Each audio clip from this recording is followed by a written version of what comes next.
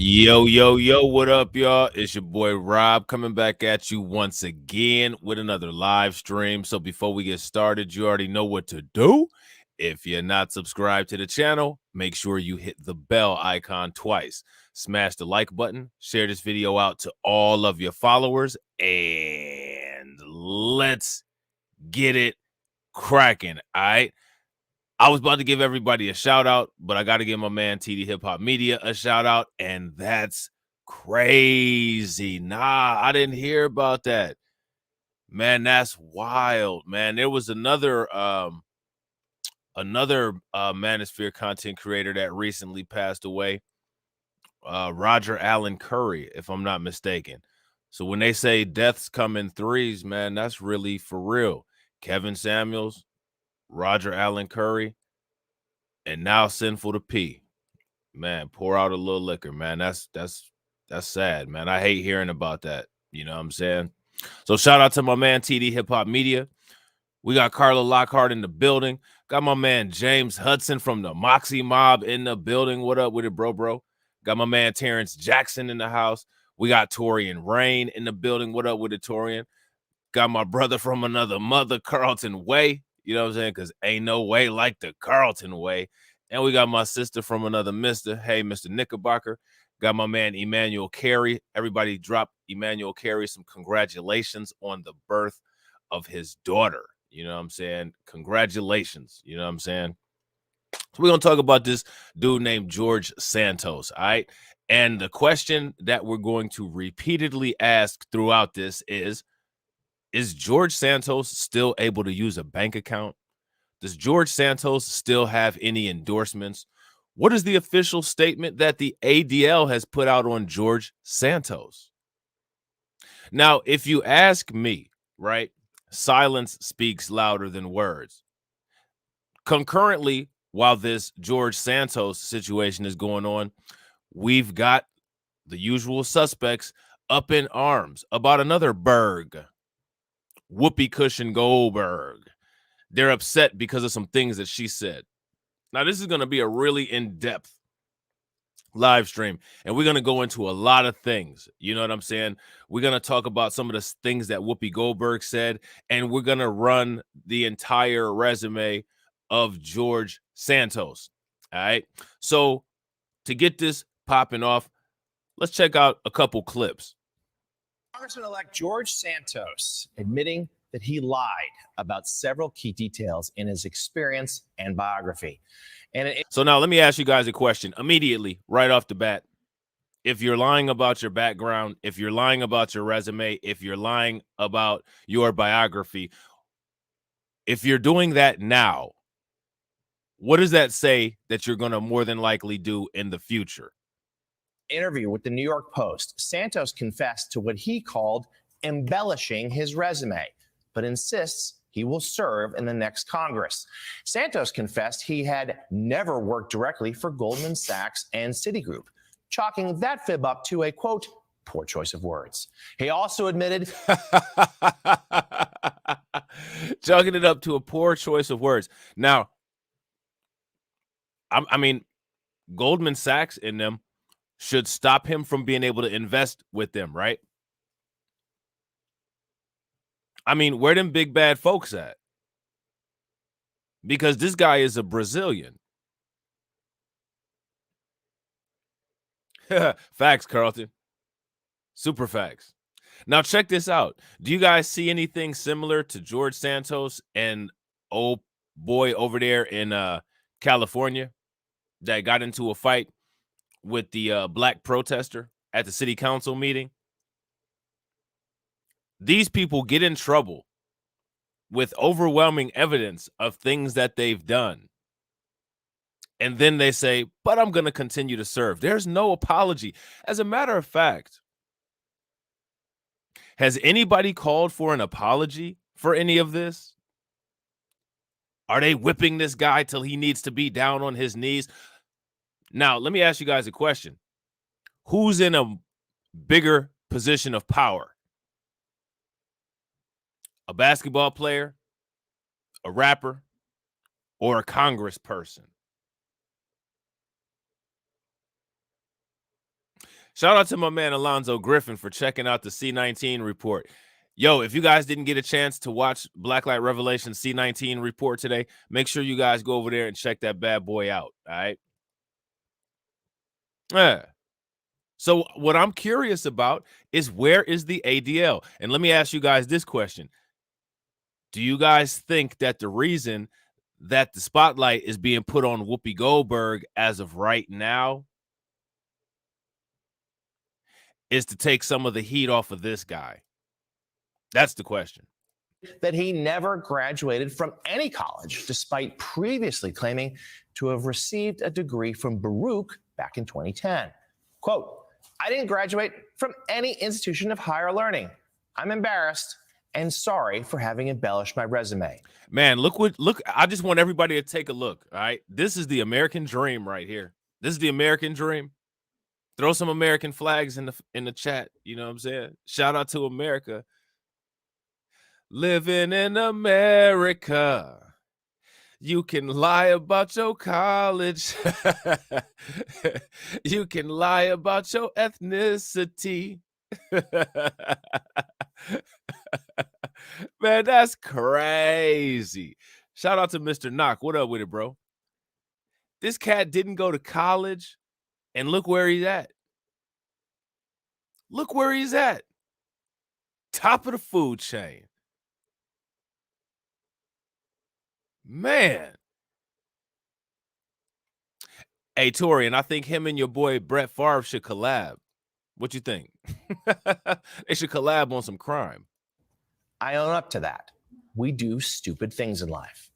Santos was also accused of lying about his family history, saying on his campaign website that his mother was Jewish. He lied and said he was one of them folks. Now, they got to charge him some money for that. They got to run something on. They got to run them shekels.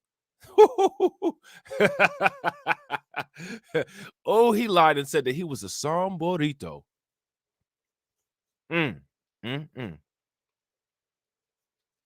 Being that this guy is Brazilian, he probably knows exactly what samborito means. You think they're going to make him run that money? He's a complete fraud. Facts. If you guys agree with my man James, give me a thumbs up. If you guys disagree, give me a thumbs down. Now, here's my question. What has anybody called for him to step down? Yeah. All they did was said that he wouldn't be invited to some bar mitzvah or something like that. He's not allowed to eat at certain delis. It's a little slappy slap on the wristy wrist. And his grandparents escaped the Nazis during World War II. Oh. "I never claimed to be Jewish," Santos said. "I am Catholic." How does that work? How does that work?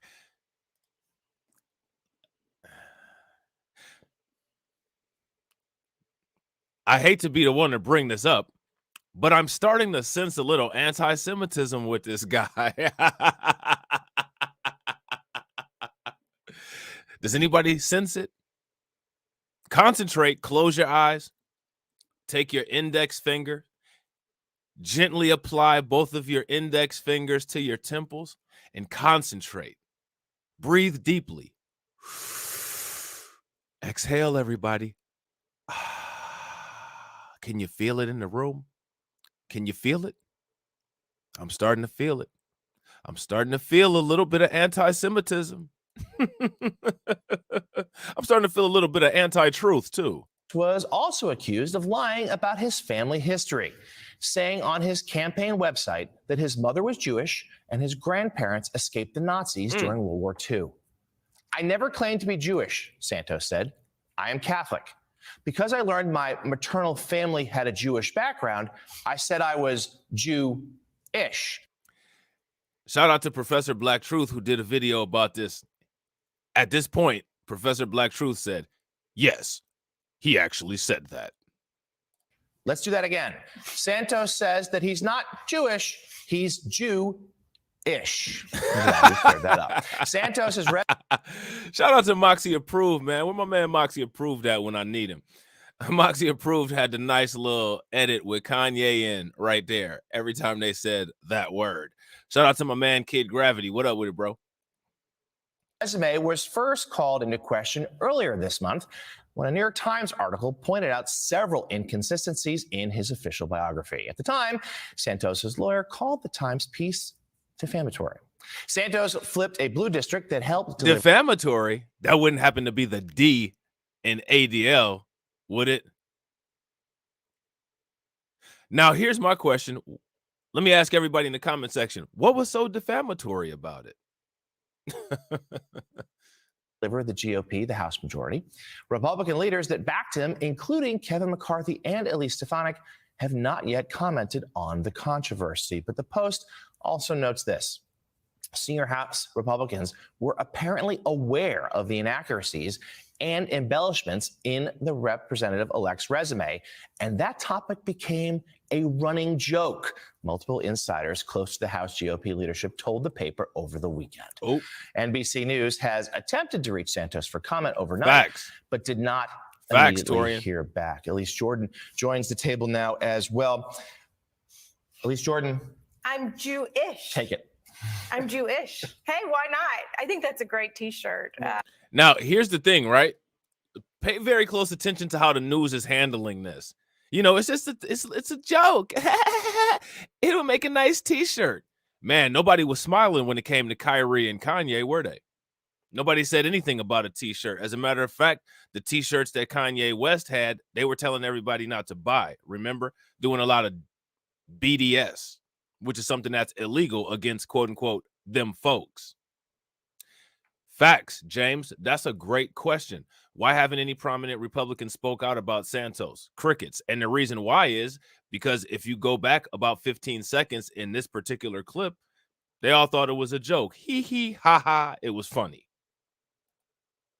But it wasn't funny when Kyrie Irving posted a link. It wasn't funny when Kanye West talked about the people who had been giving him a hard time in the business world and still are giving him a hard time in the business world. So now what I want to know is, where is the ADL in their official statement on this? You know, lying about your ethnicity isn't something that's accepted by the ADL. But that would sound kind of stupid, seeing how the ADL is one of the organizations that says that you can identify as whatever gender you feel like, despite what is between your legs. Because by that same logic, if this guy feels a certain ish on a certain day, well, then I guess he is. It seems like the only people that aren't allowed to feel like they're chosen people are the Schwarzes. And if you don't know what that is, we can look it up on the ADL website. You can't believe it. I think of all the good people who hesitate to go into politics because they're scared about something they did in college. And then you've got this guy who claims to work for prestigious banks and have an animal welfare charity and had these homes when he's living with his sister. And he just chalks it up to poor judgment. Well, poor judgment, alas. I think there's a little bit of that involved here. There was a lot more than just poor judgment. This was a breach of ethics, a breach of trust, shameful lying. This guy lied about his qualifications. He doesn't even have a college education. But this is the same person that'll tell you to pull yourself up by the bootstraps. He's in the pull yourself up by the bootstraps party. So I guess as we observe these people and we see exactly what it is that they do in order to get in these positions that they're in, we see what kind of bootstraps they're talking about. Now, what I want you guys to do is check out the tonality of CNN. This is very casual. This is very funny. This is some brunch conversation. Can you believe what this guy did? On with the next. Now, let me ask you a question. Is there going to be any articles from the Rolling Stone that talk about the dangers of Brazilian and Latino people lying about their heritage and how that could affect the J community negatively? Yeah. What up with it, Yoshi? Yeah, this is about old boy in New York, or old whatever he wants to be in New York, because he's one of them folks times two. He's part of the LGBTQIAJ identifying today. You know what I'm saying? This is strike 2 for them. First, Irmgard Furcher, the Secretary of Death. Now, George Santos. Facts. Super facts. John Howman, have we reached a new low? A new low? No, I think what we were talking just a second ago, talking about the Biden way as a strategy of contrasting itself against Donald Trump and deciding that it would be a good idea to say that, hey, you know, when he hangs out with neo-Nazis, we should say we're against Nazis. And when he says that we should tear down the Constitution, we are for the Constitution. It's a pretty simple playbook. We've already hit that, like we hit bottom a while ago. This dude, like, Ian, look, it is the reality. I don't want to in any way make light of him because he is a comical example. So what I want you guys to do is, do you see the passive-aggressive downplaying of this? That Kyrie Irving and Kanye West situation was not that long ago, right? Man, nobody was laughing. Everybody had the stern faces. The women were even on TV trying to get tough. All of these Hollywood people came out, right? What's that one chick's name? Mila Kunis? Ashton Kutcher's stank coochie ass girlfriend that has admitted to not using a douche or bathing, allegedly. You know what I'm saying? So where they at? We're gonna be singing that Future song a lot. Where your ass was at? Speaking very lightly about it, Torian. Not speaking in terms of consequences either. So what this should tell you is that they're making it known who they're using these talking points against. Let me ask you guys a question. Who is that? Politics littered with examples of lying liars who lie, and many who've lied about their resumes. The thing is, at least they usually do get caught. Eventually, they do get caught. So it's like people who are scared that, like, hey, you know, if I had this problem in my past, maybe I shouldn't get into politics because someone will find out. Shout out to my man Keith. What up with it, bro? And that's what this is what it looks like. You get made into a laughing stock if you decide to make up things whole cloth about your background. This Now, he did more than just made up things about his background. He lied about his ethnicity, and he lied about his ethnicity in an anti-Semitic way. And the things that are going on with George Santos are not consistent with other people who were alleged anti-Semites. Whoopi Goldberg lost 2 weeks of work. This guy is stepping into a new job. Kyrie Irving was suspended. No consequence to this guy. Kanye West lost his bank account and all of his business connections. This guy's still in business. So now what this is right here is the population at large and the J community. And like I said, what they're not saying speaks the loudest. So I'm going to ask you guys in the comment section and make sure you guys put it in for me. What is this saying? What is this saying? gentleman will be the butt of jokes for the rest of his life, and rightly so. I will say about myself, he's the butt of jokes anyway.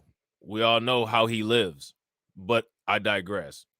I'm not a journal, but I am a journalist. You know, ist. You know? So Eddie, obviously there will be jokes made about George Santos today, probably over the next 4 hours. But there is a more serious aspect. Now, let me ask you guys a question. Why do they have a black guy sitting there? Shout out to Carla. What up with it, Carla?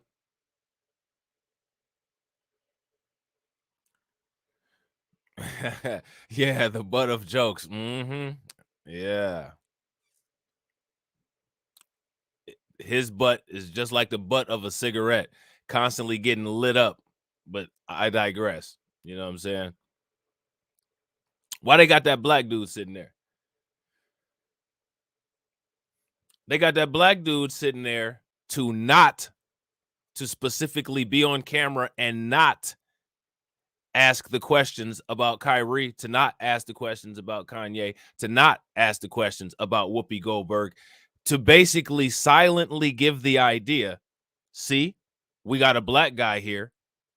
And if he's not saying anything about comparing these situations together, then it must be okay. And shame on him for participating in that. Of this is the idea that the Republican leadership knew, turned a blind eye, apparently had a good laugh behind closed doors about it, and now have gone silent. Well, absolutely. Over the last 6 years in our politics, lying has become a kind of consistent feature of the landscape. It's been tolerated, it's been accepted, and let's be clear, lying has always been a part of politics, right? I mean, we know that, but to the extent to which we've experienced it over the last 6 years, it's been all kind of overwhelming, right, in terms of the way in which conversation happens. But I think it's really important here that we have a political party, operatives who knew this, they were okay with it. We have a state political party that is silent with regards to these, they're not allegations, these revelations with regards to Santos. We have leadership, McCarthy. Right. Now, here's another difference. This guy actually brought up a great point. These are not allegations. It's only been alleged that Kanye West is anti-Semitic. Despite the fact that Kanye West openly came out and said he only has issues with the specific people that he mentioned. It's only been alleged that Kyrie Irving is quote unquote anti-Semitic because he posted a tweet with an Amazon link on it to a video that had black people chosen for something other than crime and degeneracy. Whoopi Goldberg, who basically made a common sense statement, alleged anti-Semitism. There is no allegations here. This guy lied about his background. This guy lied about the background and attached himself to trauma of people he's not a part of. And what you need to pay attention to is that the Republican Party laughed about it. The reason why the Republican Party laughed about it is because they do that to black people all the time. It's a game. It's a joke. It's the Republican Party that comes out with the memes of black people that get killed by the police all the time because it's funny. Funny. It's funny that your little baby just got their brains blown out. It's funny that somebody just got choked. It's funny. They should have just complied. So it makes sense because they like to play those kind of games. So that's right along with the type of games that those people like to play and the politics that they do. You know what I'm saying? Stefanik, silent with regards to what is being revealed. And it shows, to my mind, a kind of level of... Now, here's another thing. Now, see, again, and this is exactly what I keep saying, right? The reason why they got this black dude here, he keeps stressing on who's silent. Silent about this, silent about that. But let me ask you guys this question. Whose silence is homeboy not asking about? Because there's one very important organization that's extremely silent and nowhere to be around, nowhere to be seen, nowhere to be found. And they're silent too. But that's the only organization that the brother here didn't mention. Everybody drop some radiation emojis for my man Torian Rain. The ADL. The Anti Diaspora League. You know what I'm saying? He could come work. He could come get a job over here at Blacklight Revelations. You know what I'm saying? It's like death row over here. You ain't got to wear no shiny suit. Shout out to Cole. What up with it, bro? You ain't got to wear no shiny suit and dance around to work at Blacklight Revelations. Corruption, a level of moral corruption, I should say. Shout out to Tone. What up with it, bro? Of a major political party that should raise a lot of alarms. You know, but it wasn't like Robert Zimmerman, the Democrat, who was defeated by George Santos, Mr. Jewish. He had money. There was a fair amount. Now pay very close attention to this, right? This is another thing that I find interesting. You know, here on social media, we got to come with all kind of code words. We got to say dim folks. We got to say sombritos. Man, I mean, This little Karen right here, man, she just can't stop saying it. She's been the person on this broadcast here who has literally said the J word the most. And where you think I'm playing this video from? YouTube. Did CNN get a channel strike? No.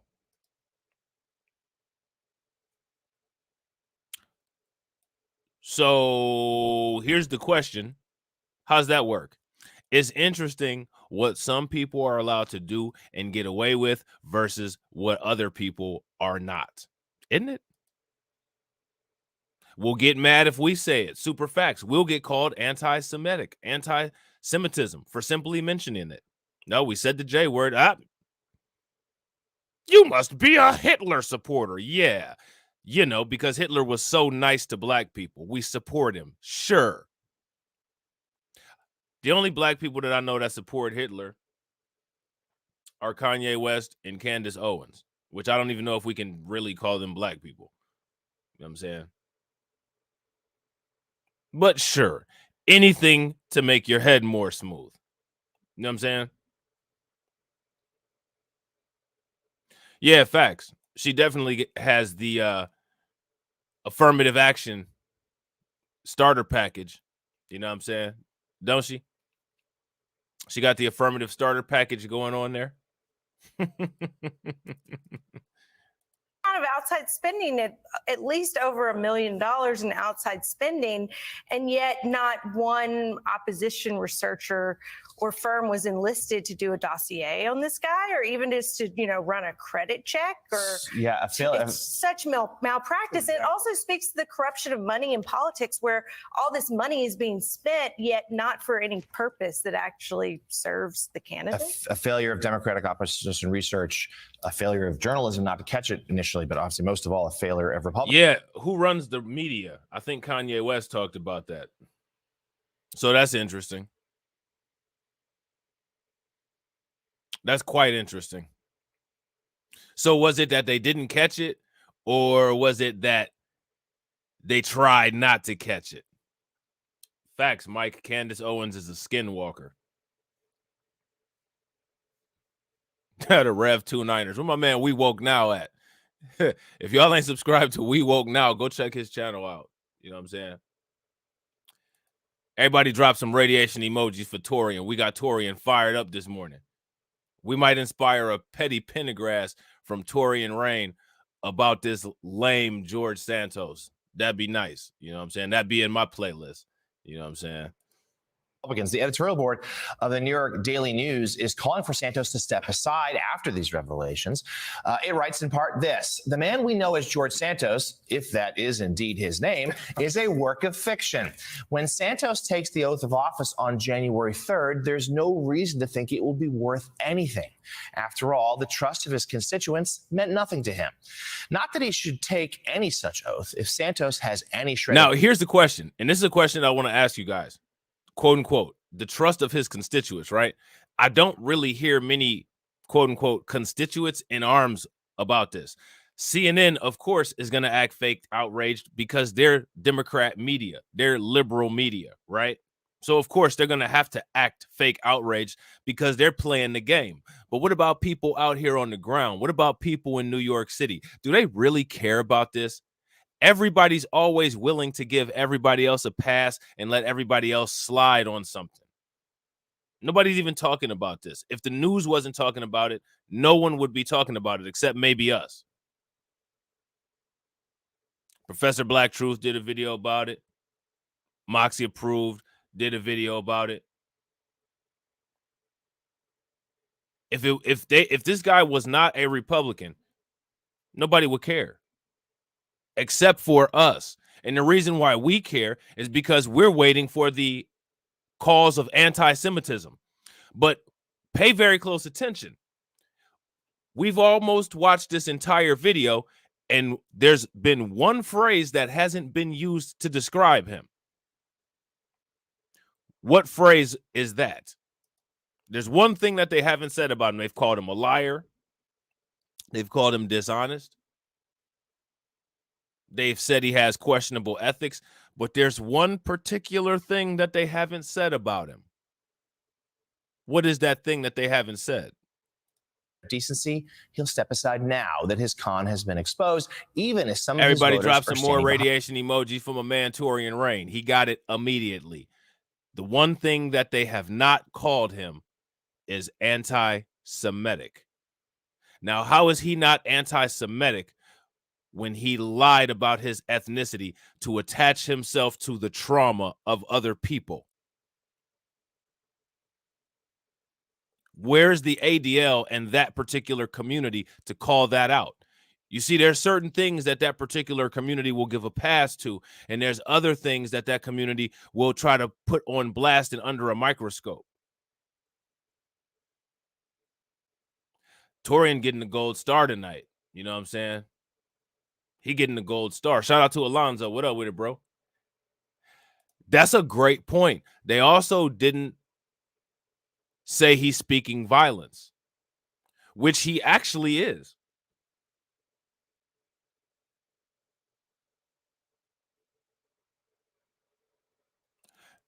That's a good point too, Terrence. I realize that I don't know what anti-Semitism is. It changes like African countries. Facts. Behind him. We're not holding our breath. If he doesn't, there doesn't seem to be much anyone can do. The lies got him elected, but he has been duly elected.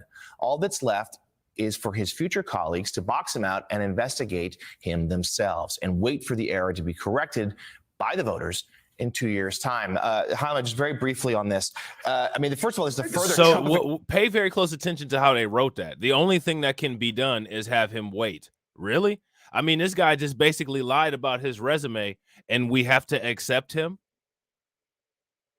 Nobody waited for Kanye. Nobody waited for Kyrie. Nobody waited for Whoopi Goldberg. The ADL sure as hell didn't. But when it comes to this guy, well, you know, what we have to do is we just have to wait. How do you guys feel about what you're seeing here? And real quick, you guys, if you guys haven't, please take a moment. Make sure you guys smash that like button. Also, if you guys have not subscribed to the channel, make sure that you hit the bell, and please make sure that you guys share the video out. This definitely helps the channel with the channel growth. Of the party, right? I gotta go back in because my sins here are embellishing my resume. Now, I mean, embellishing. Right? Eddie is a professor at Princeton, so he'll know that the embellishing tends to involve. You want to know something else? When it came to Kyrie Irving and when it came to Kanye West, the focus was the dangers, right? The dangers of this kind of message with people that have this kind of influence and size of their platform, right? Which, pay very close attention. Size of platform is something that these media companies are really concerned about when it comes to Black people, which is one of the reasons why you see Black people on YouTube and other social media have significantly smaller platforms, because when you're Black, your social media content is suppressed. It doesn't have anything to do with you being on the right. It doesn't have anything to do with you being on the left. None of that. I'm tired of hearing these people who are quote unquote on the right, who got 5 million subscribers, talking about they getting shadow banned. I don't know what kind of shadow ban you're getting. You're actually casting a shadow because your channel's so damn big. You're not getting censored. But they don't talk about the dangers of an anti-Semitic liar being given a position of power in New York City, a position of power where a large population of the people that he lied about are under him. I mean, that's something that we deal with every day. People who are antagonistic against us having all of the power in the United States. But for some reason, that's not something that CNN felt was important, despite the fact that this is an alleged liberal media news outlet. They're not warning, quote unquote, liberals about that. You know, this guy is a liar.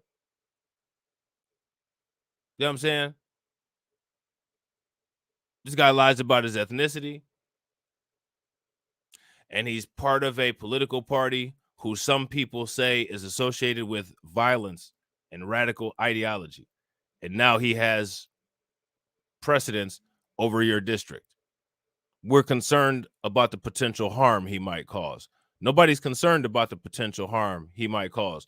What they're concerned about is making a funny joke. It wasn't funny when it was Kyrie Irving. It wasn't funny when it was Whoopi Goldberg. And it wasn't funny when it was Kanye West. Facts. He's in the academy.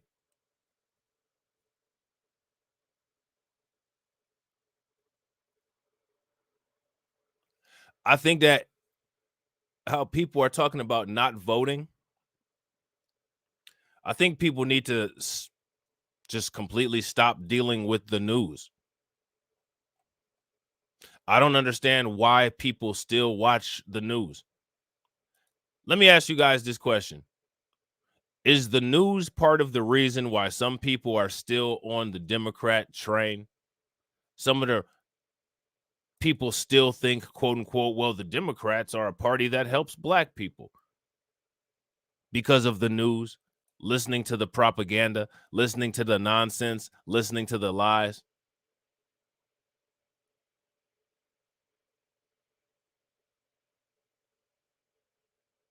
Is it because of CNN, NBC, ABC, CBS? And I agree, Torian, they should be watching us. Facts.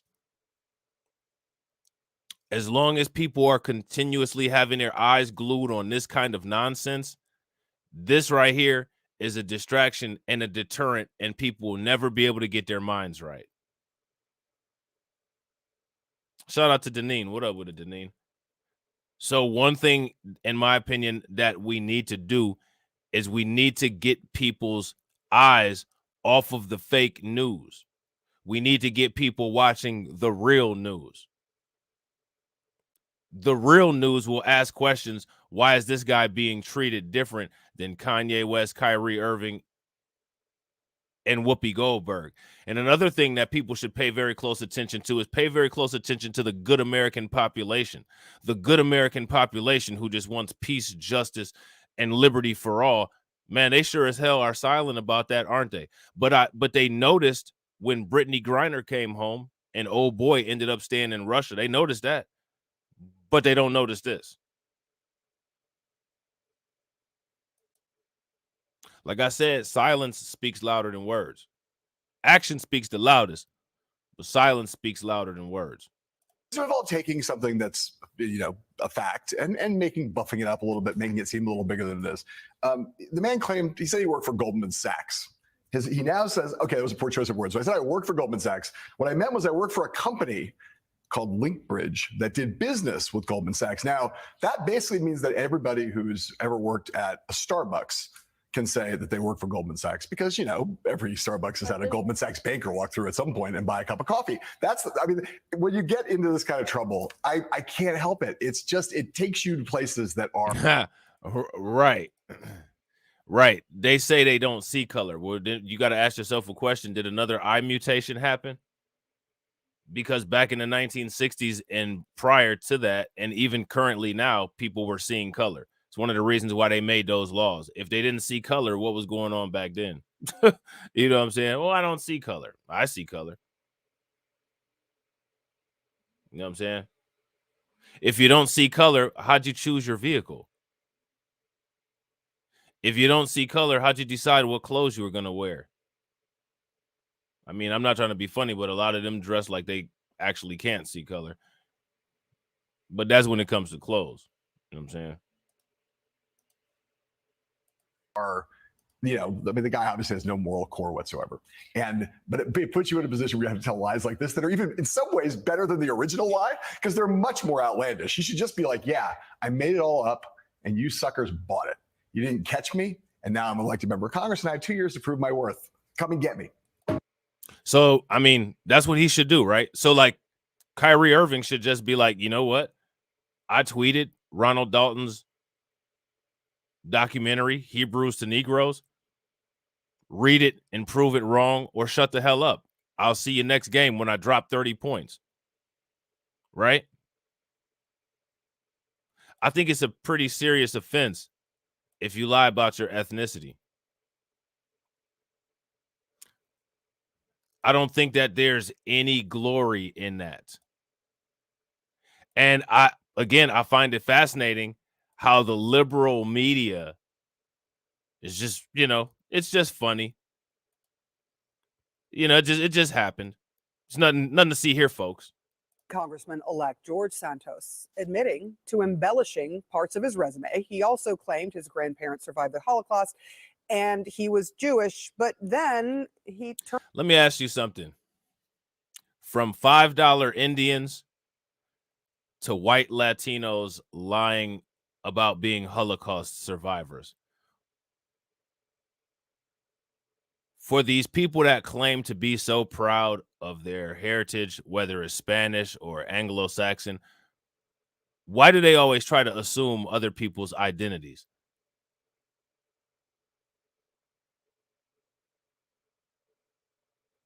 And it seems like it's a cultural thing as many times as it repeats. Another thing that seems to be a cultural thing are double standards. Where is the white president of the ADL to handle this? I guess he didn't see this color. You know what I'm saying? Real life Mystique from the X-Men. Facts. Well, you know what? It's time for us to be real life Apocalypse. You know what I'm saying?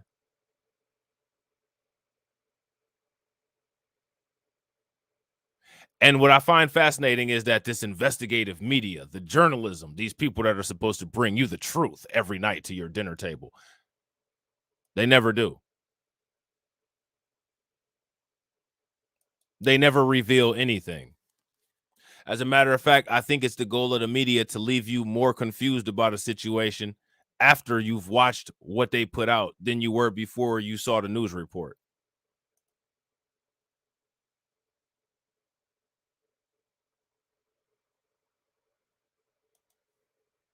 Turned around and said that what he meant was he is Jew-ish. In a new interview, Santos says, What is that? That's like Brittany Venti. That's what that is. That's like Brittany Venti. You know what I'm saying? Shout out to her simps.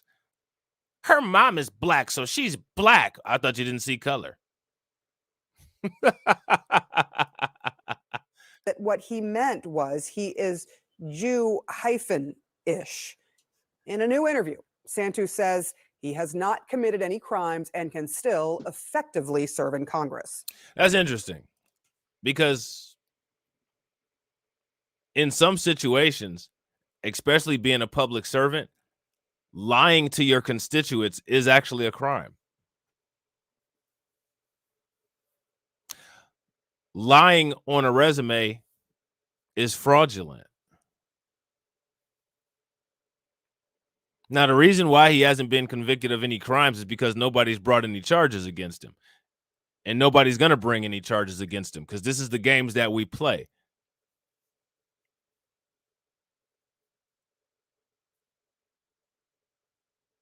Now, somebody should ask him, well, do you think that you should get treated the way that Kyrie Irving, Kanye West, and Whoopi Goldberg got treated? Do you feel that you should get the same treatment as them? Because it is indeed anti-Semitic to lie and attach yourself to the trauma of other people that you're not a part of. And you did that to put yourself in a favorable position. Now, are you going to go to the ADL's office and talk to them? Or do we need to set up an appointment and have them come to you?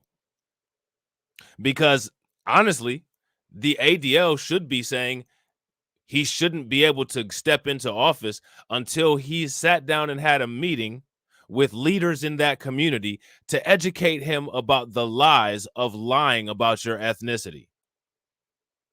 This guy actually lied about his ethnicity. He's not saying that he can trace his lineage to a certain tribe and using the Bible or anything like that as reference. He lied. He lied. He said specific members of his family came from a specific lineage and were involved in a specific event, and he has no such family members involved in no such event. He lied.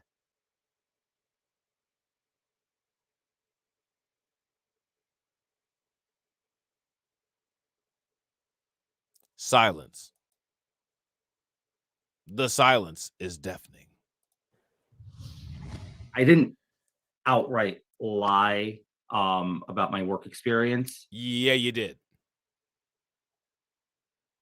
And then we have to deal with this. Well, you know, I mean, I never put in an application to work at Goldman Sachs, but I didn't lie when I said that I worked for Goldman Sachs.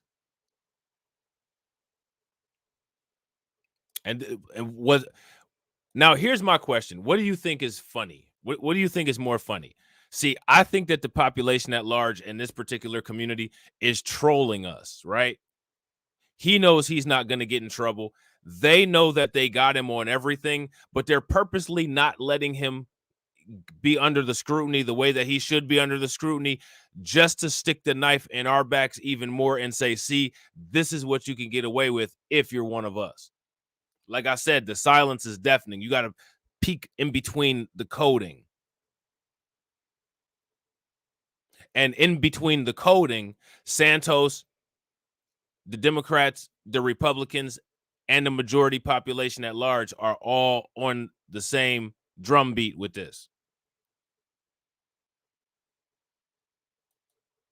And that's the reason why they had the single black guy on CNN, to make sure that they had a black person there to specifically not ask black related questions about a topic like this, because there's plenty that could be asked. Facts. I agree. If you guys agree with Deneen, give me a thumbs up. If you guys disagree, give me a thumbs down. It's a big middle finger to us. Absolutely. In a new interview, Santos says he has not committed any crimes and can still effectively serve in Congress. I didn't outright lie about my work experience. Actually, I'm fairly well-rounded in the financial markets and capital markets. I've been doing it for a very long time. Did I embellish my resume? Yes, I did. And I'm sorry. And it shouldn't be done. And there's words can't express 100% how I feel. Because you don't feel anything. This dude literally thinks that he's done nothing wrong. And you know what else? Society is responsible for reinforcing that this degenerate little freak hasn't done anything wrong either.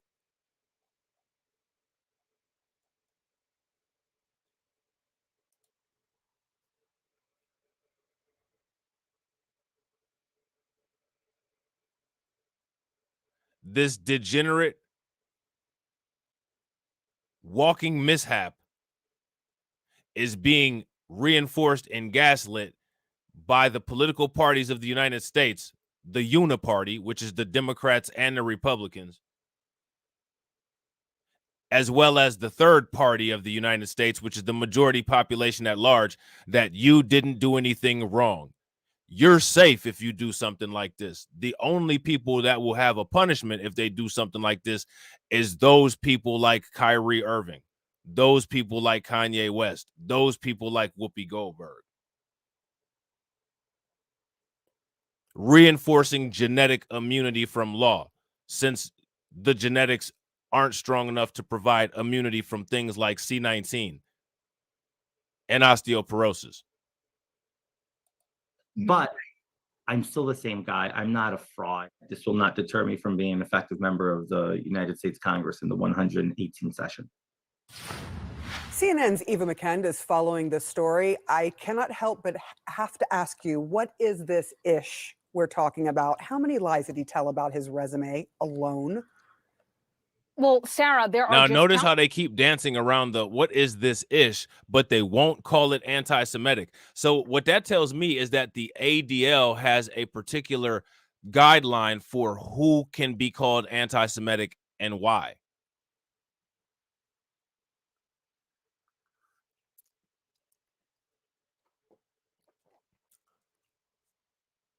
Which is interesting.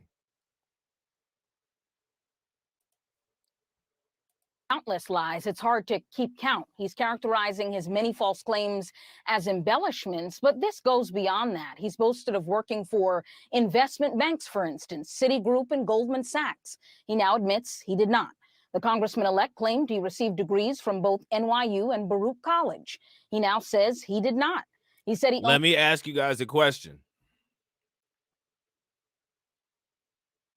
If you lie about your work experience, if you lie about your education experience and use that to get into a position, what is that called? And is that ethical? And is that legal? That's the question. Because remember, this is a guy who keeps repeating that he has not committed a crime. Shout out to my man THPP Network. What up with it, bro? This is the guy that keeps saying that he didn't commit a crime. Bro, you lied about your education. You lied about your work experience. You completely lied about your qualifications. If you've only had experience working at McDonald's and you go and apply to work as a brain surgeon, and because you don't have the education and experience on your first surgery, you kill somebody, are you liable?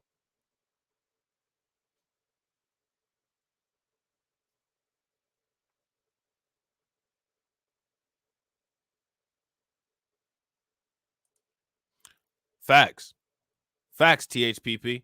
Fraud. It's called fraud, and it's illegal to lie on a federal job application. Facts.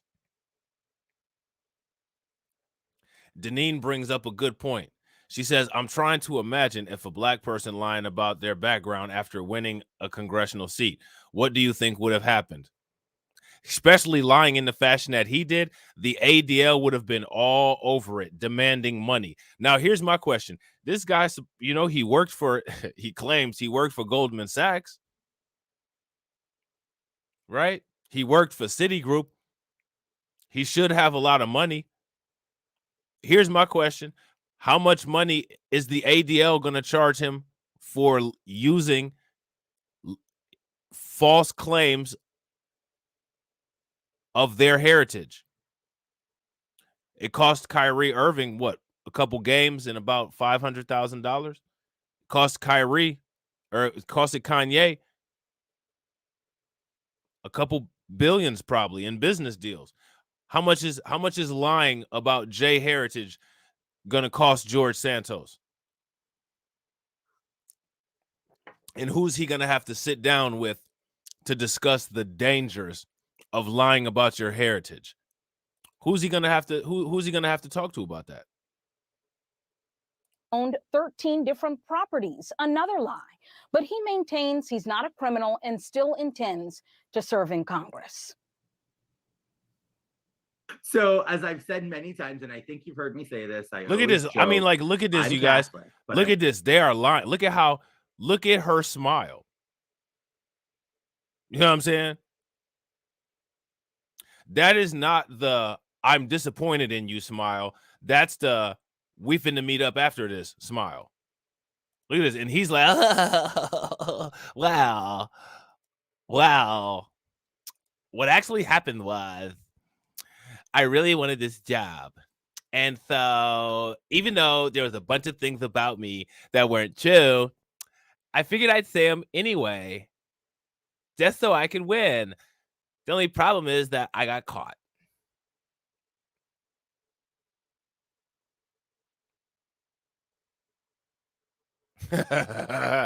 Probably because she lied on her resume. Probably because she was doing the deed in the office, and that's how she got hired. She probably didn't even have to turn in no damn resume.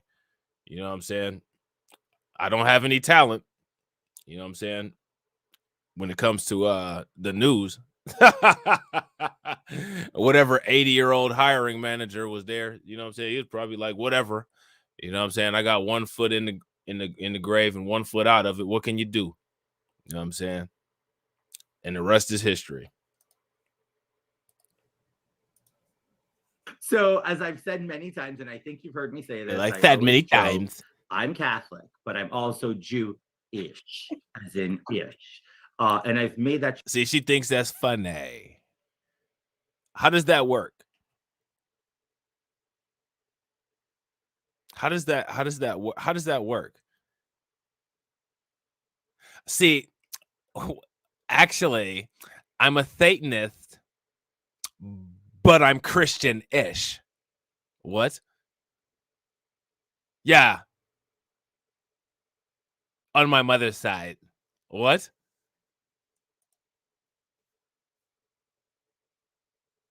Really?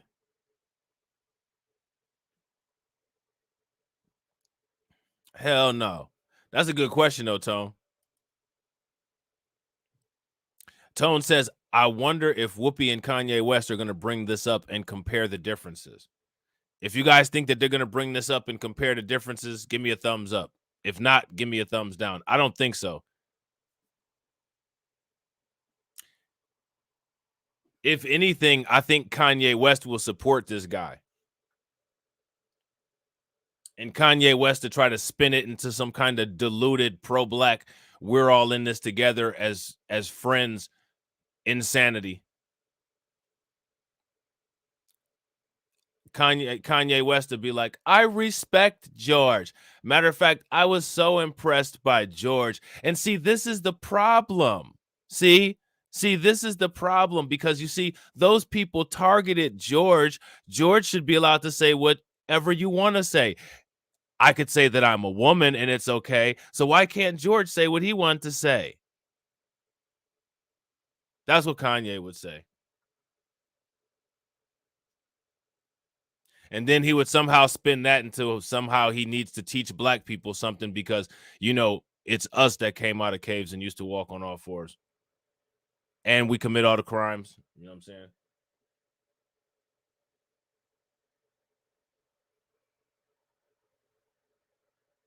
We commit all the crimes. You know what I'm saying? We're detriment to society. Shout out to the Rolling Stone. You know what I'm saying? It's black boys who are the face of anti-Semitism and a threat. You know. You know. Joke, because growing up, I grew up fully aware that my grandparents were Jewish, came from a Jewish family, and they were refugees to Brazil. And that was always the story I grew up with, and I've always known it very well. And I've told it the way it was told to me. So CNN learned that Santos described himself as a proud American Jew in a document he shared with prominent Jewish groups. The Republican Jewish Coalition now saying they were deceived and he won't be welcome at any future RJC events. He's just not allowed at places that don't cook good food anymore.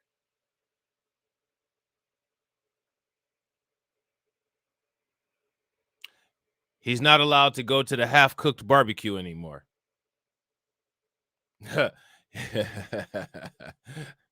He's not allowed to go to the blood barbecue anymore. You know what I'm saying? That's the only thing. And they'll forgive him. He'll be allowed to go. They just got to act fake outraged at the beginning of all this.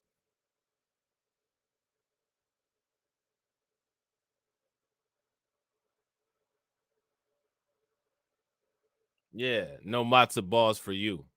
You know what I'm saying? He's not allowed in certain delis. You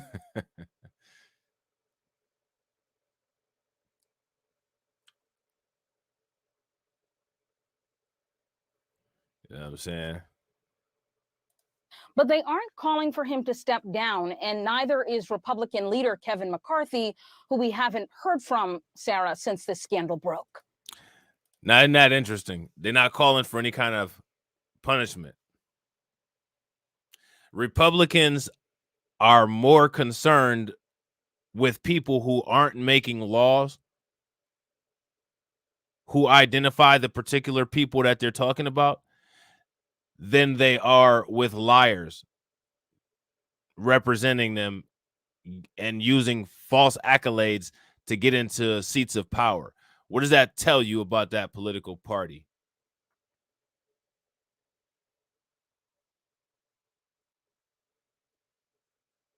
What does that tell you?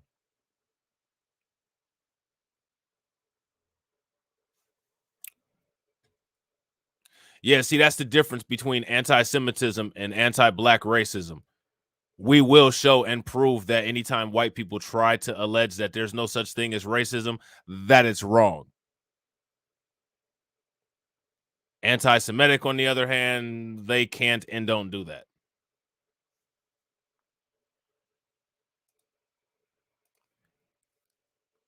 I agree. Both parties suck. I can't help. This is just crazy sauce. This is, there's so many things that as you go down the list. Shout of out to things, Volvo. What up with it, bro? Is there any indication of why he lied, especially about his religion? Oh, wait, about his religion? About his religion. That's anti-Semitic, isn't it? His religion. Let's pause that for a second. That's anti-Semitic, isn't it? Because last time I checked, when it came to World War II, quote unquote, it was about race. Isn't that what they said to Whoopi Goldberg? Now, where's the ADL to get on CNN for that anti-Semitic newscast that they just had? Whoopi Goldberg faces backlash after, quote unquote, repeating false Holocaust comments. What was false about the comments that she said?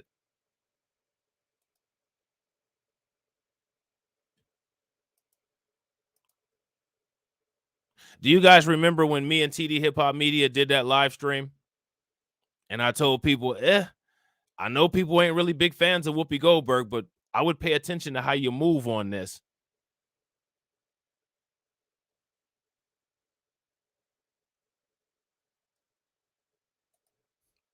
I'm going to just let everybody read that.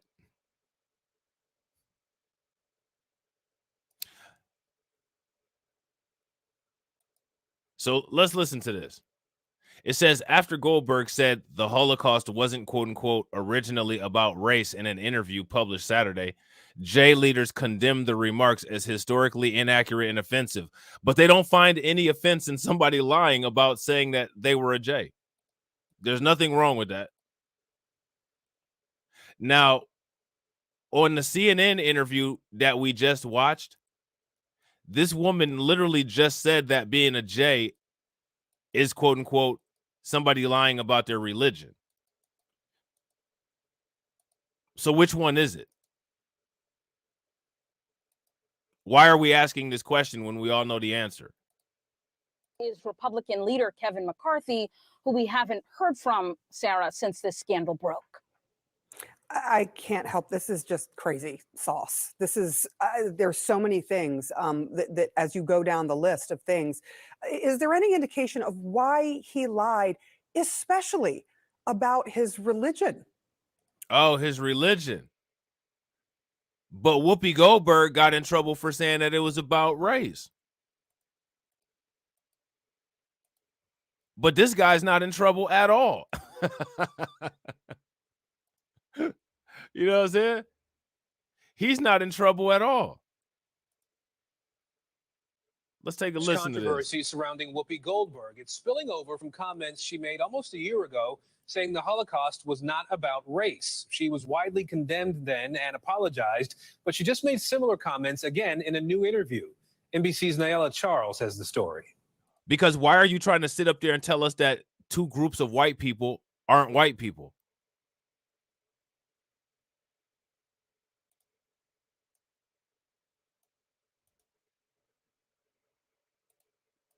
Why are you doing that?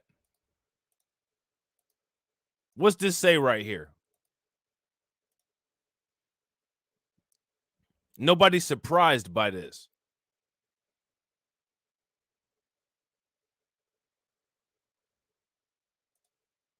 What does that say?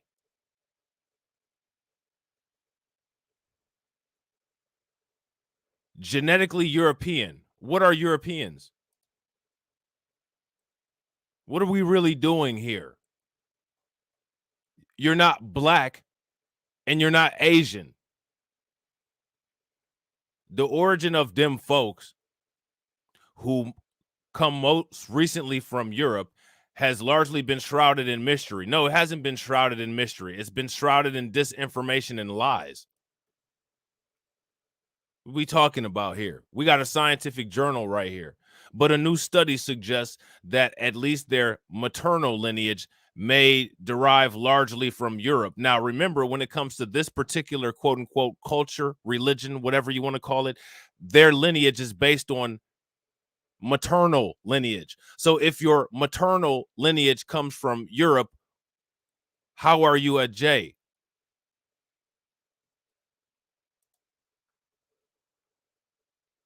Your maternal lineage should have to come from North Africa or the Middle East or Ethiopia for that matter. Where are some Celtic J's at? Where are some Anglo-Saxon J's at? Maternal? European? Really? But that's what it says. There's nothing shrouded in mystery about any of this. It's shrouded in I'm white and I say so.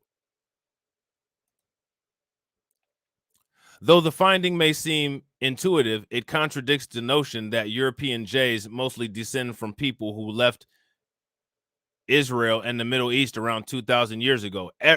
No one has that notion except for the people that continue to put out that disinformation. But if you question that notion, then you're called an anti-Semite.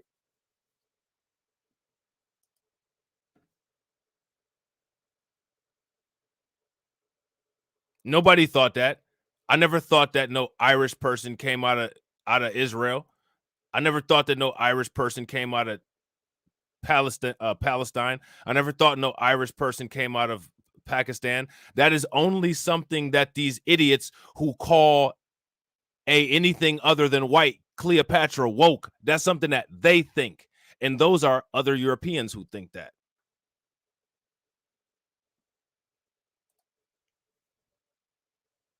Yeah. But if you say that, what do you get called? You know what I'm saying? Instead, look at this. A substantial proportion of the population originates from local Europeans who converted, like this person on Twitch just said. So why are we, what does the ADL have to say about this? Is this hate speech? Is this disinformation? Live science is, what is this? Is this Nazi science? What are we doing here?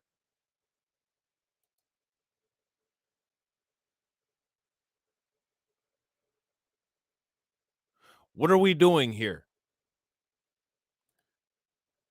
We'll get back to that. Shout out to Steal My Beats. Facts.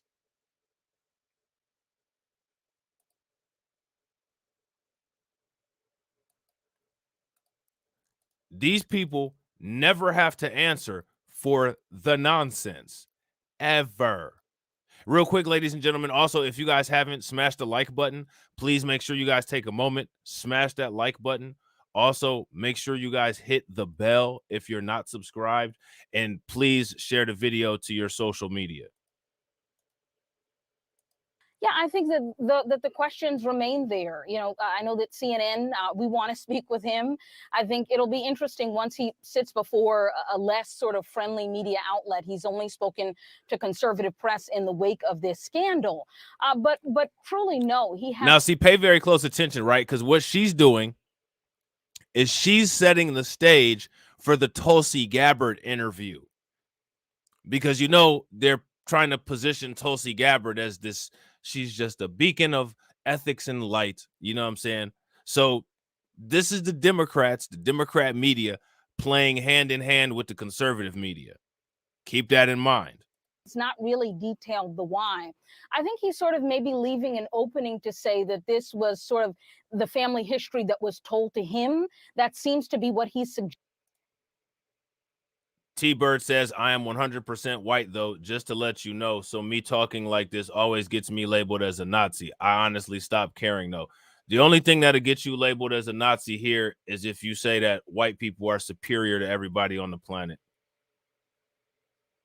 I don't think that any of the things that you've mentioned about these particular people here, I wouldn't label you as a Nazi. Now, you might look like one. You know what I'm saying? Your ass might be, you know what I'm saying, it's blonde and blue-eyed with a butch cut looking like Guile on Street Fighter 2 and shit with some double lightning bolts and, you know, black suns tattooed all over yourself. But if you ain't rocking like that, I'm not about to call you that. suggesting to give him an opening to say that he didn't actually lie here. But, Sarah, this just does not make a whole lot of sense. And I imagine in the coming days, we will continue to learn more. Eva McKen, thank you as always for some great reporting there. Joining me now to discuss all of this, CNN political commentator and Republican strategist Alice Stewart, and former advisor to Vice President Mike Pence, Olivia Troy.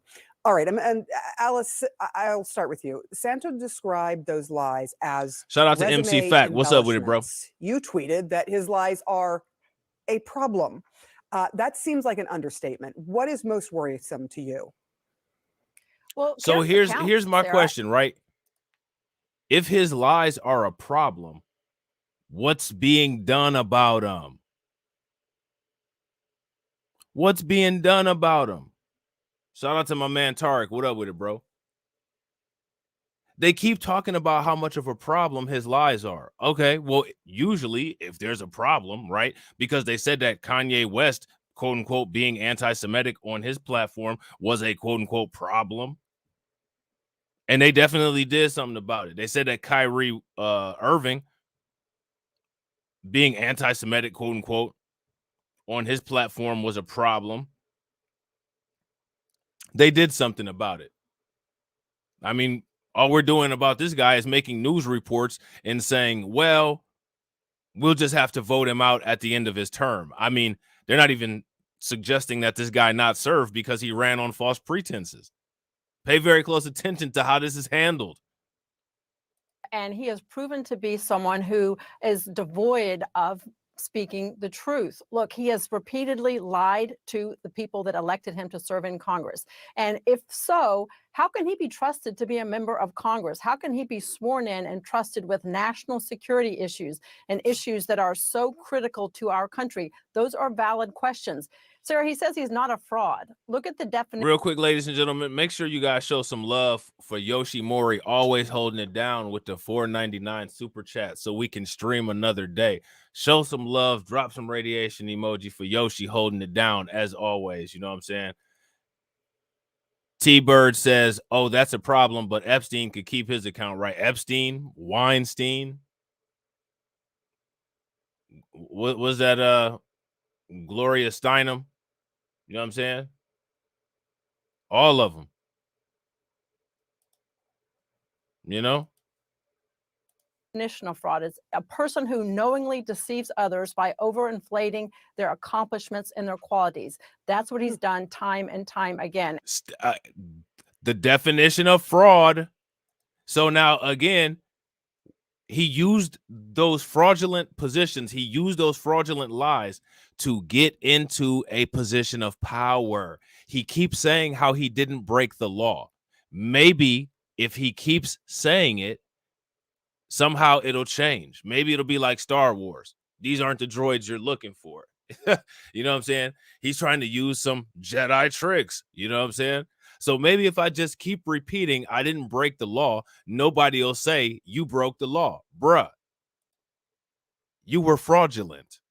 One who is devoid of speaking the truth. Look, he has repeatedly lied to the people that elected him to serve in Congress. And if so, how can he be trusted to be a member of Congress? How can he be sworn in and trusted with national security issues and issues that are so critical to our country? Those are valid questions. Sarah, he says he's not a fraud. Look at the definition of fraud. It's a person who knowingly deceives others by overinflating their accomplishments and their qualities. That's what he's done time and time again. And in my view, it's up to the people of his district what happens, but I think it's going to be extremely impossible to trust him as a member of Congress given these repeated lies. And look, he says he wants to be seated in Congress. He says that he wants to serve the people of his district. Well, I would highly recommend that the real George Santos stand up, run again in 2 years on his real record, his real name, his real accomplishments. And see, I thought that she was actually gonna come. She seemed like she was coming pretty hard. She was coming pretty consistent. And then even she says, well, he should come back and run again next year on his own accolades. No, you've already breached public trust. You shouldn't be able to run again at all. You're a liar. We can never trust you again. You have to be supervised. You already showed what you'll do with the trust of the public. Why would you get another opportunity? Kanye's not getting another opportunity. Kyrie ain't getting another opportunity, are they? Who's getting another opportunity? Nick Cannon, he getting another opportunity? Ice Cube, is Ice Cube getting another opportunity? Who all are getting other opportunities?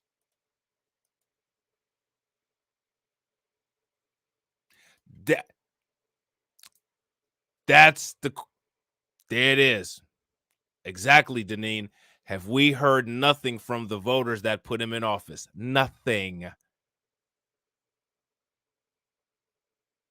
Nothing. You know what I'm saying? Now here's the better question. Why do you think that is? Why do you think that we haven't heard anything? Not this Leonardo DiCaprio starring as Catch Me If You Can character, who no one really knows exactly That's who my he is point. and what he stands for. If you guys agree with Tariq, give me a thumbs up in the comment section. If you guys disagree with Tariq, give me a thumbs down. Tariq says, so according to her, his only consequence should be just tell the truth from now on. What do you guys think about that? Very light. He lied. Also lied in an anti-Semitic way to get into a position of power. That is not what Kyrie Irving or Kanye West did. And look what happened to Kyrie Irving and Kanye West. All they're suggesting is that, okay, from here on out, you tell the truth. Do you see the difference? Again, another question. Where's the ADL? Where is the ADL? All we've seen thus far is reports from CNN. We'll watch some more reports from other organizations, but where's the ADL on this? This is their thing, right? Calling out anti-Semitism, educating people about the dangers of anti-Semitism. Well, isn't there a danger in lying about your ethnicity? Isn't that dangerous? Can't that cause problems? I think that we would all agree that it can, but yet and still, the ADL is silent. They are a ghost. They are not around. Shout out to Sari Lynn. What up with it? For. That was a mic drop moment. All the things that you just said there, but all the things that you say, looking up the word fraud, is actually true. You lie about everything, you embellish. And generally, Olivia, do you think he's done all this stuff, saying that he's Jewish, saying that his grandparents survived the Holocaust, none of which can be corroborated, and now he's saying he's Jew-ish, and now he's saying, well, I didn't really work at Goldman Sachs, but I sort of did. I mean, it's like he's trying to go around this. Why did he do all this? Was it simply to try and get votes from different groups of people? It certainly seems that he was pandering to different groups and trying to appeal, but Facts. I think also it seems like he's just a pathological liar. And to Alice's point, I think that speaks to his character and his lack of integrity. So again, though, still, right? We've watched 2 CNN articles on this. In none of those have they called him an anti-Semite.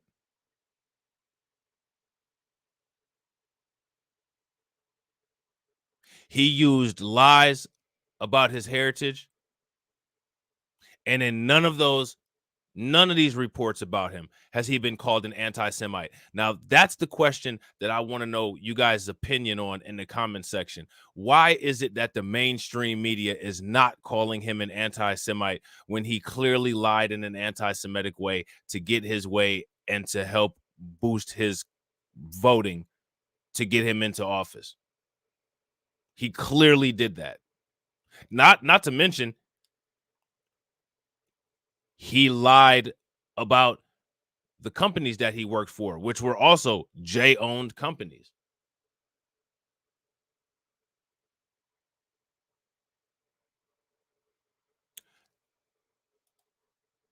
Deneen says these folks stay on code. If you guys agree, give me a thumbs up in the comment section. If you guys disagree, give me a thumbs down. Now, here's my question. What can we do to counter that?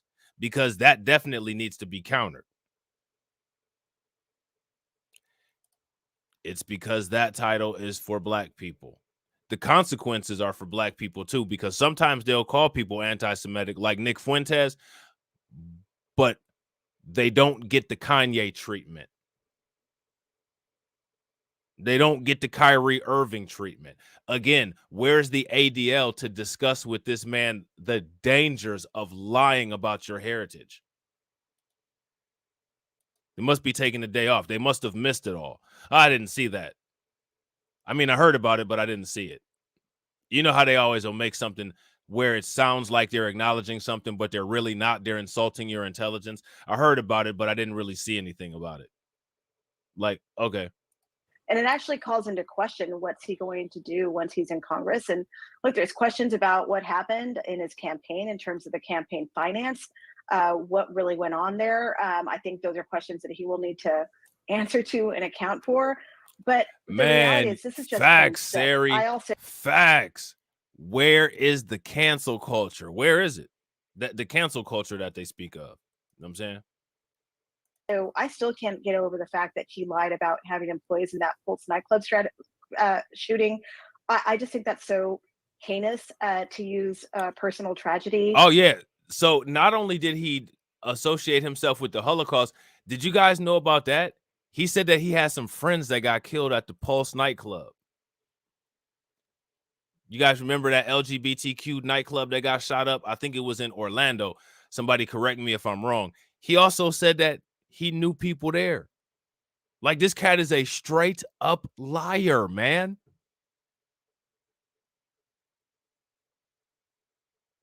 And like his voters, the people that voted for him, the only thing that I can think of, Deneen, is that the people who voted for him knew that he was a liar, knew that he would lie to do whatever was necessary to get whatever it is that he needs to get done. And that's what they wanted in office. It is in Orlando. Okay, cool. Appreciate it. Thank you, Yoshi. Yeah, listen, pay very close attention. Listen. The campaign finance, what really went on there. I think those are questions that he will need to answer to and account for. But the reality is, this is just plain sick. I still can't get over the fact that he lied about having employees in that Pulse nightclub shooting. And he said that he had employees at the Pulse nightclub shooting. This guy was on some Leonardo DiCaprio Catch Me If You Can type shit. What really went on there. I think those are questions that he will need to answer to and account for. But the reality is, this is just plain sick. I still can't get over the fact that he lied about having employees in that Pulse nightclub shooting. I just think that's so heinous to use personal tragedy for political gain. I don't know what you get from that. And I think that just says a lot about who he is at the core. This is for both of you, and I'll start with you, Olivia. You know, there's always opposition research, or as we call it in real life, digging dirt on either side. The Democrats would dig up dirt on the Republicans, the Republicans and... Yeah, see, and everybody make sure you guys show some love to Terrence. Drop some radiation emoji for Terrence, because Terrence was on it right there. They do opposition research. If you guys remember from that first little video clip that we watched, they knew about this. And they laughed about it because they thought it was funny. They thought it was funny. They thought it was funny.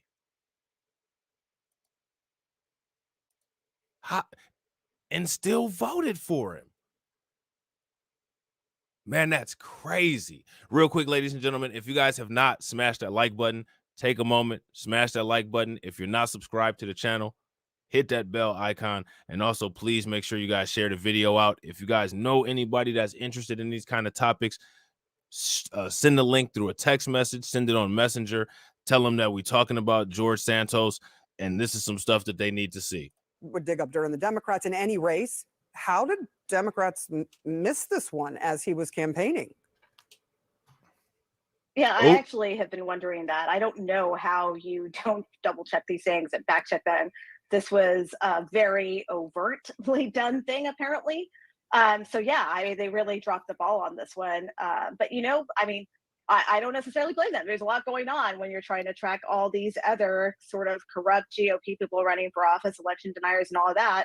I can see. I mean, he's just one charlatan that So fits right in. so with- she just defaulted to January 6th. I mean, you know, and there's all these election deniers. I mean, how can you possibly do your job? I don't know, like the same way, like if you're at a hospital and you're in an emergency room and somebody's having a heart attack, somebody else is bleeding at the wrist, and somebody else has a knife coming out of their chest. I don't know. You multitask and prioritize. That's how you get it done.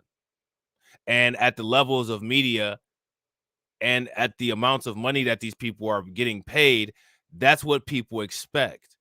Yes, you're supposed to prioritize. Yes, you're supposed to multitask. Yes, you're supposed to do adequate research. Man, the Democrats didn't even do no research on this. I blame the Democrats for this guy just as much as I blame the Republicans. And again, this is just another example of the Democrats and the Republicans doing the ballroom dance with each other that they always do. I heard this term on the Jimmy Dore show, and I'm going to start using it. I'm going to steal it from the Jimmy Dore show. They called it the uniparty. That's a fact. That's what the Democrats and the Republicans are. They are the uniparty. They're the same party. Wait to this stream that I do in a couple days where we talk about the Twitter files. This is the kind of stuff that we need to be blasting. And blasting beyond 2024. Because at this point, with all of the information that's out, if people don't see it, they never will. And we need to know if people are so far gone that they never will see it. I'll be having to roast Jimmy Dore every now and then, but he got a good show though. He's got a good show. You definitely can get some good information on it. You know what I'm saying? I got to give him that. You know what I'm saying? Sometimes we be having to roast him because he'll get on some BS once in the blue moon, but you know what I'm saying? He's got a good show with a good platform where he gets some really good information and brings out some really good points. But he definitely just I'm telling you, wait until this next stream that I'm finna do on the 30th. A lot of these other people we're seeing. Olivia, your take? Sarah, yeah, so we call that in the campaign world dumpster diving. When you start a campaign, you do vulnerability research on yourself to see where your vulnerabilities are. His campaign clearly dropped the ball on that. And as he became the GOP nominee, the Democrats clearly should have had access to this information and should have done the research on this. We do know that the DCCC did know some of this and put some of this out, but to the degree and the magnitude that the New York Times and the media has uncovered the falsehoods, it's just shocking that it didn't come forward. I do give credit to his Democratic challenger, Robert Zimmerman, who is really actually taking the high road on this in regards, saying that it's up to the people of the district in terms of what they do, and to the Nassau County GOP chairman, who says a blanket apology is simply not enough, and people need to know more answers. Alice Stewart, Olivia Troye, thank you both so much for coming on and being so candid. All right, so check this out. We're gonna shift gears now. See, you got me talking like TD. That's a TD thing. We're gonna shift gears now. You know what I'm saying? We about to talk about Whoopi Goldberg real quick. All right. We're gonna talk about Whoopi Goldberg because we need to start putting clarity on this. And honestly, we need to start, and shout out to Robin. What's up with it, Robin? We need to start pushing back on the ADL when the ADL comes with this nonsense, because I think that the ADL is comfortable. The ADL thinks that they can just bully people, and all of that bullying, all of that nonsense that all these other groups of people do, it has to stop. It has to stop. And one of the reasons why, if you ask me, that it hasn't stopped is because we don't have a large enough and a media apparatus and media voice to actually adequately clap back and hit back hard enough. Facts. These are the kind of questions that we need to be asking, like what Tarek said. Would Zimmerman be taking the high road if his opponent were black? No, he wouldn't. Right, with all that being said. You know what I'm saying? With all that being said, you know what I'm saying? So let's listen to this real quick. All right, we're gonna run it back, and we're gonna listen to this. We're back now with fresh controversy surrounding Whoopi Goldberg. It's spilling over from comments she made almost a year ago saying the Holocaust was not about race. She was widely condemned then and apologized, but she just made similar comments again in a new interview. NBC's Nayela Charles has the story. Tonight, Whoopi Goldberg making controversial comments again, reiterating statements from earlier this year that the Holocaust wasn't about race. The Sunday Times of London quoted Goldberg as saying the Holocaust, quote, wasn't originally about race. Also saying, quote, they did that to Black people too, but it doesn't change the fact that you could not tell a Jew on a street. You could find me. You couldn't find them. That was the point I was making. The Times said when the reporter reminded Goldberg that Nazis identified Jews as a race, she rebutted, the oppressor is telling you what you are. Why are you believing them? They're Nazis. The article already invoking backlash and déjà vu from some critics on social media, including from a Holocaust survivor and author who said Goldberg continues to use the Holocaust as her punching bag. Back in January, Goldberg was responding to reports of a school banning a graphic novel about the Holocaust when she said this on The View. The Holocaust isn't about race. No. No. It's not about maybe race. ethnicity. It's, Well, they no, consider it's Jews about a different race. But it's not about race. It's not about Well, race. what is it about? Because it's about man's inhumanity to man. And doubled down on The Late Show with Stephen Colbert. I was saying you can't call this racism. This was evil. This wasn't based on the skin. You couldn't tell who. So now what they're trying to say is that because Nazis felt, right? Because of Nazi, I'm white and I say so. Somehow Whoopi is wrong.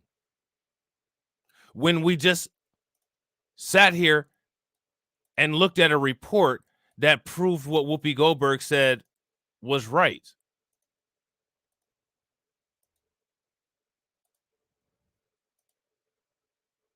Live Science, October 8th, 2013. These people are genetically European. If you're genetically European, what race are you?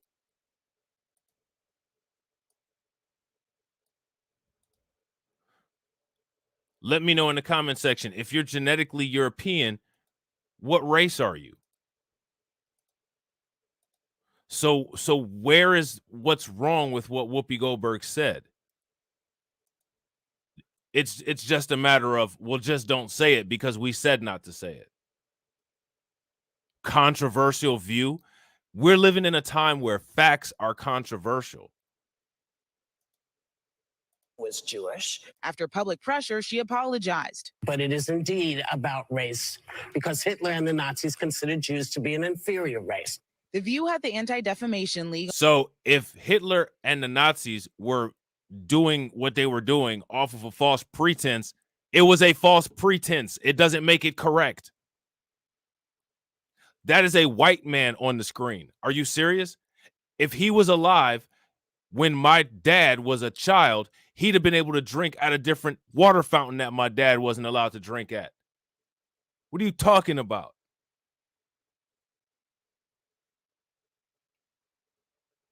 People need to stop accepting this, and shame on Whoopi for bowing out. Anytime these people bow out, that's just as bad as any of these people trying to run up. Whoopi is just as guilty as I think this guy's last name is Greenblatt.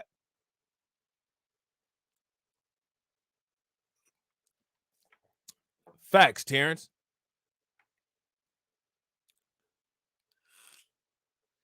This chronicle a Riddick-headed ass motherfucker.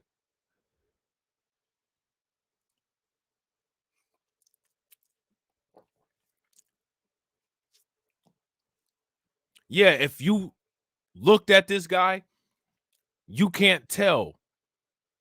If you look at Whoopi Goldberg, you can identify Whoopi Goldberg down the street. If this guy right here tried to tell you that he's not white, you would laugh at him just as hard as if Whoopi Goldberg tried to tell you she was white. Man, stop it. Go sit your ass down somewhere. You know what I'm saying? Go sit your ass down somewhere. Well, I think I sense a little bit of anti-Semitism here. No, I think you sense a little bit of anti-truth in your own rhetoric and propaganda. That's what you sense. You know what I'm saying?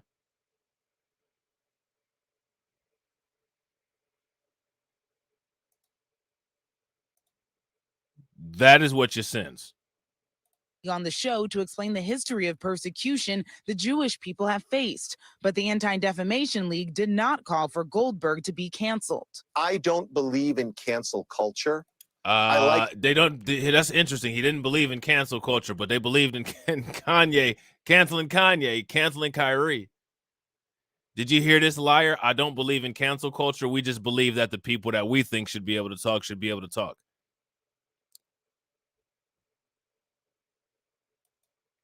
League did not call for Goldberg to be canceled. I don't believe in cancel culture. I like the phrase that my friend Nick Cannon uses. My friend Nick Cannon, do you see how these people are constantly trolling? You see how that just rolled off the tongue with no facial expression, no change? These people, all of these people, all non-FBA people are all constantly at you at all times. There's yet again another undeniable example of it.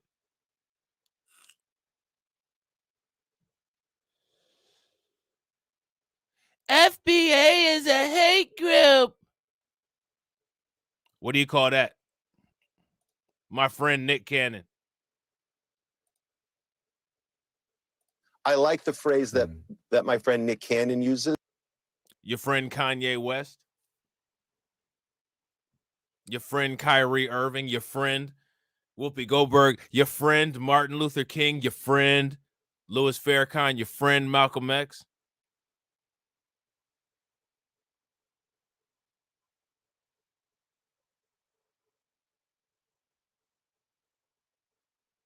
There's one thing that we can make sure of. You're not my friend.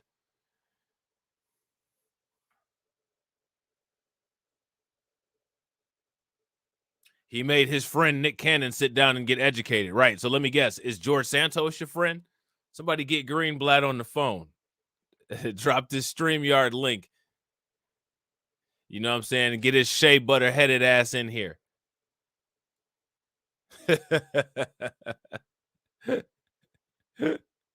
His shea butter headed ass in here. Is George Santos your friend?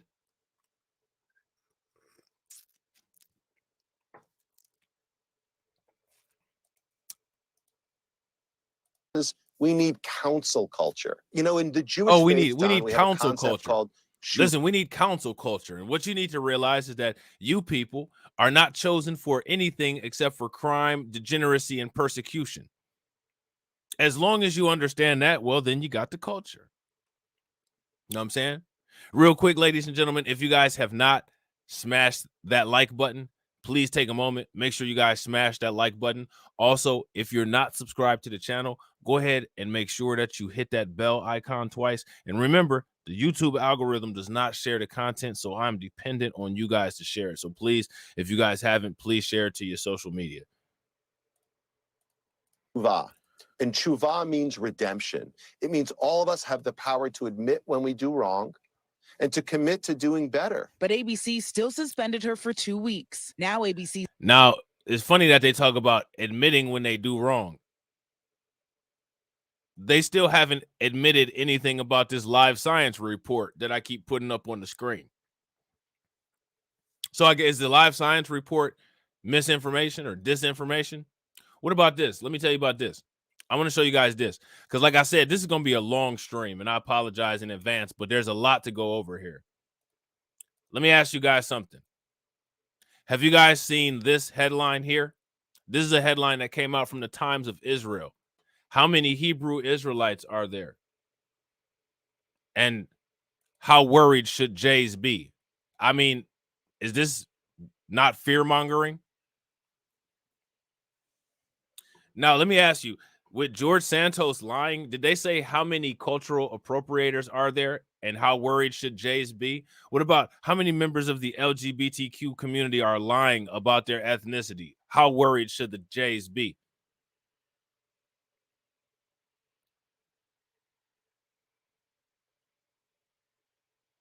If you guys were aware of this headline, give me a thumbs up. If you guys were not aware of this headline, give me a thumbs down. As far as I'm concerned, this is anti-Black. Where in the United States are Black Hebrew Israelites attacking and persecuting Jays? Right, Bronze. Facts. Super facts. The article is actually backwards. Big facts. Big facts.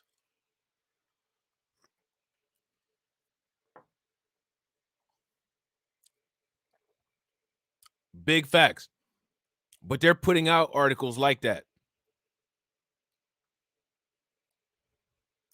Not putting out any articles like that in response to George Santos.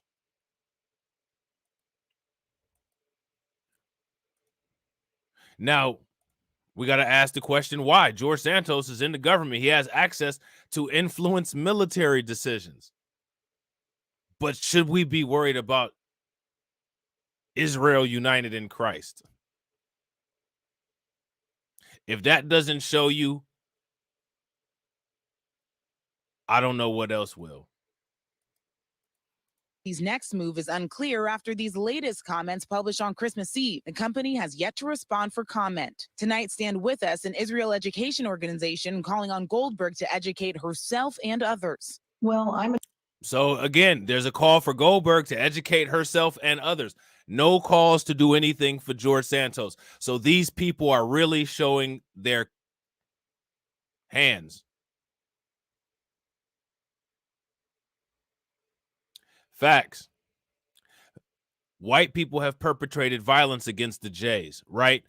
But however, these very people who claim that they're not white sure as hell don't put the focus on the persecution that they've dealt with at the hands of white people. They look at persecution as tweets and opinions of Black people. So that tells you that they're right alongside and on code with white people. I mean, you literally have J organizations, a J president in Ukraine with a Nazi military organization. The United States funding Nazis. The Democrats, Chuck Schumer, leading the charge. You know what I'm saying? So if that doesn't show you what time it is, I don't know what does. I don't know what does. And if you can't see it, you may as well stop playing the game because you're out of the game.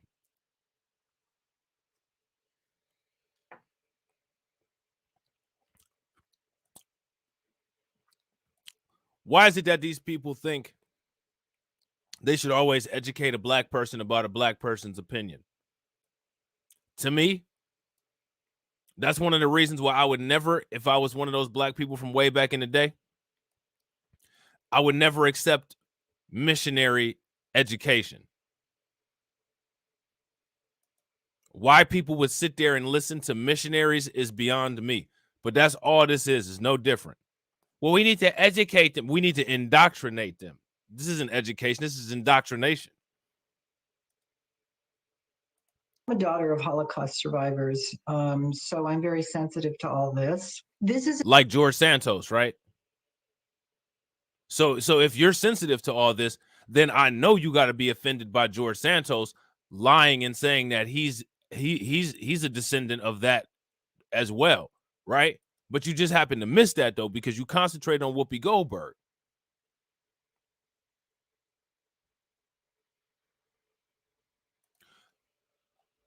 Is it the double standards for you guys?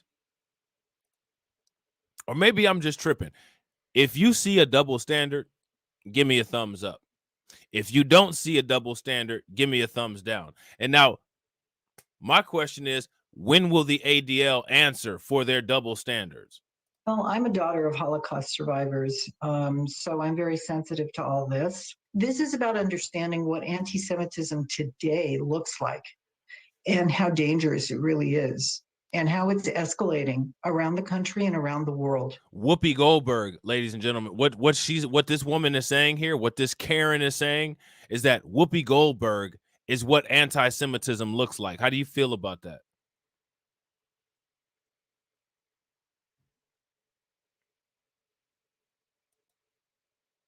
As far as I'm concerned, you see this woman's face right here? This is what anti-blackness looks like. We've reached out to representatives for Goldberg, who has identified as Jewish in the past. We haven't heard back. And Nyla Charles joins now, us. see, do you guys remember that? This sister right here been hitting the gym. You know what I'm saying? She been hitting that weight room. She identified as a J in the past. Down to representatives for Goldberg, who has identified as Jewish in the past.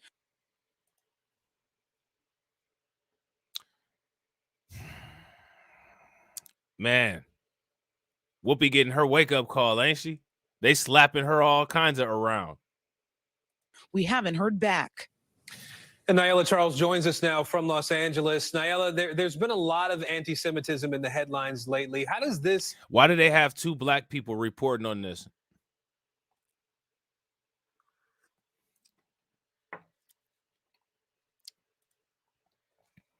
What do you guys think?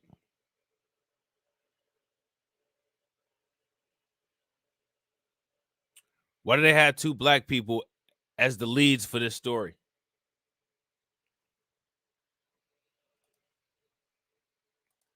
Play into the reaction that we're hearing to Goldberg's comments? Yeah, Aaron, just to be clear, the woman I spoke to from Stand With Us didn't categorize Goldberg's words as anti-Semitic, but she did say they are careless. She says what Goldberg said feels like she is minimizing the Holocaust and that it could create a dangerous precedent. I mean, if you lie and say that your family survived the Holocaust and they didn't, isn't that minimizing the Holocaust?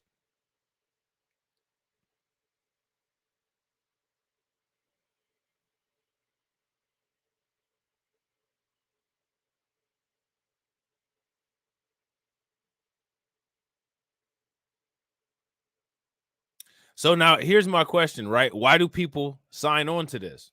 Why do people sign on to do it? So they can wag their finger on behalf of us, at her on behalf of us blacks. Why do people continue to do it? Why are these people taking these jobs? Why are you getting a paycheck doing this shit and still looking at yourself in the mirror and thinking that you're looking at a human being?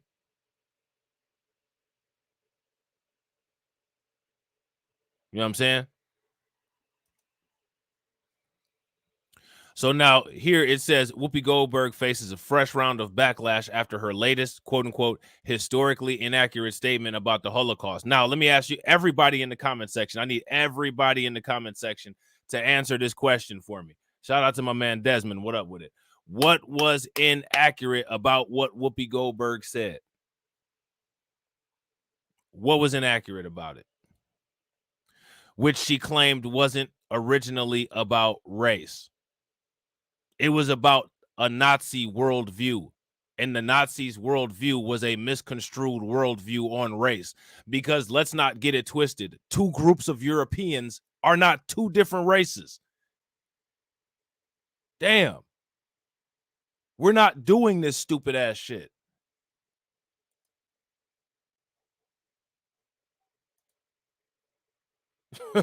You know what I'm saying? Swedish people and Russian people are not 2 different races. German people and Irish people are not 2 different races. Again, what did it say about these people's DNA?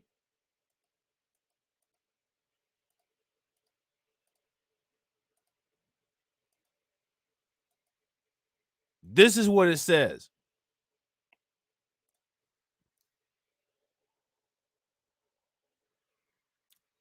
that particular group is genetically European. Europeans are white. Europeans are eternally and inescapably white. Period. End of discussion. Nothing to see here. So again, what did Whoopi Goldberg lie about? But this is what I warned people about earlier in the year. I was like, yo, they're going to ramp up on this kind of stuff. So pay very close attention to how you move on this Whoopi Goldberg situation. People was like, man, whatever, man. I ain't paying attention to Whoopi Goldberg. I ain't paying attention to her. I ain't paying attention to Whoopi Goldberg. Okay, all right, okay, all right. Don't pay attention to her ass then. Motherfuckers paying attention now. People paying attention now. You know what I'm saying?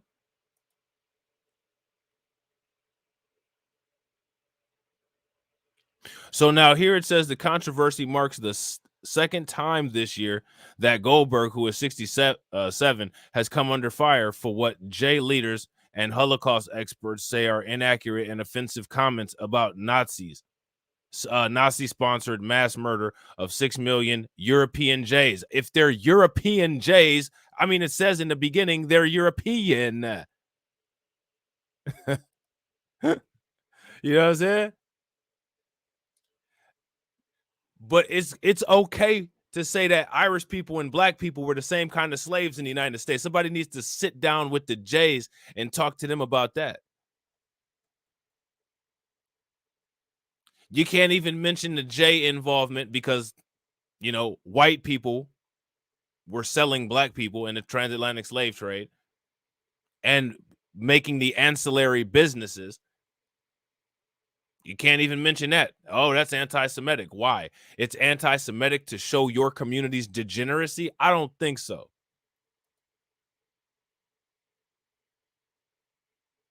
I don't think so. So now here it says Goldberg made the latest remarks in an interview published Saturday after the reporter said Nazis saw Jays as a race. Okay, that's how Nazis saw them. That doesn't mean that that's the truth.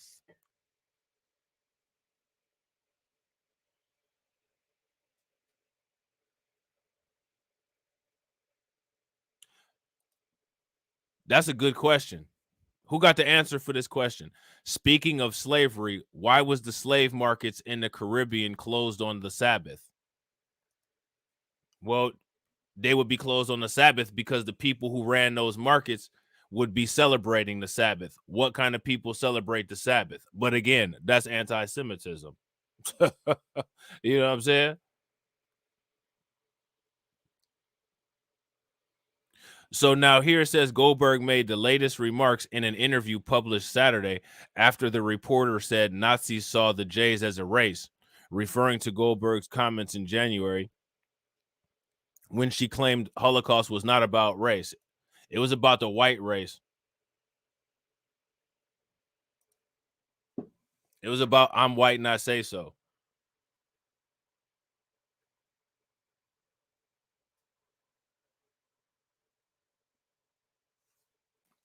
That's what it was about.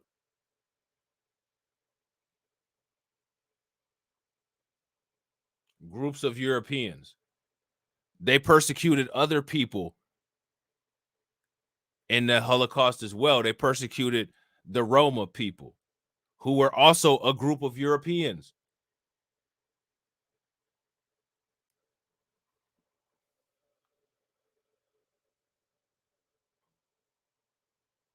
There was a lot of people persecuted in the Holocaust. I think that is detrimental for that particular community to act as if they were the only ones persecuted in the Holocaust.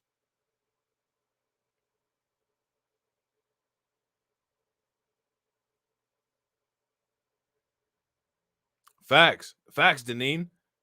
Facts are anti-Semitic.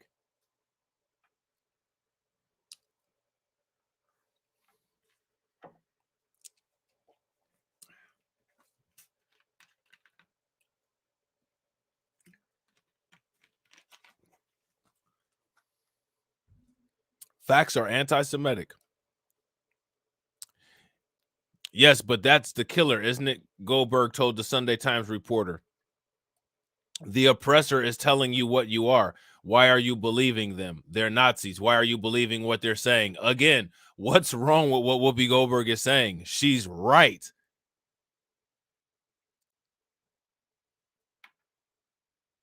Why are you listening to someone who's trying to persecute you?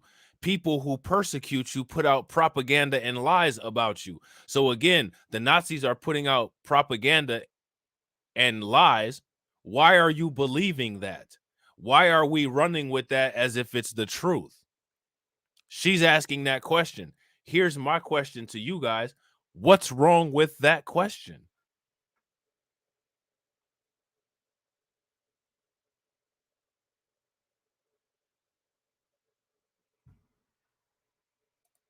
Is that question a problem?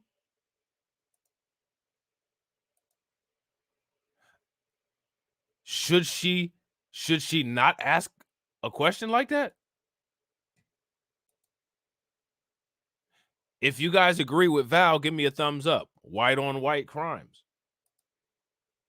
European on European crimes. I mean, that's what they were. We have to not call it that because we can only speak about things that they do with the highest regard. Like, are you serious? When are we going to get over this nonsense? These falsehoods, this just straight up BS. Straight up BS. You know what I'm saying?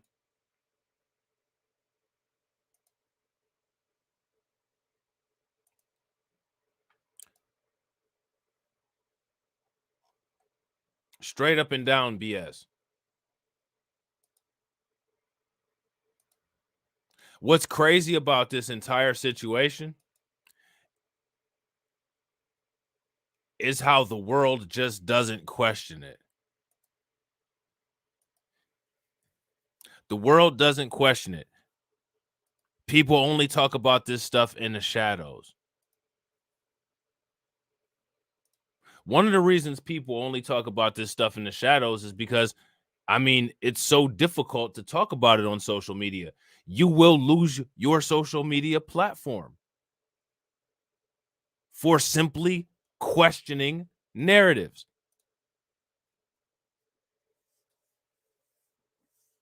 Saltine on saltine crime. Facts.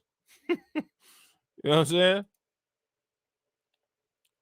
So now here it says it wasn't originally about race, Goldberg continued. Remember who they were killing first. They were not killing racial. They were killing physical. They were killing people they considered to be mentally defective. And then they made this decision.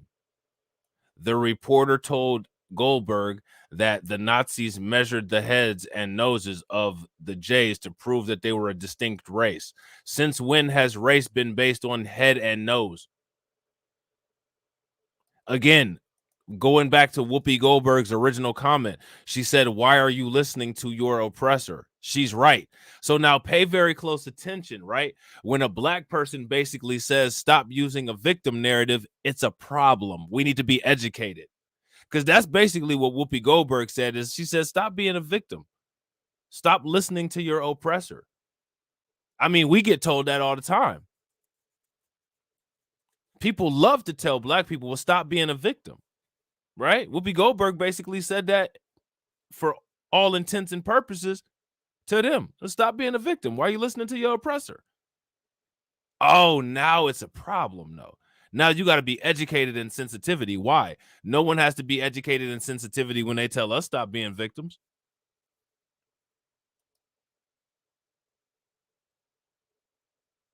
When the reporter told Goldberg that the Nazis measured heads and noses of Jays to prove that they were a distinct race, Goldberg replied, they did that to black people too, but it doesn't change the fact that you could not tell a Jay on the street. You could find me. That's a fact. That is an undeniable fact. It doesn't change the fact. Are we living in a fake reality here or some shit? You're going to act like you could tell that you can't tell the difference between Reese Witherspoon and Whoopi Goldberg, but you can tell the difference between the president of the ADL and Reese Witherspoon? Are we really living in that bullshit?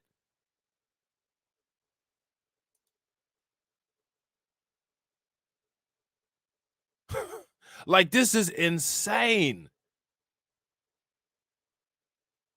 This is all a ramped up effort to ethnically genocide the entire black race, to make no trace of any black people anywhere, including in Africa. And what they're going to start doing is saying that Europeans and Asians are native to Africa, and that it's anti-white and anti-everybody else to say that Africa is where civilization, quote unquote, started. It's Afrocentric. It's hate speech.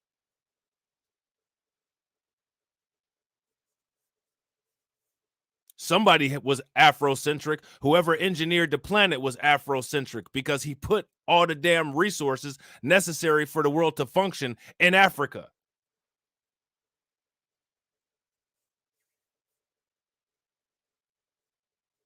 The commodities market is Afrocentric. Now, who did that?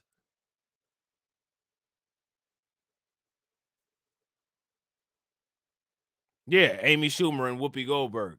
Amy Schumer looked like Jason Voorhees without his mask on, but that's neither here nor there.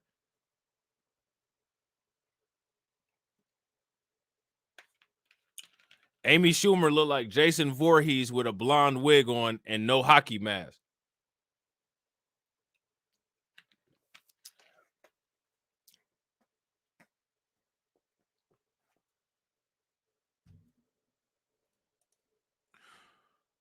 So now here it says you couldn't find them. That was the point I was making. But you would have thought that I'd taken a big old stinky dump on the table, butt naked. That is not a visual that I really needed right now. You know what I'm saying? Goldberg apologized in a statement Tuesday evening following the criticism of the interview. So again, like, she just there's no integrity with these people. So quick to apologize. Oh, I'm apologizing. What are you apologizing for? Oh, I'm sorry. Don't take my money away. I'm sorry. Cowardly, man. If you're going to keep apologizing, you don't need no support. Honestly, for real, if you ask me, we need to be very selective with who we support and how we support them. And if you are apologizing every 5 minutes, you don't need no support. You're apologizing. You don't need any support. Only people that resist need encouragement and support, not punks that apologize.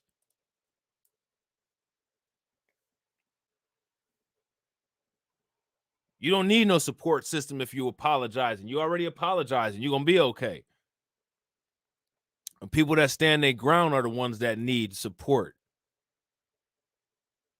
The people that stand their grounds are the ones that need encouragement. She said she was trying to convey why she made the original comment and recount what she was thinking at the time. Everybody knows why she made that original comment, because it's common sense. It's common sense, y'all. We're not playing this game, man. We're not finna play this game.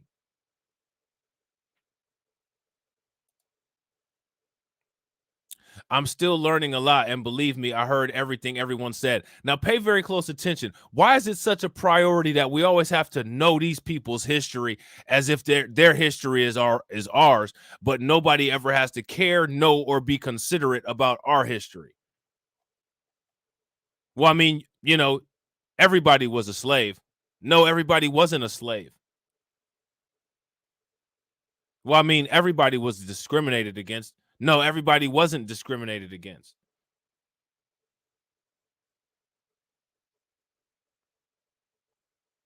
This right here is one of the reasons that world domination is the only solution. Because if you continue to allow people free will, and this is how they use their free will, you're going to be constantly the victim of persecution and harm.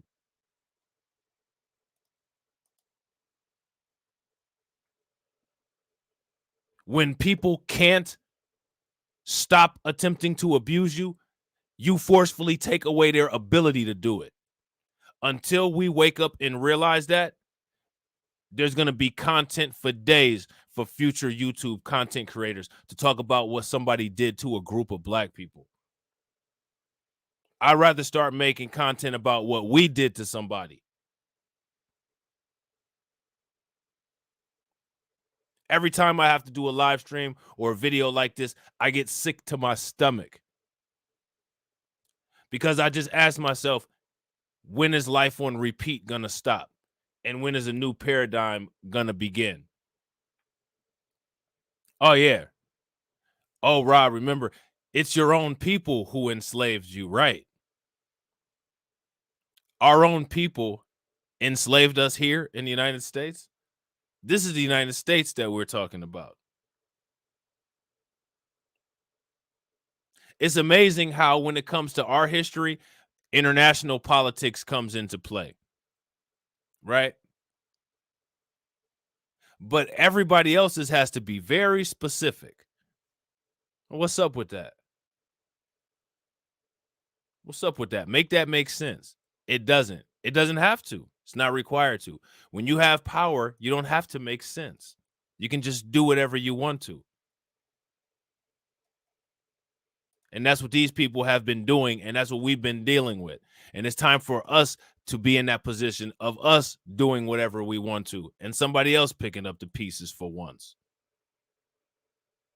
So now Whoopi Goldberg completely goes back on her stance. She says that she believes that Holocaust was about race, and she's sorry now as she was when she was upset that she hurt and angered people. She didn't hurt and anger people. It's just people flexing on you, Whoopi, and you still don't get it. Let me ask you guys a question. Do you guys think that anybody was legitimately hurt and unable to function because they were so in the dumps because of Whoopi Goldberg's comments? If you guys think that that happened, give me a thumbs up. If you guys don't think that that happened, give me a thumbs down. So now here it says, I believe that the Holocaust was about race, and I'm still sorry now as I was then that I upset, hurt, and angered people. She ended the statement by saying her support for the J community has not wavered and never will. My question is, why would you continue to support a community that continues to keep you on the hot seat while not supporting your own community, Whoopi? Because I'll tell you what, I'll be damned. I support Black Americans and individuals who support me, not their communities, individuals. The community I support are Black Americans. Now, if there's individuals or two from other communities that have always kept it real with me and they've never crossed me and always done business and everything is cool, I support them individually.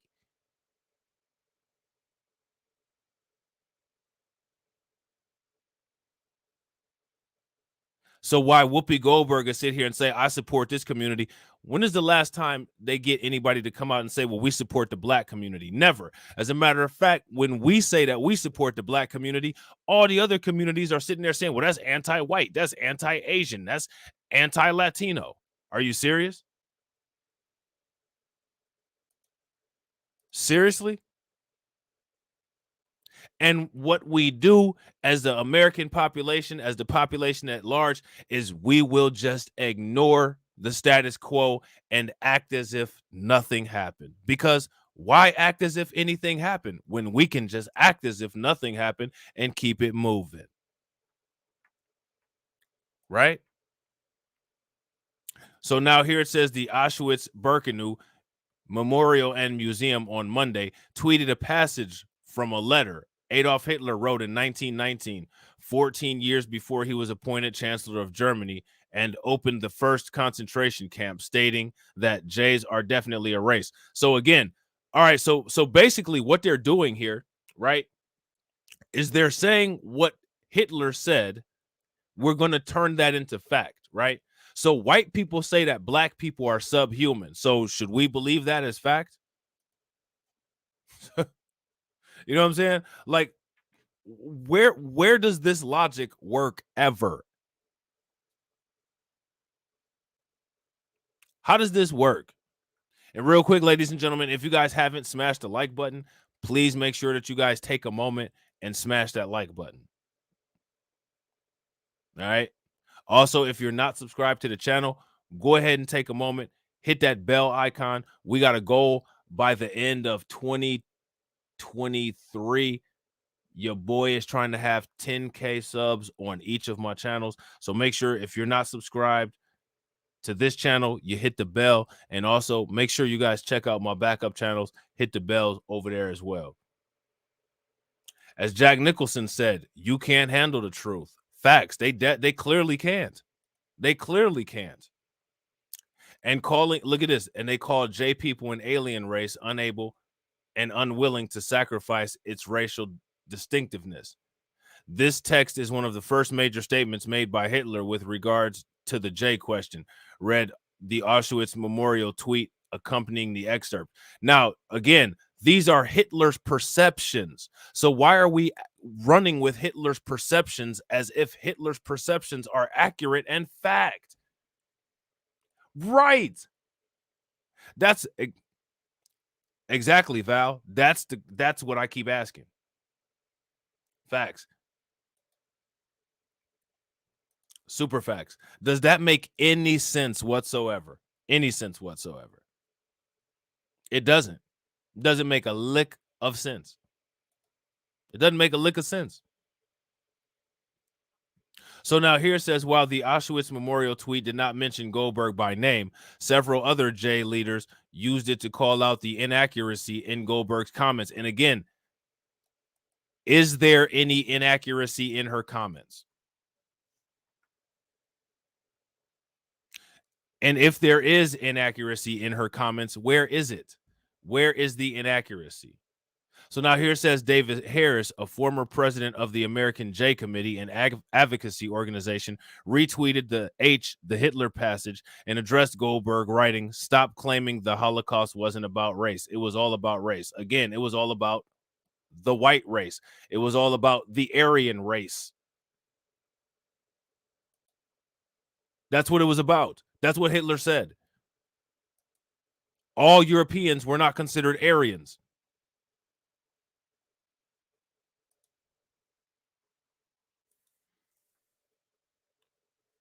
Stop acting as if you're unique. You're European. You had an internal war in your country. That's what it is, and that's what it was. The scientific evidence says that. Why do we have to sit here and do this time and time again? You know what I'm saying? Why do we have to do this?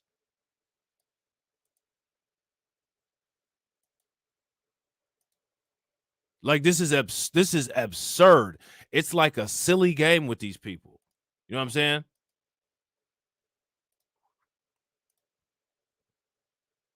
So now here it says, Holocaust survivor Lucy Lipner commented Goldberg's comments in a tweet, writing that she continues to use the Holocaust as her punching bag. Really? Now, how can they say that about Whoopi Goldberg when George Santos literally just lied and said that his grandparents were Holocaust survivors? If you guys agree with Val Williams, give me a thumbs up. If you guys disagree, give me a thumbs down. I agree. We need an ADL organization. We need a whole bunch of B1 lawyers to come together, and we need to be able to fund them and provide them donation money, and they need to utilize think tanks. And the first thing, their first mission needs to be to go at the ADL and detach the ADL from everything black. That needs to be their first mission. But the problem is that I believe that there's more than likely a shortage of B1 lawyers. Most of the lawyers who graduate who are black are going to run to try to find jobs with these people.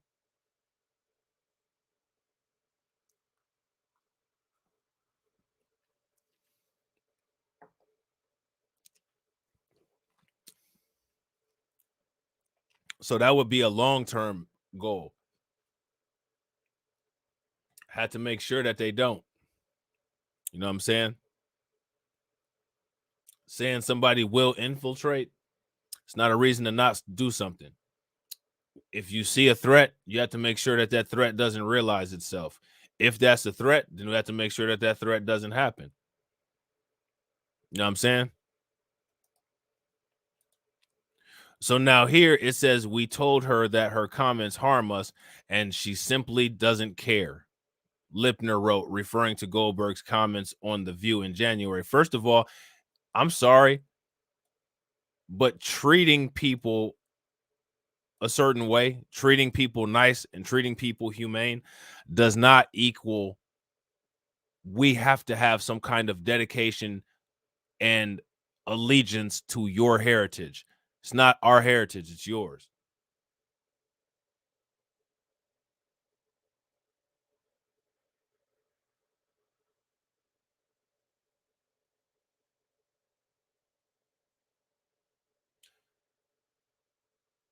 You know what I'm saying? So now here it says the earlier comments, look at this, led ABC News to suspend Goldberg for 2 weeks, with President Kim Goldwyn calling the comments wrong and hurtful. Goldberg apologized within hours. Now, let me ask you guys something. Do you think that they put that she apologized within hours just to troll? Oh, look at how quickly she apologized. She didn't stand on this for 1 minute. I'm telling you, man, these people are constantly trolling, and people don't pick up on it. They only think that the outlandish and blatant things that they do are what these people say. But they get a lot of laughs and they get a lot of joy out of the subliminal, latent trolling that they do. You know what I'm saying? Goldberg's representative and a spokesperson for The View did not immediately reply to requests for comments Monday afternoon. Representative Richie Torres wrote in a tweet linking to a news story about Goldberg's most recent comments, anti-Semitism is anti-Jewish racism, period. That is fascinating, seeing how her comments, you know what I'm saying, all she's doing is making comments. In return, those comments cause a person to be ethnically BDS'd. That's interesting. How is that so?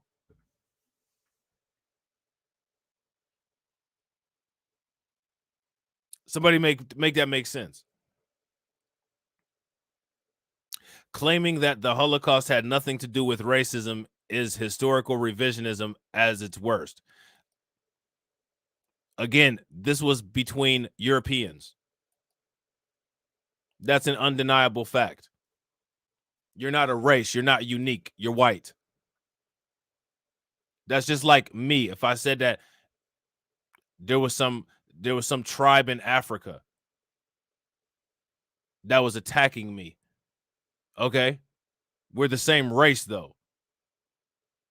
And remember, race is a creation that white people came up with. So as far as the tribal differences, those could possibly be legitimate. But because we live in a white supremacist system where white people have defined race, that's your definition of qualification that you came up with, not ours. So now when it's coming back to bite you in the ass, don't sit there and look at us trying to call us race hustlers when it's them who is the creator of the entire concept. We're not doing that shit. Shout out to my man DJ Elmo. What up with it, bro? Yeah, Goldberg caved in real quick. She didn't stand behind her work.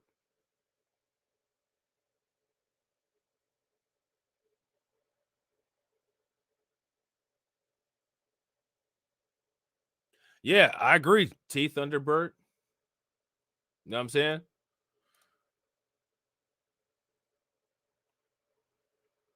Yeah, how do you do that? How is an ethnic group and a religion simultaneously and also a race? And what else is interesting, the only other group of people that's similar to that dynamic are Muslims, and they don't treat Muslims like that. And Muslims are also Semitic.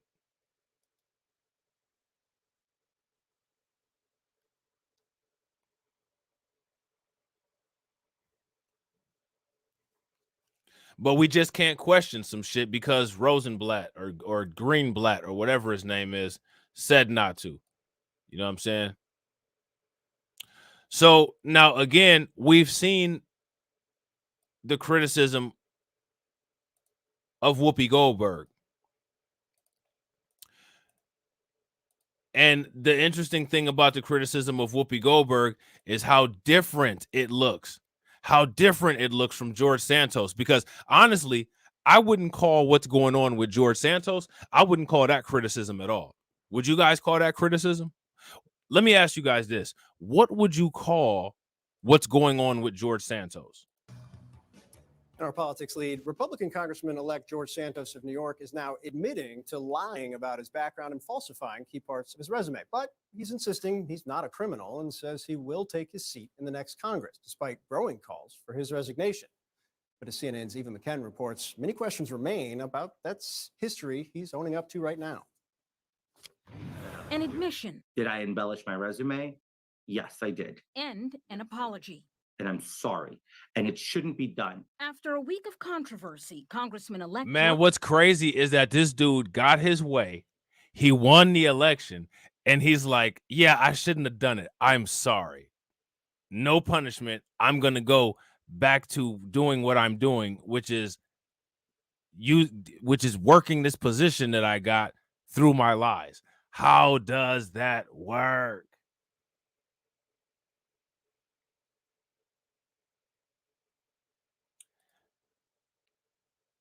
T-Bird says, if I convert tomorrow with no Arab or other ancestry, I will be fully accepted. Same with Orthodox Christians, but they have to get a racial element. They get to steal land based on their ethnicity. They need some living space, maybe. Why can't they shit on Nazis for doing what they do to Palestinians? From the river sea to the Palestine will be free. I mean, if you ask those questions, they won't answer them. All they'll do is just call you anti-Semitic. Facts, Deneen, he's a pathological liar. It's called whitewashing. Facts. Facts. Now, here's the question, right? All of these YouTubers, people like Tim Pool and shit, where they at on this? How come they not saying anything?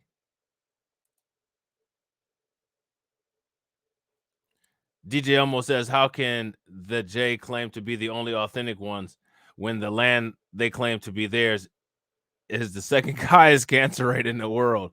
That SLC24A5 origin is self-evident. Facts. Facts. Super facts. George Santos fessing up to lying on the campaign trail about parts of his resume as he seeks to minimize and defend the extent of his tall tales on everything from his education and work history to his philanthropic pursuits and Jewish heritage. I apologize if anybody feels hurt. So again, he needs to sit down with the J leaders and discuss the dangers of lying about a J heritage, right? That's fair, right? Because that's what everybody else had to do.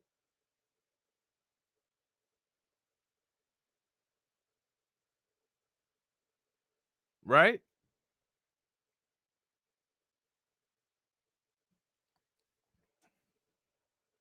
If you guys agree, give me a thumbs up. If you guys disagree, give me a thumbs down. Betrayed. I will gain everybody's trust back by just delivering results for them and making sure they do not forget why they voted for me. And they voted for you based on a bunch of lies that you told. So you probably do want them forgetting why they voted for you. But check this out, though. This dude just got exposed as a liar, and he gets to continue doing what he's doing, business as usual with no consequence. I know I just lied to you guys, but I'm going to prove that I'm a good politician. Are you serious? No fines, Desmond. No nothing. No nothing. Just right back to work. You know what I'm saying? Work, work, work, work, work. He going back to work, work, work, work, work. Can you believe that? And the ADL is silent as a church mouse. Man, they silent as a church mouse, man. You can't hear nothing. Can't hear nothing. You know what I'm saying? Real quick, ladies and gentlemen, if you guys have not smashed the like button, please take a moment, smash that like button.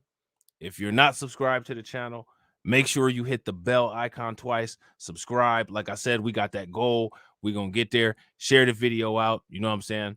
Make sure at the end of the video, you guys leave comments because that helps. You guys see those videos that you guys leave comments on, they get good views. So leave some comments. You know what I'm saying? His tall tales on everything from his education and work history to his philanthropic pursuits and Jewish heritage. I apologize if anybody feels hurt or betrayed. I will gain everybody's trust back by just delivering results for them and making sure they do not forget why they voted for me in the first place, which was to get stuff done. Santos has boasted of working for investment banks, Citigroup, and Goldman Sachs. He now admits he did not. The congressman-elect claimed he received degrees from both NYU and Baruch Facts. College. He now said, That's all facts. The ADL was started to save a tribe member, and they tried pinning it on a black guy. Since when are they credible? Facts. Facts. I mean, that's real shit. Good question, Carla. Who paid the ADL not to go after GS? Facts. Good question. he did not. But he maintains he's not a criminal and still intends to serve in Congress. I'm not resigning. I have to leave Congress, guy. It's going to be by a pink slip by the voters November of 2024.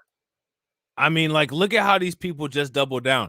This is just like Nuri Martinez and the Martinez cartel over in California. I don't care if I did something wrong. I'm not doubling down. He did something wrong and he's not doubling down. Whoopi Goldberg didn't do anything wrong and she quick to apologize. Now, let me tell you guys something. This is why I be going in on people that apologize. This dude right here did wrong and he's not doubling down. He's not apologizing. He's not voluntarily surrendering his position. He's basically like, if y'all want me out of office, y'all got to make me go out of office. Whoopi Goldberg didn't even do anything wrong, and these people knew that they could punk her. That is a lack of integrity, and that's one of the reasons why people come at black people like that all the time, because black people, black celebrities, I should say, do that kind of shit like Whoopi Goldberg. That's one of the reasons why, as much as I dislike Kanye, I'm not mad at him for not doubling or for not backing down. I'm glad that he didn't back down. I thought that he would. He didn't. As much as I don't like Kanye and the antics that he does and the things that he says, I'm not mad at him for not backing down. I wish more people would not back down.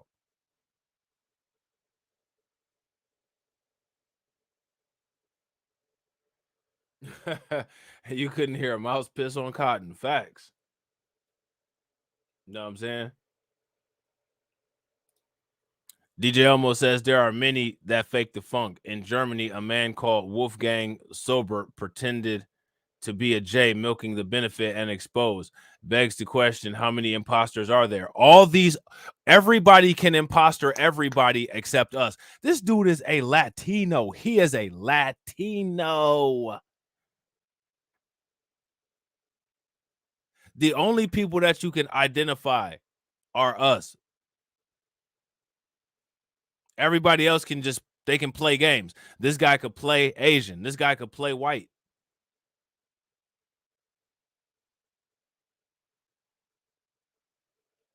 You know what I'm saying? He could play the people of color game. We can't play any game except for the we're black game,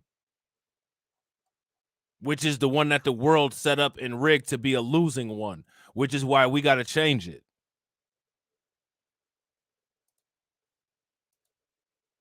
And then there are the questions surrounding his alleged Jewish heritage. We're no stranger to persecution. My grandfather fleeing Ukraine in 1920s to Belgium, then fleeing Belgium to Brazil in 1940. I mean, where's the tweets? Did you see how they had all those tweets? All those tweets correcting Whoopi Goldberg, all the tough J's talking shit to Whoopi Goldberg. Where's his tweets? Where's the criticism of him? I bet you he had a lot of J lobbyists. I bet you a lot of them put a lot of money into his campaign. And I bet you that a lot of them already knew what time he was on. You know what I'm saying? They all knew what time he was on. They all know what time he's on. So they're not really going to say anything because they already invested in this guy. They already put a lot of money into him. You see what I'm saying? Going to be by a pink slip by the voters November of 2024. And then there are the questions surrounding his alleged Jewish heritage. We're no stranger to persecution. My grandfather fleeing Ukraine in 1920s to Belgium, then fleeing Belgium to Brazil in 1940. Those claims were contradicted by family. So, I mean, I ain't trying to be funny, but like he actually validates that whole fleeing thing because that's all he, according to him, even though these is lies, according to him, it was a lot of fleeing going on. He fleed here. He fleed there. This sounds like a Tariq Nasheed Twitter space. Why did you flee, sir? Sir? Why did you flee?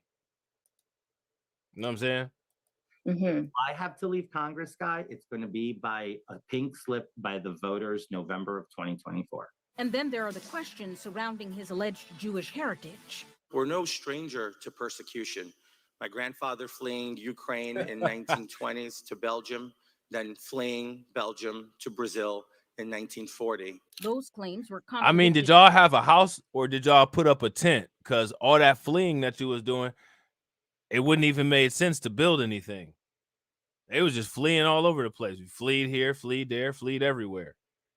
By family trees compiled by genealogy websites, records on Jewish refugees, and interviews with multiple genealogists. Santos now saying he never claimed to be Jewish. I always joke, I'm Catholic, but I'm also Jew-ish, as in ish. And I've made that joke because growing up, I grew up fully aware that my grandparents were Jewish. But CNN learning that Santos described himself as a proud American Jew in a document he shared with prominent Jewish groups. Shabbat shalom to everybody. Santos now drawing the ire of the Republican Jewish coalition, who says they were deceived. Santos will no longer be welcome at RJC events. Yeah, he will. They're not gonna do anything. He'll be right at the front row of those events. They just put out that bullshit to save face.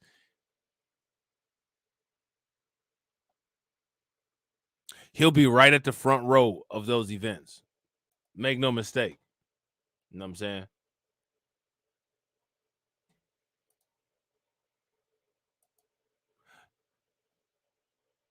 Make no mistake. He will be right at the front row of all of those events. Homeboy ain't going nowhere. You know what I'm saying? Prominent Jewish groups. Shabbat shalom to everybody. Look at him sitting up here Santos now acting. drawing the ire of the Republican Jewish coalition, who says they were deceived. Santos will no longer be welcome at RJC events. Oh, I'm not a fraud. Facts. I'm not a cartoon. Super character. I'm facts. not This is some- all these when it comes to non-black, non-FBA people, these people are so cowardly. These people have such a lack of integrity. The only currency that they have is anti-black racism. Alonzo, you are absolutely right. All he got to do is say something anti-black and he'll be right back in the club. If you guys agree with Alonzo, give me a thumbs up in the comment section. If you guys disagree, give me a thumbs down. Mythical creature that was invented. I'm no Russian puppet. And Phil, while we're not hearing from Republican leader Kevin McCarthy, at least two Republican congressmen-elect who will also represent Long Island have voiced concern, with Congressman-elect Nick LaLota calling for an investigation by the House Ethics Committee and, if necessary, law enforcement too, while Congressman-elect Anthony D'Esposito described Santos's fabrications as hurtful and imploring him to tell the truth. Phil? Eva McCann, thanks so much. want to discuss now. But again, they still are not calling for hard consequences. There's nobody really calling for him to step down or anything like that. That's what's crazy.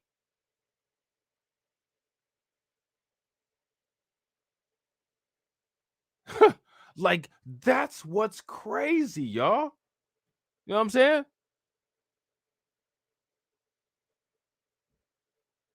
Wow. If this right here does not open up eyes and let people know exactly what time it is, this is one of the main reasons why it's so important. There is no wasting time. Right now, it is imperative to get the politics and the economics and the strategies together.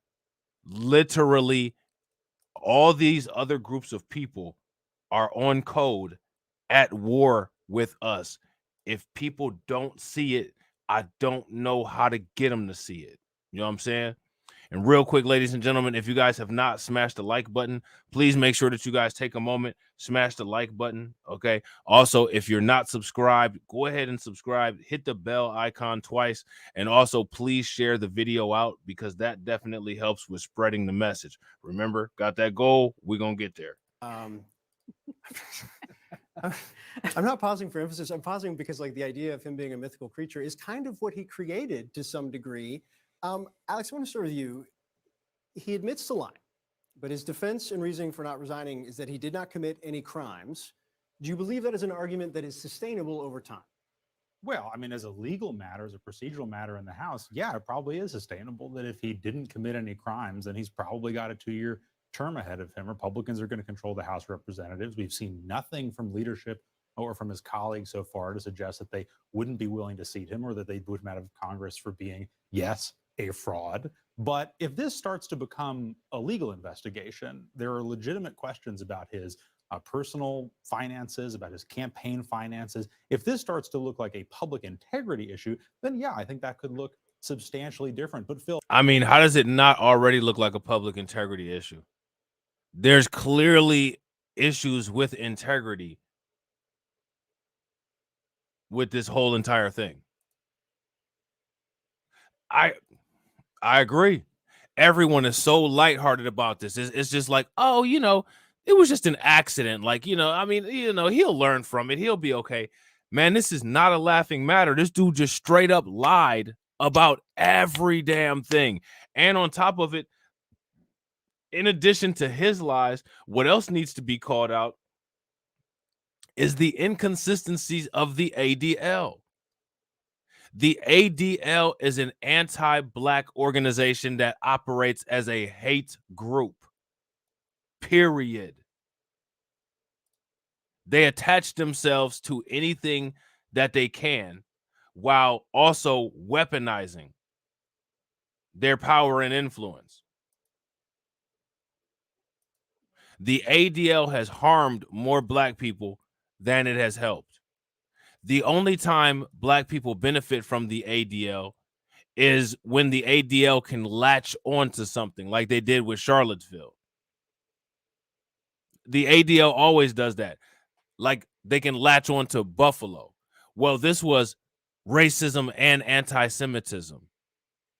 And then next thing you know, the racism element where usually a Black person got killed totally gets erased and it turns into an anti-Semitic shit fest.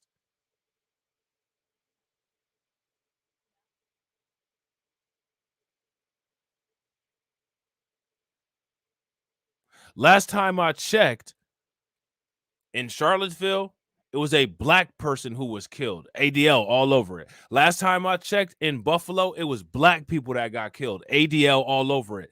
The ADL is the original Black Lives Matter celebration of Black death benefiting off of Black death business model. But for some reason, the ADL doesn't get grouped with Black Lives Matter. And nobody calls out the ADL like they call out Black Lives Matter, when the ADL is the one that wrote the Black Lives Matter playbook. As a matter of fact, they were partners. So I think the really important context for this is a tough district for Republicans to hold, that they took it this fall in a localized wave in Long Island, where if they had nominated a cardboard cutout of a Republican, he probably would have won that seat. And boy, do they wish they had nominated that cardboard cutout now. Yeah, he talked about a pink slip in 2024 be the only way he leaves. He's kind of wandering his way right into that. He's an utter fraud, Phil. The Republican caucus should treat him like a pariah. In the before times, they would have, but they won't. You know what I'm thinking? I got Charlottesville mixed up with that church that got shot up, Deneen. I got Charlottesville mixed up with that church that got shot up, the Dylan Roof thing. Now, but this really needs to be said. This isn't surprising. I mean, in a party led by Donald Trump, who in essence lies almost every time he opens his mouth, it's not surprising that Republican candidates and Republican elected officials. So look at this. Pay very close attention and see. This is one of the reasons why anytime we're discussing politics, we have to not allow them to use that right-left paradigm. Do you see what they do?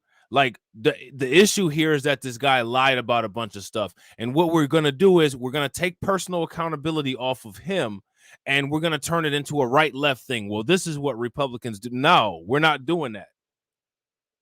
We're talking specifically about what this individual does. See, like when it comes to politics, that is the way white people code for race. And that's one of the reasons why you have to take that.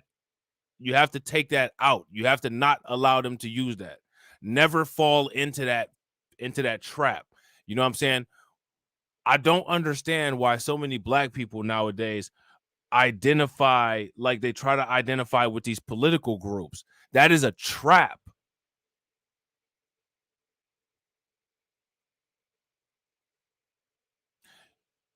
Yeah, that's facts, DJ Elmo. The inception of the ADL was falsely to campaign to pin the murder done by a J called Frank Leo onto a black man called Jimmy Conley. Facts.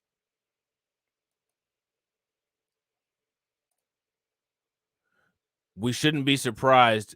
After all, we will always state system of illegitimacy. That's the foundation of WS. Super facts, bro. Super facts. So you have to take those weapons away. Like the thing is that a lot of times people subject themselves to this stuff. All the times I hear, like, you know what I'm saying, like these black liberals, or anytime I hear these black conservatives talking about I lean to the right and this, that, and the other, you're leaning into the right of a white supremacist political system that's laughing at you and stabbing you in your back while you leaning into it. It doesn't make any sense. Shout out to Sean Williams. Make sure you guys drop some radiation emoji for Sean Williams. Appreciate that. My man Sean says, I've subscribed, full notifications, just finished sharing this. Our decision-making as Black Americans should only be based off of our actual factual history of interactions with whites. Absolutely. Not only just whites, but with all non-FBA groups, all non-Black groups. You know what I'm saying? I agree 110%. This is one of the reasons why they tell us get over the past, but when it comes to something that happens with them, it's never forget. We're supposed to forget Jim Crow. We're supposed to forget slavery. We're supposed to forget eugenics. We're supposed to forget black codes, but never forget 9/11. Are you serious? Man, get out of here with that nonsense. I don't live in New York. You know what I'm saying? And it wasn't my house that a plane got flown into, as far as I'm concerned. I mean, they've learned from him. They've learned from him. Well, and I think that's, to some degree, that's the lesson to take away, right? Don't ever apologize. Don't ever admit anything's wrong, and then just kind of keep pressing forward. Yeah. There you go. You see that, right? They admitted it right there. That's the lesson. That's the lesson that you should learn. But now we got to ask ourselves, why is it that people like Kyrie Irving and people like Whoopi Goldberg don't learn that?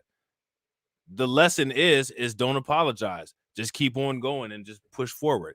I mean, we've seen that work as a strategy. That's the reason why anytime any of this public scrutiny happens, we always ask, why are these people profusely apologizing? Why are they doing that? Does it make any sense? Now, Yeah, he talked about a pink slip in 2024 be the only way he leaves. He's kind of wandering his way right into that. He's an utter fraud, Phil. The Republican caucus should treat him like a pariah. In the before times, they would have, but they won't now. But this really needs to be said. This isn't surprising. I mean, in a party led by Donald Trump, who in essence lies almost every time he opens his mouth, it's not surprising that Republican candidates and Republican elected officials, I mean, they've learned from him. They've learned from him. Well, and I think that's, to some degree, that's the lesson to take away, right? Don't ever apologize. Don't ever admit anything's wrong, and then just kind of keep pressing forward. Yeah, this is the Trump effect. It's that you can do pretty much anything. And what Donald Trump came in as he started, as soon as he became president, he was doing it before he became president, but then when he became president, he started doing all these things that weren't against the law, but they were things that people didn't do, right? So it started to be this kind of thing, well, it's not illegal. And it's like, yeah, but it's not really ethical or okay or acceptable behavior. And it was just like, well, I'm just going to keep doing it, and who's going to hold me accountable? And so let me ask you guys a question. Is practicing white supremacy like double standards, like allowing George Santos to have no consequence for this while making the biggest spectacle of Whoopi Goldberg, Kyrie Irving, and Kanye West? Is that ethical? I mean, she's asking this question. Okay, let's actually go deep with that question. Yeah, facts, Deneen. Every road leads back to Trump. I mean, this dude hasn't been in office in how long? I mean, Joe Biden messed up the country. That's a fact. He messed up the economy. He's got us mixed up in wars with Ukraine and Russia that we don't have any business being in. He's more concerned about people identifying as women and men wearing dresses, standing in front of urinals in the woman's bathroom than he is with actually making the country a safe and sustainable place with a thriving economy. He's an idiot.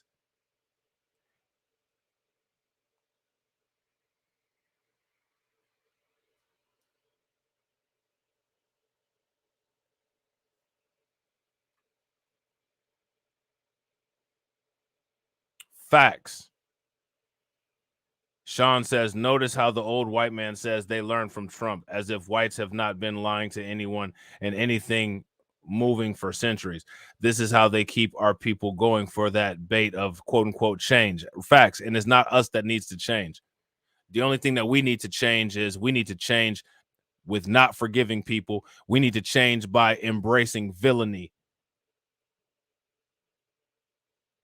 We need to change by not accepting the bullshit from other people. Those are the only changes that we need to make. As far as us being patient with the changes of other people, as far as I'm concerned, that's an unnecessary evil. You know how people always talk about that stupid ass shit about necessary evils? Us being patient with other groups of people, that's an unnecessary evil. It's unnecessary. We don't have to do that. We don't owe anybody any patience.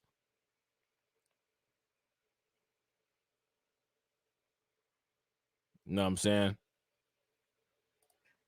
I don't know what to make of this guy, where he has lied. I mean, even he calls them embellishments. I mean, that's not what that word means, right? It's like embellishment is like dressing it up a little. These are just lies. They're just flat out lies. What kind of person just makes up all these things also that are very easily verifiable, right? So, I mean, he was going to get found out. But the difference between what's happening here and Donald Trump is he acknowledged that these things were not true. He's just saying that he should still be allowed to take his seat in Congress and that he didn't do anything that was criminally wrong. But going back to the point that you were making about what a difficulty it might be for Republicans. And see, and that's the problem, DJ Elmo. And I agree with you. People love to apologize and have a can't we all get along syndrome. No, we need to not worry about getting along. Worry about getting some bumps and bruises. And if you have to beat somebody's ass, whether it's intellectually, whether it's through policy, whether it's through financial means, whatever, then you just have to do it. We don't have to get along with everybody. I don't care. I can walk into a hostile environment and be fine because I know nobody's going to mess with me. That's how we got to be. I don't care about being popular. I don't care if when I get into the room, it's a standing ovation. As long as you stay out my damn way and I don't have to make an example out of you, then we're good. You don't have to like me. You don't even have to respect me. But you better fear the consequences of crossing me. That's how we need to be.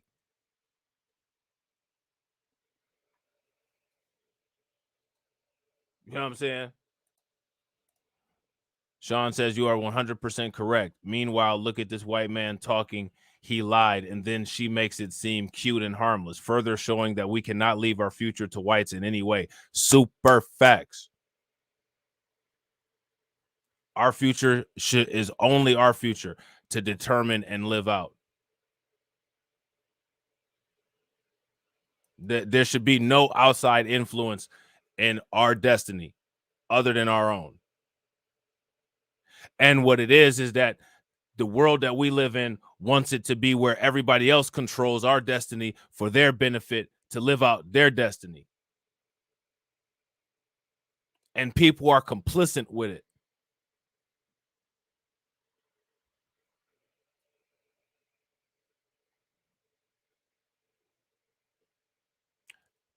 People are complicit with it.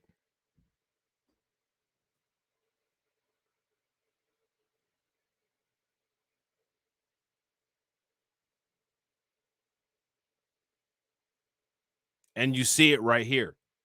All of these news reports, and they're not even comparing the treatment. And there are another thing that you should notice in these news reports is that they're really downplaying his lying about his quote unquote J heritage. Like they'll mention that in a sentence or two and then go away from it. And again, he has the Jewish Republican agency or whatever, they made that statement and said that he's not allowed to go to their events. But notice they did not call him an anti-Semite. No one has called this guy an anti-Semite yet. And he definitely downplayed the Holocaust by lying and saying that his family were survivors of it. And none of these organizations have said anything about it, which is interesting because this is J Media. Seat again. That is a seat that had been held by Democrats for roughly 10 years before Republicans flipped it in the last election. So if a special election were to be held, there is a substantial reason to believe that Democrats would take that seat back. Now, that wouldn't change whether Republicans control the House of Representatives or not. But certainly if you're Kevin McCarthy and you're looking at the situation, you're already facing difficulty with your majority. It's not hard to see from that circumstance from a political standpoint why he hasn't spoken out. Yeah. Can I just say though, I don't think he has said that he didn't do these things because he said he hasn't admitted that they're lies. He's calling them embellishments. He says people embellish their resumes, and so he's portraying these things as embellishments, and that's not what they are. Andy's fighting. He didn't exaggerate. Here, no, we're not even going to do this stupid stuff that CNN is doing. Let me ask you guys a question here. Everybody in the comment section, I need you guys to answer this. The way that he lied, right? Have you ever lied about your ethnicity? Have you ever checked a box on an application and said, I'm white to get a job? And then when you went to the job on your first day, jumped inside of a bag of flour to actually make people believe you. Have you ever done that? You know what I'm saying? If you've done that, more power to you. You know what I'm saying? But I don't think most people have.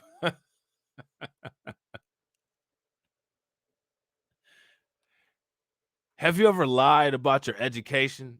Said that you got a degree from Harvard and actually you went to community college and then put that on your resume? Like, you know what I'm saying? Like, has anybody ever done that?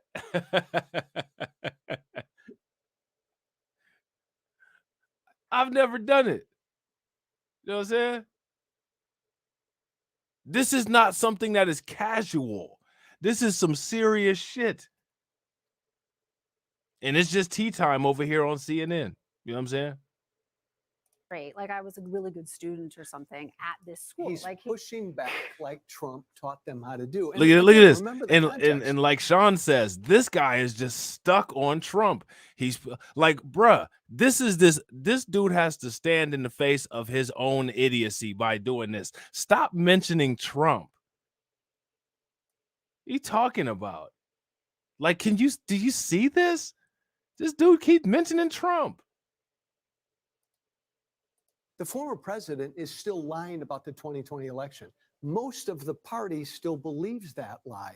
This is just not surprising. Can I ask you what I'm struck by? Look, a lot of this is kind of funny to some degree.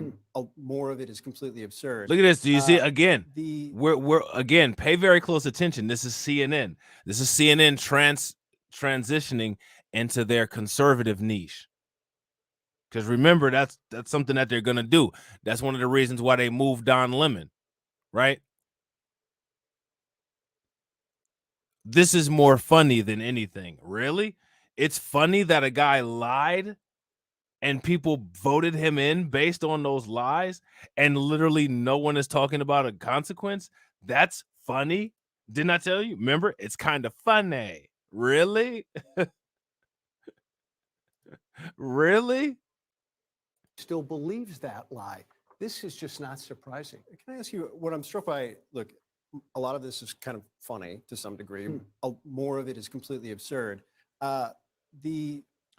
Here's my question. If it's so funny, how come while any of these news reports are talking about this, how come no one is laughing? I haven't seen anyone like profusely laughing since we've been talking about this. You know what I'm saying? How is this just kind of funny? Okay, if this was kind of funny, then like Kyrie Irving and Kanye West were hilarious, right? Can we agree on that? Comments and clear lies about his heritage and his faith, I think, have a much longer range here, particularly inside that caucus. You have the RJC obviously coming out very strongly. I want to read the Republican chair of New York's Nassau County, which encompasses part of Santos's district, released a damning statement saying, quote, "I expected more than just a blanket apology. The damage that his lies have caused to many people, especially those who have been impacted by the Holocaust, are profound." Santos tried to explain this by joking about being, quote, Jew-ish. I'm sorry, like it's just not, that's not funny. No, it's not. I mean, candidly, and I say this as a Jewish person, it's a little bit funny, right? Just okay. Also, as a Jew, did you hear that? So as a J, to him, it's funny, right? So that means that like Kanye West and Kyrie and Whoopi Goldberg were hilarious. I find it fascinating. You guys see this, right?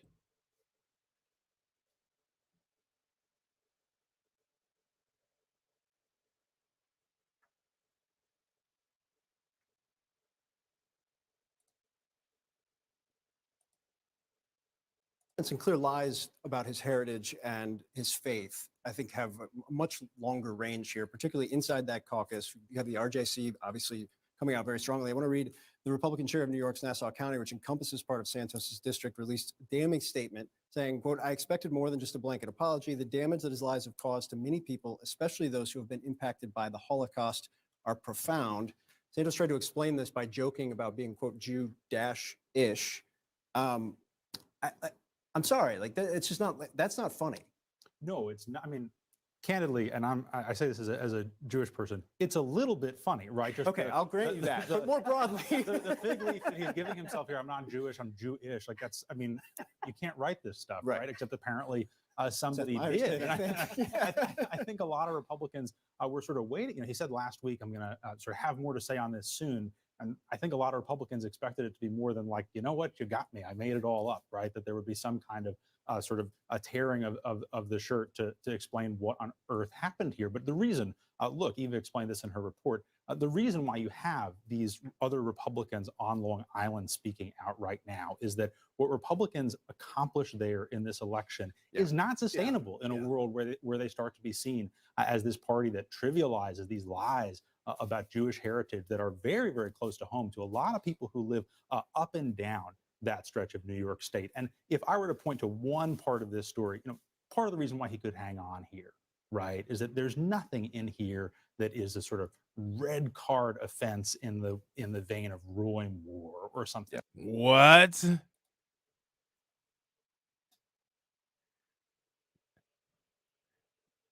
I mean, there it is right there. I mean, nothing going on here is that serious. Really? So if what he did is not serious, then that means that what Kyrie Irving and Kanye did is next to nothing. So why did what happened to Kyrie Irving and Kanye West happen to them? I mean, a bipolar guy just babbling about stuff. That's funny, right? I mean, it's hilarious. Bipolar people go off all the time. Sometimes it's serious. Sometimes it's funny.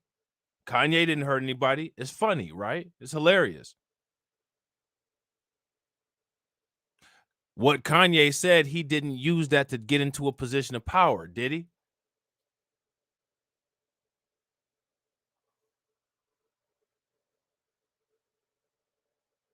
Facts, Sean.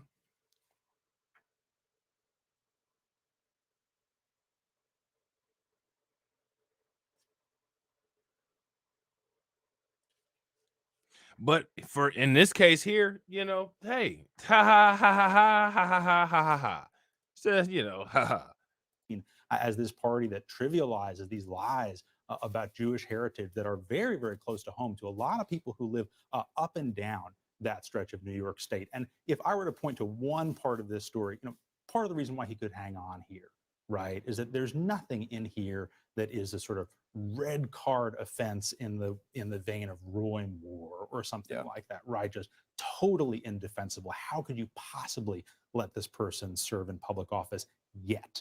But if you're the Republican Party and you are trying to make even incremental gains with Jewish voters and voters who know Jewish voters in the suburbs around major cities like New York, boy, is this tough stuff to tolerate. And there's a huge difference, as you were saying before, between talking about your resume and saying something like that. That is when it becomes a very serious problem for the Republican Party. Absolutely. How much do you think, we have not heard from Kevin McCarthy yet about this. It's not overly surprising. He's also dealing with a 4-seat majority and can't afford to lose people at this point in time. But to Alex's point, I think is a very good one. This is a majority that was made by New York, right? Made by Republicans in the new maps that were able to win seats that they probably wouldn't be able to in a presidential year. How cognizant do they have to be of that fact in this? It's a big deal. I don't think you'll hear from McCarthy until after the fight to become speaker is over. But I agree with Alex. McCarthy ought to come out and the Republicans ought to come out and support a Republican to run against him in 2 years. So there's that. Like, you just cannot make this up. You can't make it up. So now, I don't know if you guys heard, but there was an exchange between this guy, George Santos, and Tulsi Gabbard. All right. So here's an article from Fox. It says New York GOP Representative-elect George Santos grilled over biography lies.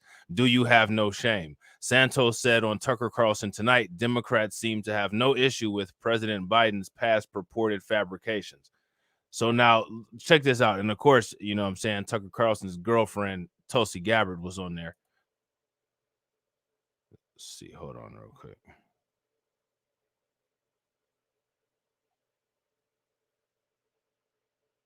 Here we go. Here we go with some weird. Here we go with some weird internet dynamics. Hold on real quick. Let me see. Hold on.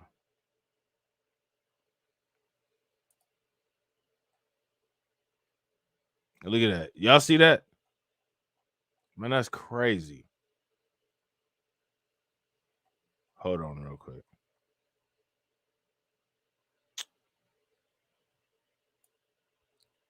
Let me see something. Yeah, I don't know what's up with this. Let me see. Hold on real quick. I'm going to try one more thing. Let me see. Okay. Okay. All right. Hold on.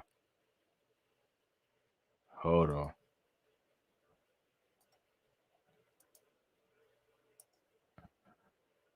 Damn. The hell? This is weird. Hold on real quick, y'all.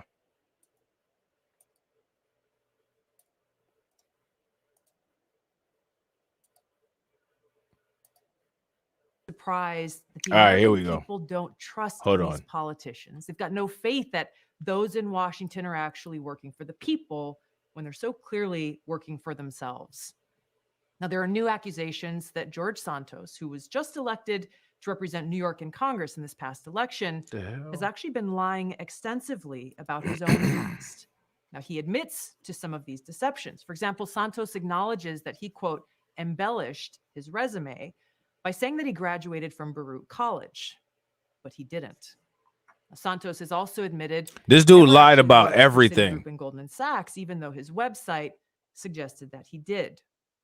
Additionally, Santos once called himself a proud Jew.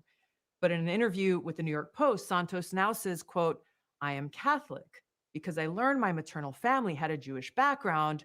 I said I was Jew-ish. There are other accusations, but now we have the opportunity to hear directly from George Santos himself. This is his very first TV interview since these accusations surfaced. George Santos joins us now.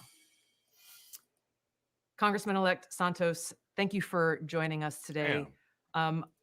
First question I really want to ask you, now that all of this has been revealed, is what does the word integrity mean to you? Well, Tulsi, thank you for having me. You know, to answer your question, integrity is very important. And Shout out to Carla for said to the answering New the York Nightbot. Post, embellishing What my does it resume mean, was a though? mistake. What does it mean? Because the meaning of the word actually matters in practice. Of course, it means to carry yourself in an honorable way. And I made a mistake. And I think humans are flawed and we all make mistakes, Tulsi.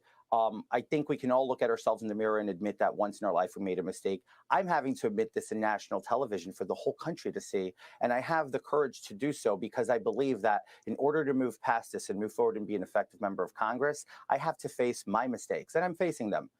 The reality is that I remain committed to doing everything I set forward in my campaign. I'm not a fraud. I'm not a fake. I didn't materialize from thin air. I How is he not a damn fraud and hard not a to fake? get where I got my entire life. Life wasn't easy. It didn't start off easy. As I've said it many, many times, I come from abject poverty.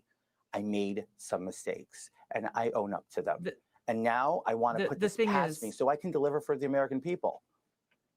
The thing is, Congressman-elect, integrity means, yes, carrying yourself with honor, but it means telling the truth, being a person of integrity. And if I were one of those in New York's 3rd district right now that the election is over, and I'm finding out all of these lies that you've told, not just one little lie or one little embellishment, these are blatant lies.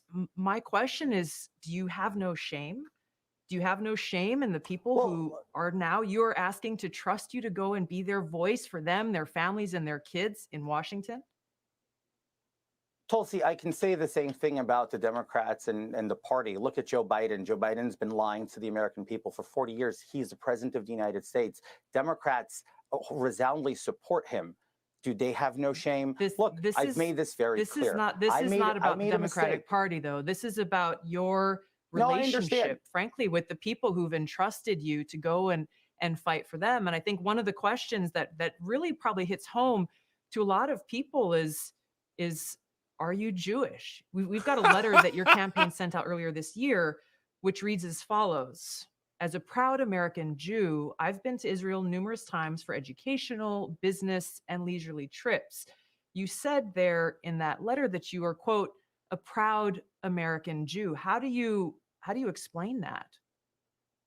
My heritage is Jewish. I've always identified as Jewish. I was raised a practicing Catholic. I think I've gone through this. Even I've not being raised a practicing Jew. I've always joked with friends and circles, even in the campaign, I'd say, guys, I'm Jew-ish. Remember, I was raised Catholic. So look, I understand everybody wants to nitpick at me. I'm going to reassure this once and for all. I'm not a facade. I'm not a persona. I have an extensive career that I worked really hard to achieve, and I'm going to deliver from my experience because I remain committed in delivering results for the American people. I campaigned on inflation. I campaigned on crime. I campaigned on education. I campaigned on delivering resolve for the American people. That's what the people of the 3rd Congressional District heard me on and on as I campaigned. Now it's going to be incumbent upon me to deliver on those results, and I look forward to servicing and serving my district. I look forward to serving my people in my district to make sure that they see that this is what looking for.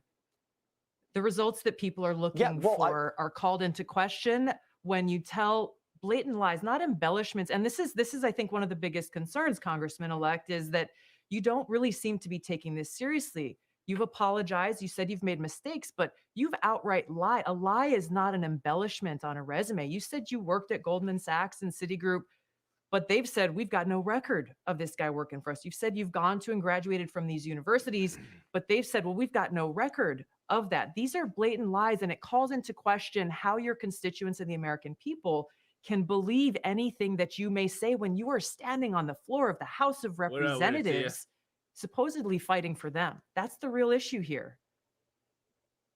Well, look, I agree with what you're saying. And as I stated, and I continue, we can debate my resume and how I worked with firms such as Goldman and Citigroup. Is it debatable or is it just false? No, is it's it debatable or it's is it very just debatable. false?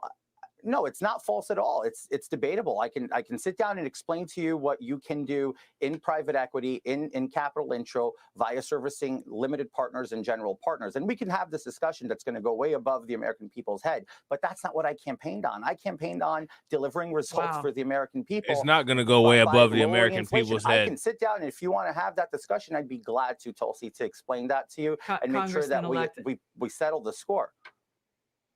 This is not about settling scores. And I think you just kind of highlighted, I think, my concern, the concern that people at home have. You're saying that this discussion will go way above the heads of the American people, basically insulting their intelligence. So not only are you now backtracking on these lies that you've told, but you're saying that you can't explain it in a way that your constituents would actually be able to understand. I can explain it in a way and that these lies are debatable. If you give me the time, I can easily explain it for you, as in when investors are looking for capital and I'm sitting there doing due diligence on the appetite and what they're looking for. Right. And we work alongside GPs and LPs to help them place this capital.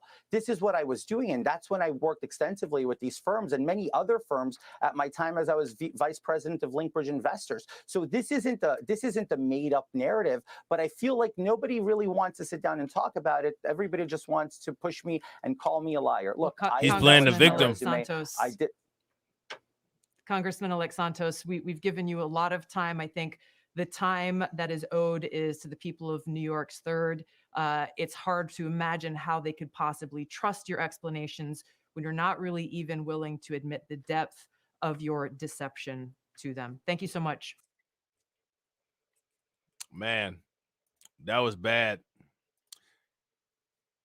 She might have done him worse than she did Kamala Harris, because Tulsi Gabbard tore Kamala Harris's ass a new one. You know what I'm saying? So what we find is that the ADL is silent, right?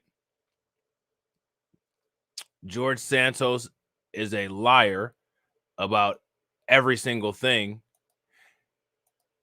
And for whatever reason, despite the fact that George Santos has become a political figure, these people are worried about the Black Hebrew Israelites.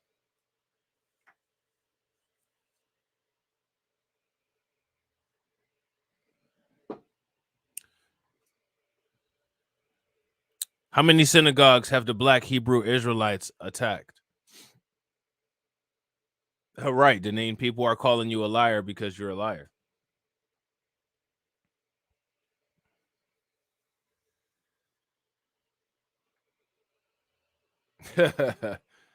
That's funny. But this is the concern right here. This is the concern right here.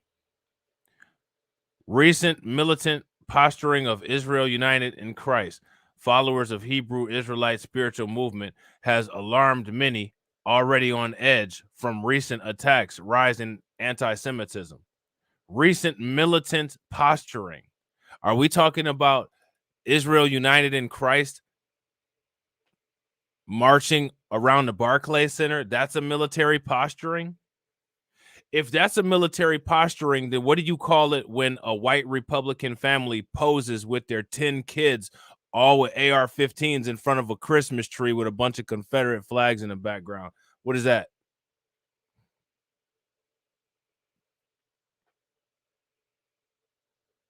And mind you, people associated with that party are the ones actually assaulting synagogues. Right. Free speech. First Amendment N-word use. You know what I'm saying? This right here scares the people that have an unknown amount of nuclear missiles.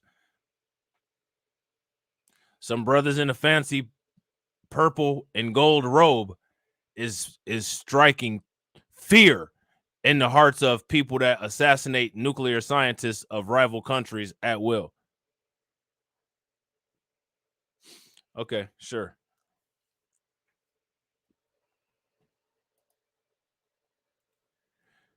Dressed in matching purple hoodies and shirts with gold fringes attached to the bottom in observance of Deuteronomy 22:12, hundreds of members of a controversial Hebrew Israelite group marched through the streets of Brooklyn on Sunday. "Hey, Jacob, it's time to wake up," they chanted, using a term for people of color, quote unquote, who have yet to embrace their true identity as descendants of the biblical Jacob, later called Israel. "We got good news for you. You are the real Jays." The march and demonstration that followed at the Barclays Center were organized by Israel United in Christ in solidarity with Brooklyn Nets star Kyrie Irving. So Kyrie Irving already came out and said that he didn't have anything to do with this. You know what I'm saying? But as you can see, this J Media is saying that he did. Now, and remember, if you say anything against the J Media, it's anti-Semitism. Because remember, everybody is anti-Semitic.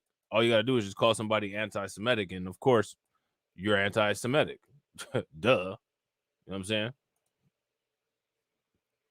Kyrie Irving, who was suspended for 8 games after he posted a link to an quote-unquote anti-Semitic film on social media last month, then was slow to apologize. So see, it enrages them when you don't just apologize. So I mean, people need to stop apologizing at all.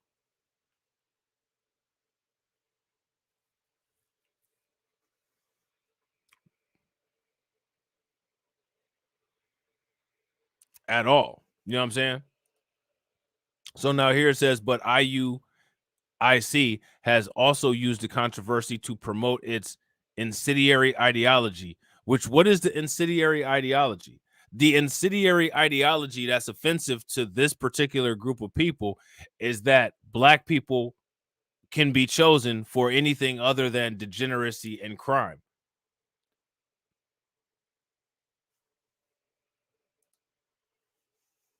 So now you got to ask yourself the question, why is maintaining this facade so important? What's so important about this?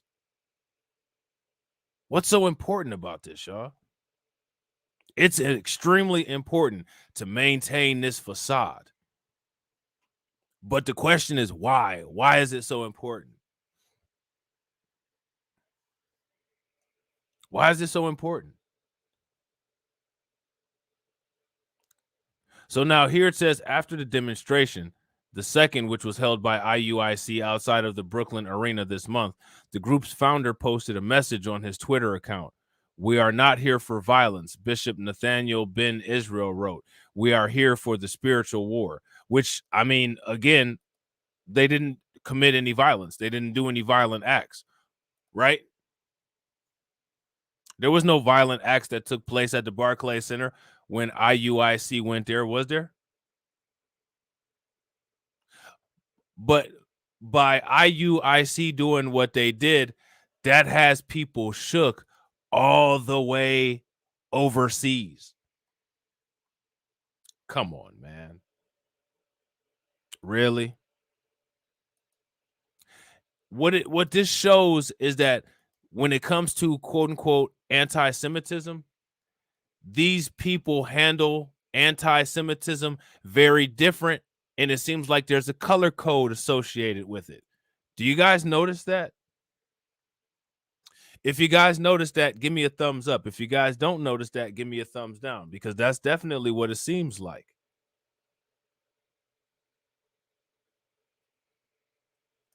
So now here it says in 2019, those American Jays who were even aware of the once obscure Black Hebrew Israelite spiritual movement likely associated it with the loud but nonviolent street preachers who would harangue pedestrians in city centers.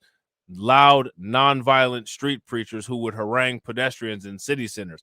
I mean, so it's okay for Jehovah's Witnesses to harass people coming up on their property, but if some Black Hebrew Israelites happen to be on the corner and they call somebody Esau or an Edomite, this is a call for Israel to be up in arms. Like, you can't make this up. Within this article, right? This article is titled, "How many Hebrew Israelites are there and how worried should the Jays be?" And literally right down here, it talks about how they're nonviolent. So what are you worried about nonviolence for? Yeah, exactly. Facts, DJ Elmo. Go ask the Ethiopians living in Israel how that color code is working out.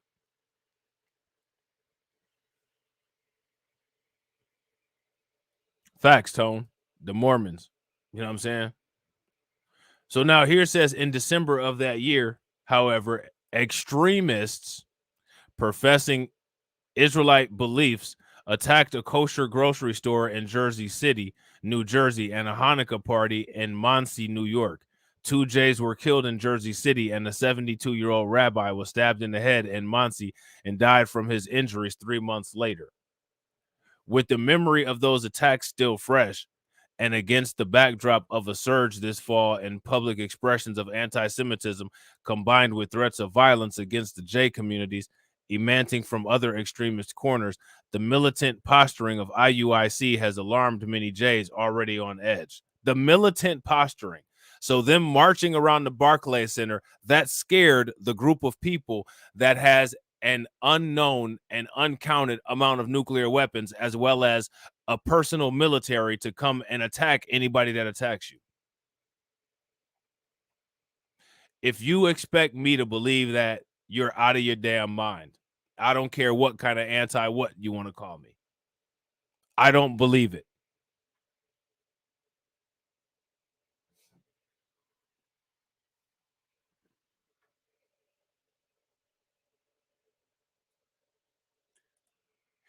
Yeah, if I'm not mistaken, I think they were, Sean.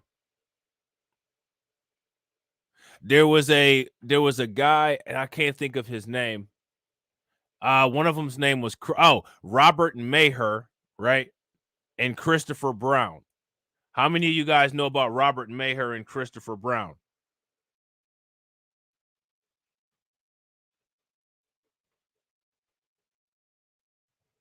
You guys know about Robert Maher and Christopher Brown?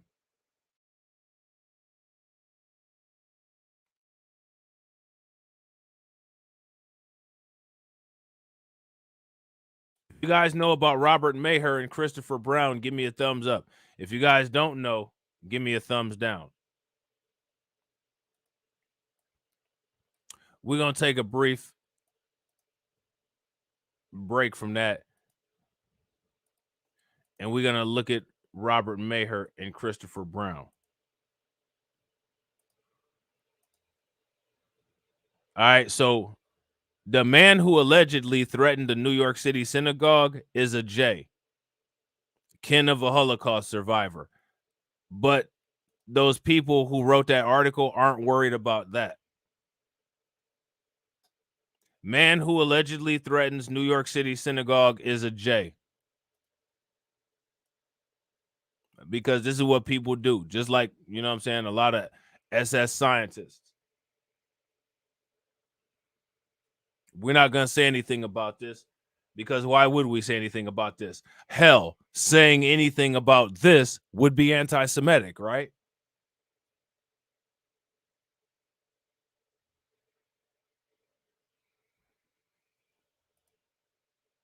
I mean, if we mention this would be anti-Semitic. He's the kin of a Holocaust survivor, just like George Santos. You know what I'm saying? And he's from New York City. Hell, this guy could be related to Santos. You know what I'm saying? One of the two men accused of plotting to attack New York City synagogues is a J and the grandson of a Holocaust survivor, his attorney claimed in court on Saturday. Matthew Maher, who is 22, was held on $150,000 bail. So he had cheap-ass bail at his arraignment in Manhattan criminal court on charges of criminal possession of a weapon, though his lawyer asked that he be released on his own personal recognizance. Yeah, just let this motherfucker go. You know what I'm saying? Like, he was just about to go shoot up a bunch of people. Let him go on his own personal recognizance, you know.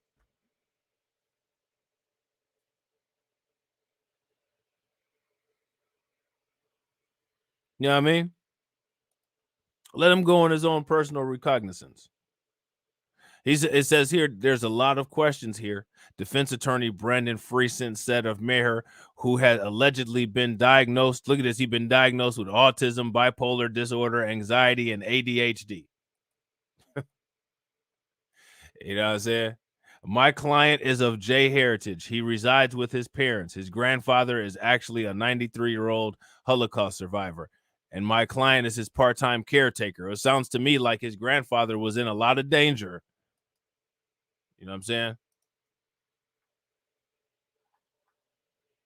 That's what it sounds like to me. It sounds to me like his grandfather was in a lot of danger. That's all the stuff that they claim Peyton Gendron had, Terrence. You know what I'm saying? So now, look at this. Maher and Christopher Brown were busted Friday on the Long Island Rail with Brown carrying weapons and a Nazi armband, according to police sources. Again, doesn't this remind you of Ukraine? A J president with a Nazi military. Now, let me guess. I'm anti-Semitic for saying that. Last time I checked, Zelensky was a J. And last time I checked, the Azov battalion was a Nazi battalion, a Nazi military organization. They more worried about Israel united in Christ, right? I want you guys to pay very close attention to this delusional nonsense that we have here coming from these idiots. They're more concerned about Israel united in Christ than they are about the billions of dollars that the United States is giving the Azov battalion. The Azov battalion has actual Nazi insignia to this day on their military uniforms. You know what I'm saying?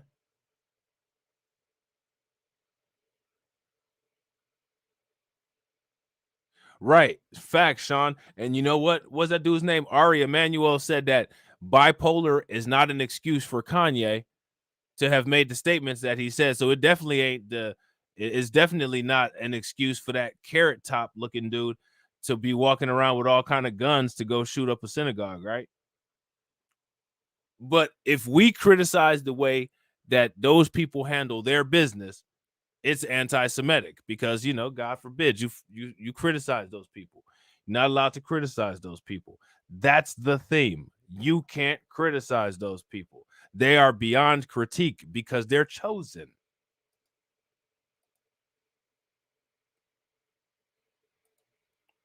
They taking that Tupac shit serious. Only God can judge me now. You can't. You know what I'm saying? So now here it says Rabbi Mordecai Lightstone of Crown Heights observed on Twitter that Israelites who regularly preach near his home on Sabbat have been particularly aggressive as of late, heaping verbal abuse on both him and his children. On Sunday afternoon, Lightstone posted a video of IUC members assembling for their march and rehearsing their chants in Grand Army Plaza. Look at this. Terrifying. Terrifying, commented El Shiva Reason, a Black and J fashion designer who blames Hebrew Israelites for inflaming tensions between the two communities to which she belongs. So note, look, do you see this? This is a mixed woman here, a Black and J person, you know what I'm saying? A home designer who blames the Hebrew Israelites. So anytime it comes to these mixed people, for whatever reason, mixed people always blame the Black whatever element of a conflict. You notice that? Barack Obama always blamed Black people. Kamala Harris says she ain't doing shit for Black people.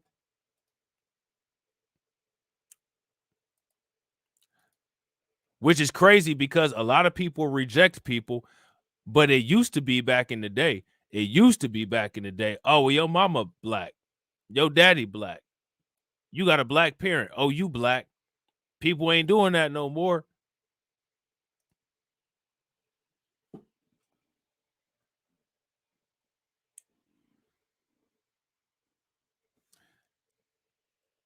Shout out to Dorian Scott, the Anti Diaspora League. I like it a lot. That's what's good. Do you agree? I think that that's what they are. That's exactly what they are. The Anti Diaspora League, and we should call them exactly what they are and not care unapologetically. You want to call us an anti-Semite? It's all good. I'll go get a job from one of my homeboys. I ain't thinking about your ass. You know what I'm saying?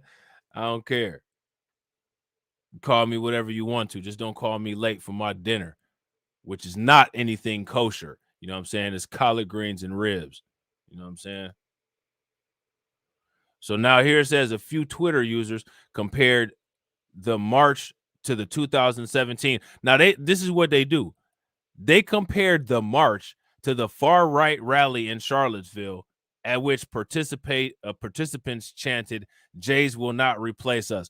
Jay people always have some weird obsession with finding something that white people did that's totally nowhere near comparable to what some Black people did, and said, see, this is the same thing.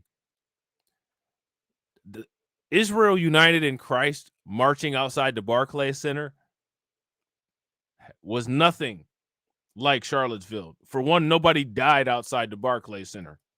Very big difference. But remember, if you disagree with these people, you're anti-Semitic. Despite the fact that they claim that some of these people have some of the highest IQs in the world, and since they claim to have some of the highest IQs in the world, they should just easily be able to destroy, debunk, and defeat anybody intellectually and debunk anything that we're saying. Instead, they'll take the lazy way, right, and call it anti-Semitic, despite the fact that it's these people that constantly say that we're lazy. We need to get a job. We need to stop committing crime. You need to stop shooting up your own synagogues. You need to stop raising degenerates. Crown Heights really needs to get a hold on their infectious disease problem in the maternity wards. Those are some things that need to happen. You know what I'm saying? So now here it says the recent IUIC rallies give the impression that the radical wing of the Hebrew Israelite movement is large and riled up. Despite the fact that literally no violence happened as a result of anything going on with Kanye and Kyrie. Can anybody tell me about any violence that occurred as a result of what was going on with Kanye and Kyrie?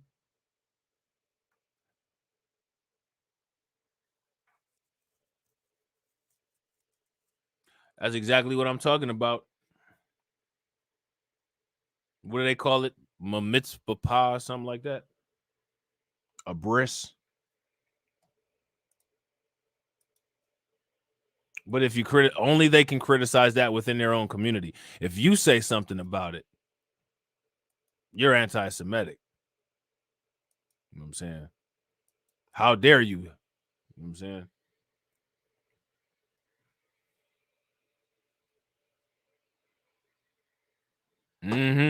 The idea, one of the goals that those people have is to make Adolf Hitler a black person.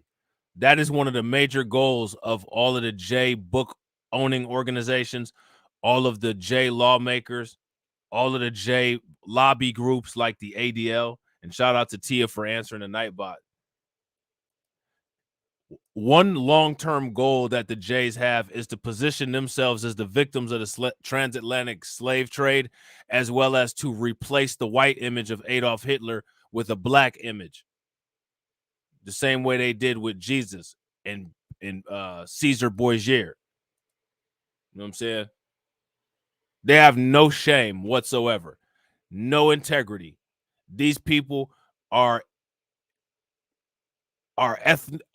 ethically bankrupt. They got all the money in the world, but are ethically and morally bankrupt. You know what I'm saying? Their ethics and morality are in the red. You know what I'm saying? So now here it says, meanwhile, recent comments by Kanye West, the rapper who now goes by Ye. Again, so we can see, like, remember what I told you. These people will always try to be as effective as they possibly can and utilize as much disrespect as they can at all times. So again, here they're showing the blatant disregard for Kanye West by calling him Kanye West, saying that he now goes by Ye when he actually officially changed his name to Ye. Which I find fascinating, that a people who have built their international monopoly all over the world in different countries by hiding themselves based on name changes won't honor somebody else's name change.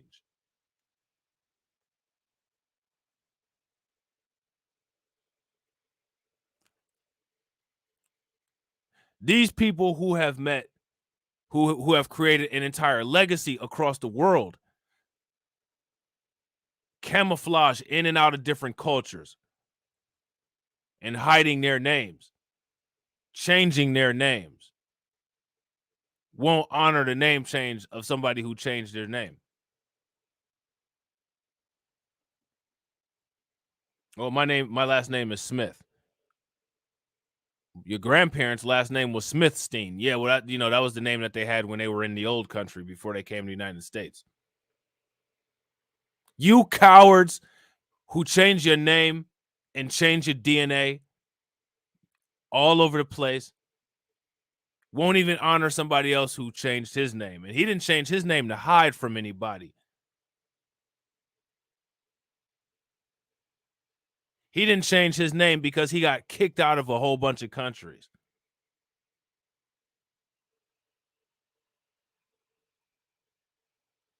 He didn't change his name because the entire old world landmass deemed his culture as degenerate. He just changed his name because he wanted to. You know what I'm saying? That's all he did. He just changed his name because he wanted to. These people who wrote this article changed their name for utility and camouflage purposes, and they don't even have enough honor and integrity to honor somebody else's name change. I think that that's pathetic, and it shows what these people are made of, which is nothing but hot air and carbon dioxide.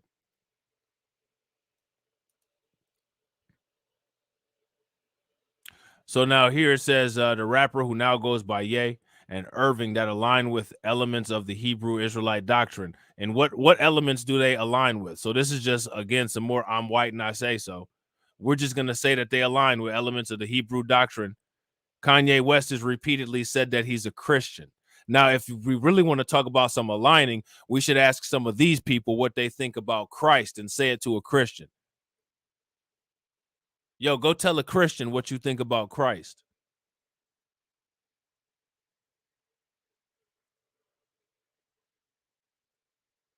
Bet you they won't. It'll just be babble and circular nonsense. Well, we honor and respect Christ. Nobody asked you if you honored and respect Christ. What does your religion say about Christ? Well, I don't really think that that's important because it doesn't matter what you think is important. Well, I think you're asking me those questions because I have an anti-Semitic undertone. Well, the only way to find out is once you answer the question, so answer it.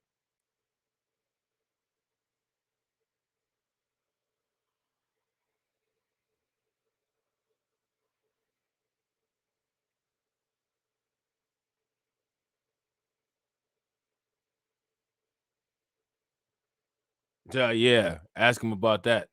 They'll tell you that's anti-Semitic.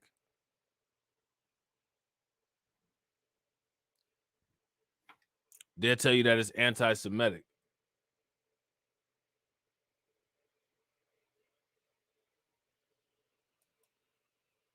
So now here it says, but how big is the movement in reality? What percentage are extremists who assailed Jays as imposters who stole their heritage from them? And if Black Israelism has entered the marketplace of mainstream religions in the United States, should Jays be concerned? I got a better question for all my foundational Black American people in here. If we live in a world where every group of people, including other groups of people like silly Africans, are anti-Black, anti-FBA, should we be worried about them? That's my question. We got to deal with white people. We got to deal with Asian people. We got to deal with Latinos, and we got to deal with Africans and other morons in the diaspora, the ones that ain't on code, like silly Caribbeans like Buster Rhymes. Should we be worried?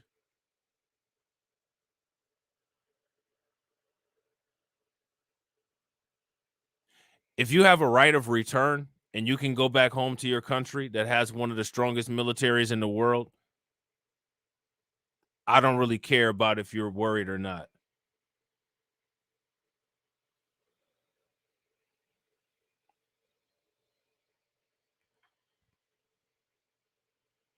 You know what I mean? If you worried about it, how they always tell us to go back to Africa, which we ain't never been to Africa, so I don't know why the hell we would go back there.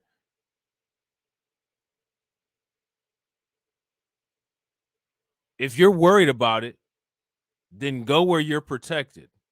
Go where the Mossad and the missiles are. See, if me being American, if I lived in Russia and I was worried about the political climate of Russia, well, for one, I wouldn't do what Brittany Griner did. I wouldn't be smoking a blunt at the damn airport. No, I'm just kidding. We all know she got in trouble for the hash oil, but you know what I'm saying? And I would come back to the United States. Because despite the fact that, you know, I'm at the lowest totem pole, race class wise, at least I get the trickle down benefits of the military until I can build something better. I'm not going to stay in a hostile environment and expect the hostile environment to work around me. But the problem is that this is a lie. The environment here is not hostile to those people. The environment here is hostile to Black people.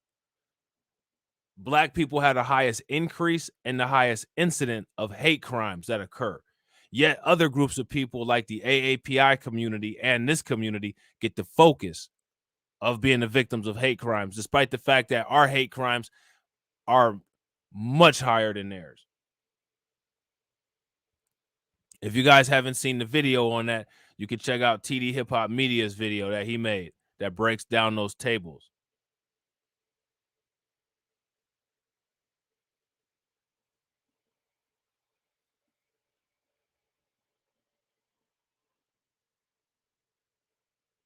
Instead of telling us to go back to Africa, what white people should say is go back to our great grandparents' house. That's what they should say. That would be more accurate. You don't like it here, go back to our great grandparents' house. Go back to the plantation. Telling us to go back to Africa.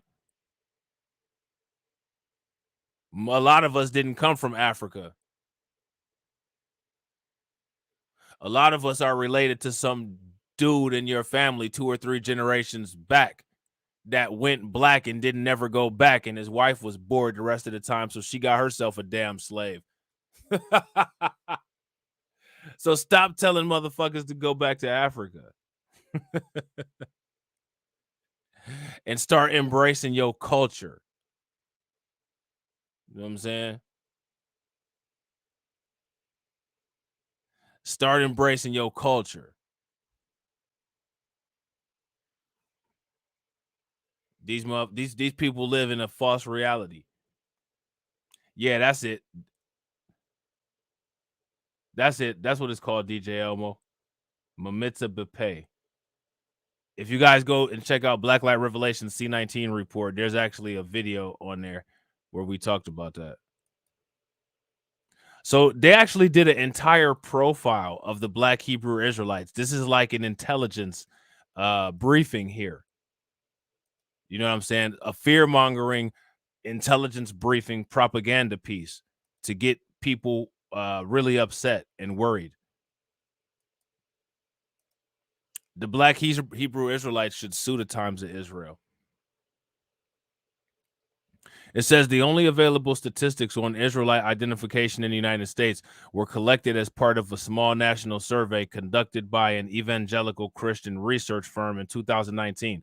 So as you guys can see, like I said, when it comes to all of these data gathering organizations, all of these data gathering organizations should be looked at as white supremacist think tanks.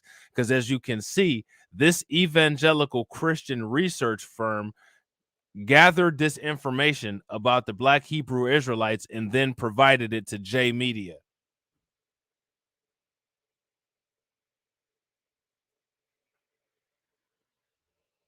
Oh, yeah, absolutely, Sean. That's exactly what it is. It's an intel report. You know what I'm saying? For that survey, which sought to capture African American attitudes towards the state of Israel. Now, let me ask you guys a question. Why are these people so concerned with quote unquote African American attitudes towards Israel? What they should be concerned about is the attitudes of the Black people in Israel's attitude towards Israel. We don't need to have any kind of attitude towards Israel. We're not in Israel. And we don't owe them shit. We're not allies with them. We're not even a neighboring adjacent country. But maybe the reason why they're worried about that is because maybe they're just worried about one day people waking up and realizing who owns the record companies and how the record companies flip artists like their money. We're going to get these artists. We're going to get this money. And then once we're done with the artists, we're going to send all of their music to our cousin that works in the criminal justice system, and our cousin is going to prosecute this artist. The artist is going to have to forfeit all of his assets, all the chains and all the cars that we bought him to keep him satisfied. We get it right back. We cash it out and pull some other degenerate out of the hood, and we keep human laundering.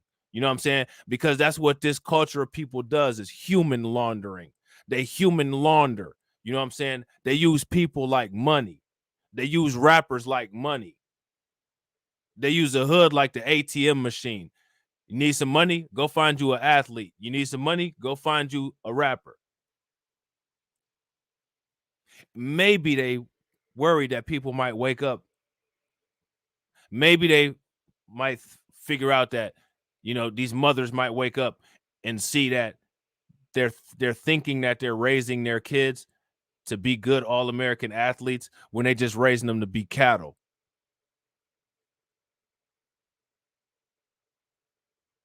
That's what that's really about. Maybe they'll realize that the entire time you thought you was voting Democrat, you're actually voting for these people here.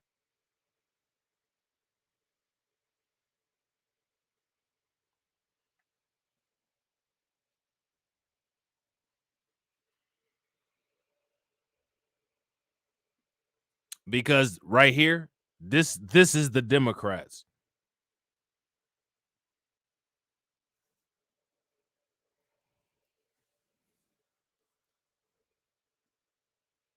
World War II never really ended. It just turned into an information and political war.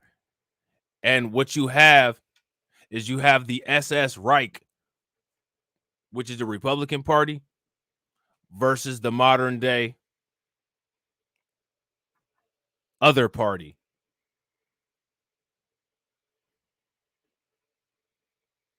Shout out to my man AB Promotions. What up with it, bro? And so that's one of the reasons why these people always want to maintain the narrative on people of color and racism and every kind of minority and all of this nonsense. These people don't care about you. These people don't care about other minorities. They just put a lot of stuff out there to distract people and to confuse people. And as long as we keep you confused, you're never going to actually take a look at what it is that we're actually doing, what our actual agenda is, which their actual agenda is erasure.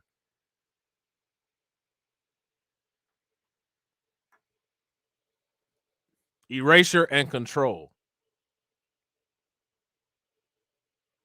Do not ever vote blue no matter who.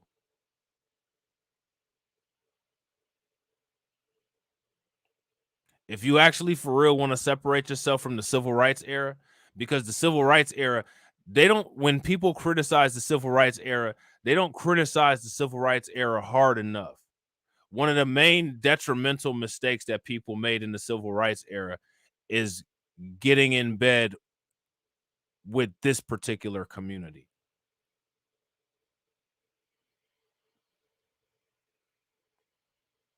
Letting this particular community create organizations like the NAACP, which is why for so long I always called the NAACP the NAAJCP.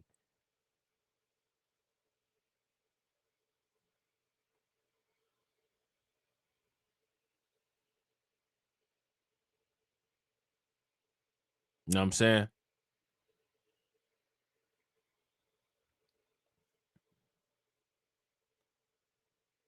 That's the worst mistake that they made. Tricking people. You know what I'm saying?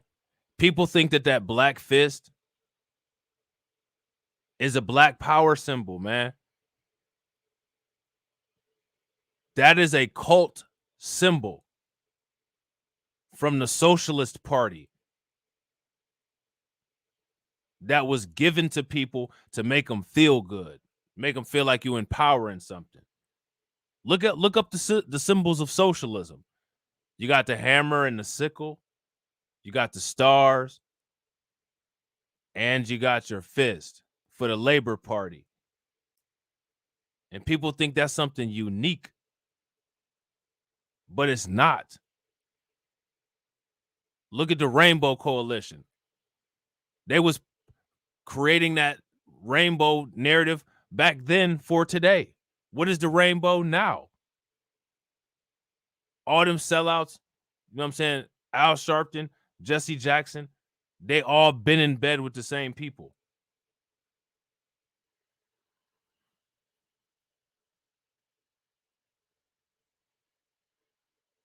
The people that wouldn't cooperate with those organizations like the NAACP, those are the people that the ADL attacked, like Malcolm X, calling him an anti-Semite. They didn't call Martin Luther King no anti-Semite because he cooperated.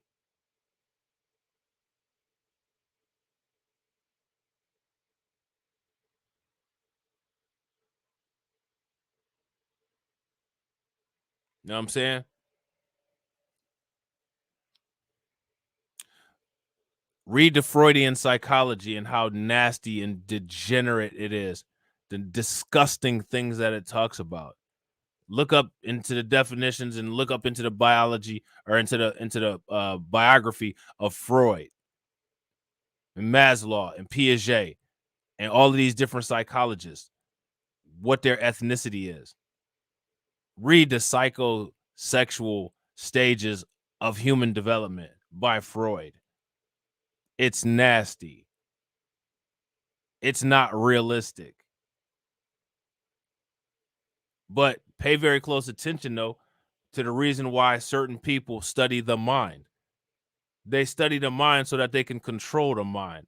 That's one of the reasons why they talk a certain way.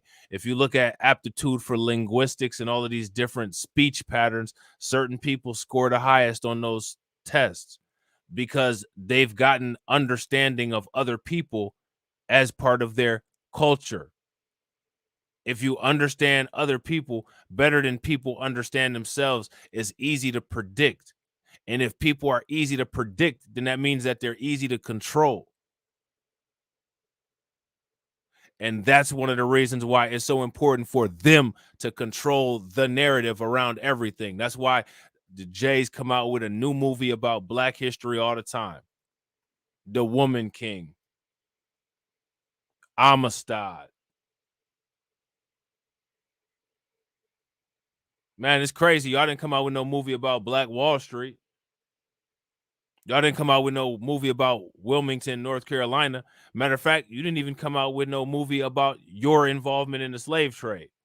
And people be like, "Oh, this is a movie coming out about some Black history. I'm gonna watch this movie. This is a good movie about some Black history." If the movie that came out about some Black history is not by a Black scholar, it's not a good movie about Black history. It's propaganda. No other group of people would accept anybody else monetizing their history. How many Black people got rich off of the movie Amistad? How many Black people gonna get rich off of that movie with Will Smith, Emancipated? Why is anybody even making that movie?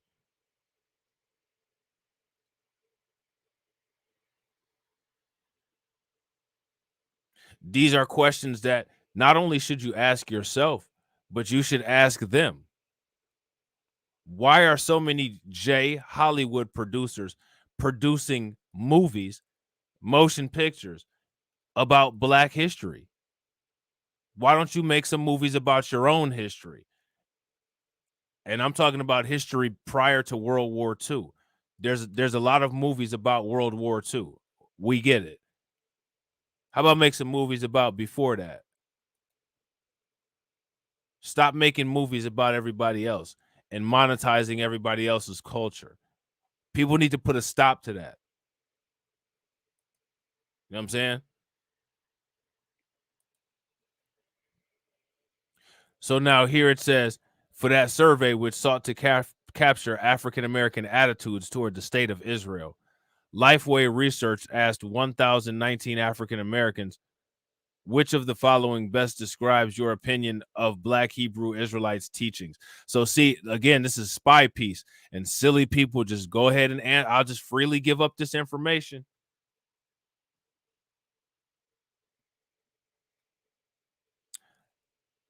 Exactly.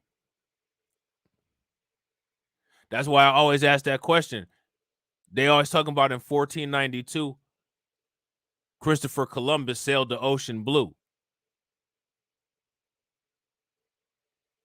But I bet you his ass got kicked out because he was either a Moor or a, you know what I'm saying?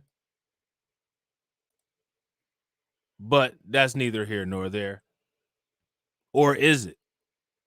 You know what I'm saying? Convenient that Christopher Columbus was floating around in the ocean in 1492 when people was getting evicted.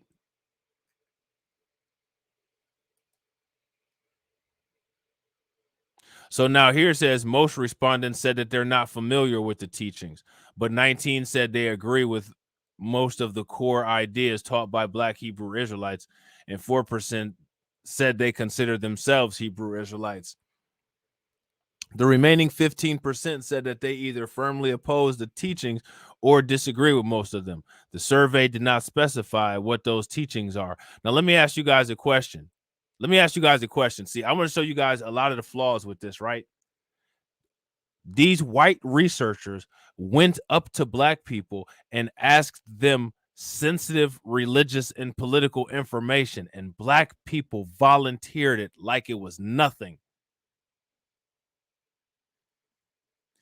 If you went to 1,917 white people and asked them their religious beliefs and their feelings about black people, for one, if they even cooperate with the survey, do you think they're going to answer accurately? No, they're not. And let me ask you another question. Do we have matching information about these people? If I took a survey in Crown Heights in the J community, what's your feelings on Schwarzes? You think any of them would answer honestly? Shout out to Jay. What up with it, bro? No, of course not. But people just so willing to freely just give up information. I don't give up information like that. I don't put my signature on everything either. And I would advise people, take pride in your word. Take pride in yourself. You know what I'm saying?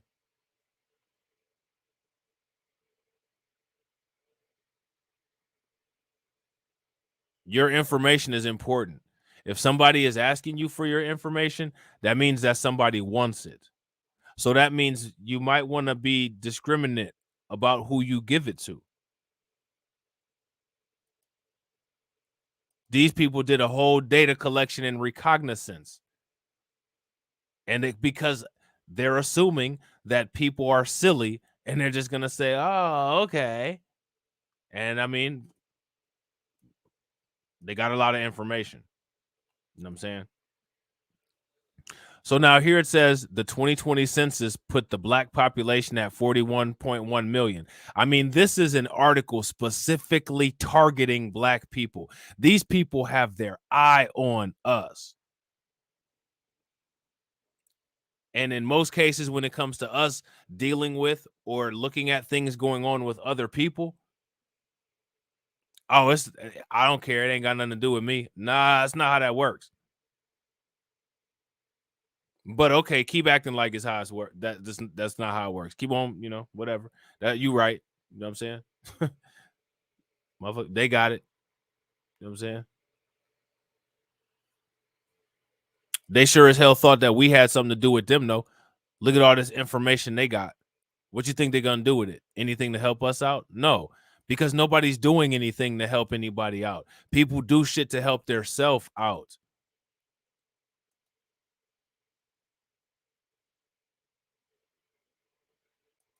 People do things to help themselves out. They got this information so they could see how they could continue to maintain power and influence. Nobody is ever, I don't know, anytime I see these YouTube videos, anytime I see people saying anything, I don't know why people repeatedly say they don't do anything for black people. They're not gonna. No one's gonna. The only ones that's gonna do anything for us is us. The only thing that anyone is gonna do for black people voluntarily is harm us. I don't know why people ignore that pattern. If it's not a form of harm, no one's gonna do it for us. Oh, we'll poison you. You know what I'm saying? We'll put lead in your water. We'll kill your children. We'll encourage you to kill your own children. You know what I'm saying? Oh, but that's the only thing that we're going to do. So anytime anybody sees anything, whether it's from the Democrats, and shout out to Carla for answering the Nightbot, whether it's from the Democrats, whether it's from any political party or any other group of people, stop being surprised.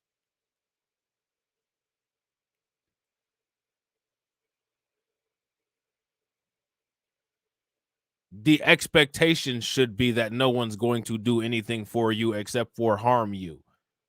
That's literally what's been going on ever since we've been in the country, in case nobody's noticed.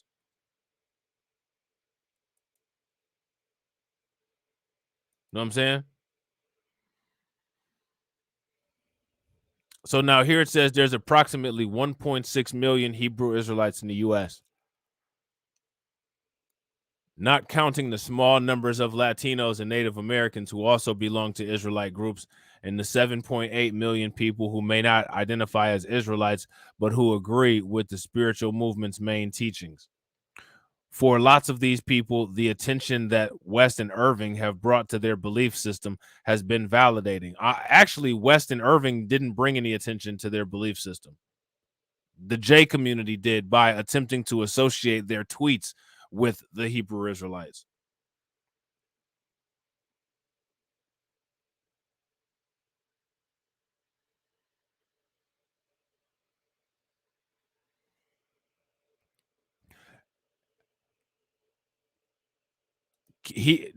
Kyrie Irving and Kanye West were not going around banging for the Hebrew Israelites. Like Kanye West did not have on purple and gold.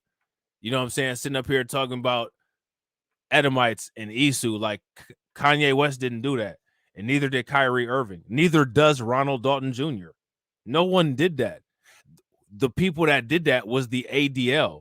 The ADL said, oh, he shared a tweet. That's dangerous ideology. And then they attached it to the Black Hebrew Israelites.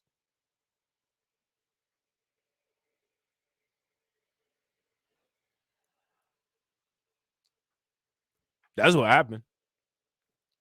Real quick, ladies and gentlemen, if you guys haven't smashed the like button, please make sure you guys smash the like button. Also, if you guys have not subscribed to the channel, take a moment, hit that bell icon twice. And also, if you guys haven't shared the video out, please make sure you guys share the video out. So now look at this. Look at this. Israelism is becoming the plausibility structure of Black America. Christian activist and author Vocab Malone told the J Telegraphic Agency, referring to a social context in which certain ideas are considered credible. The suspicions that a lot of folks have toward the J community, they think are vindicated now. So now here's my question. Are they? Or are they not?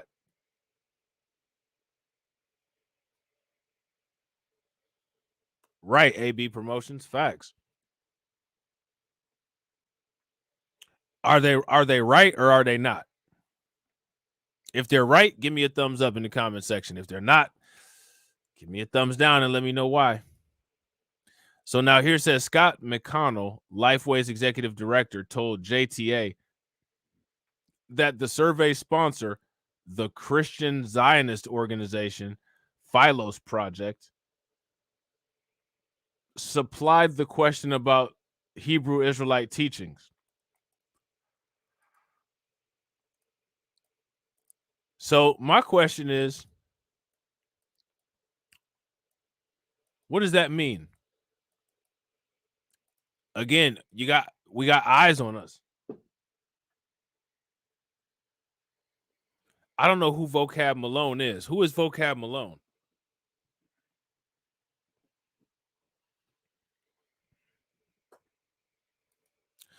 It says here, the Christian Zionist organization Philos Project supplied the question about Hebrew Israelite teachings.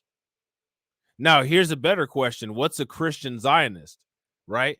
Because anytime somebody mentions that word, they're always labeled as anti-Semitic.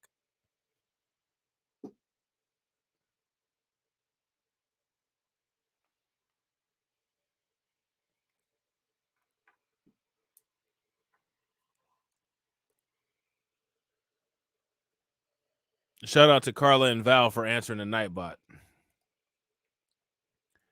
He asked if there's plans to include similar questions in future surveys. He replied, I know there are some pastors at African-American churches that have concerns about some of their parishioners being led astray by the teachings of the Hebrew Israelites. So we'll keep it on our radar. So if this right here doesn't show you how the church, how the Black churches work with the white supremacist superstructure to keep Black people religiously confused, I don't know what does.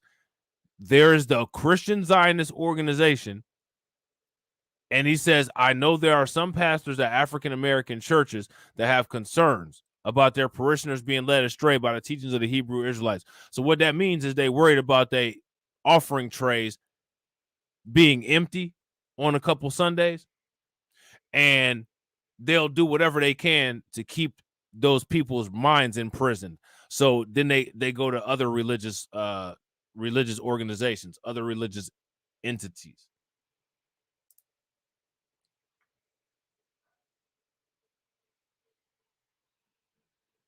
You know what I'm saying?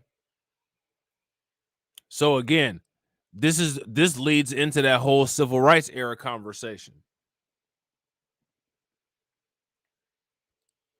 This is one of the reasons why it's so important for people to detach from the church.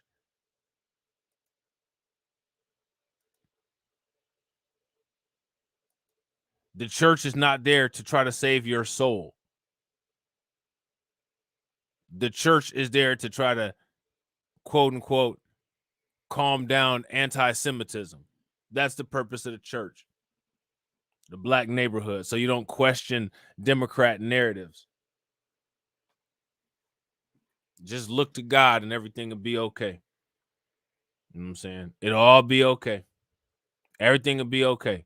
You see that car coming at you at 50 miles an hour? Don't move a muscle. Just pray. It'll be all right. Everything shall pass. Yeah, it'll pass. It'll pass right over the top of you and your ass will be dead. But keep believing. You know what I'm saying? Keep believing. So now here says Malone, who uses an alias in keeping with hip hop culture,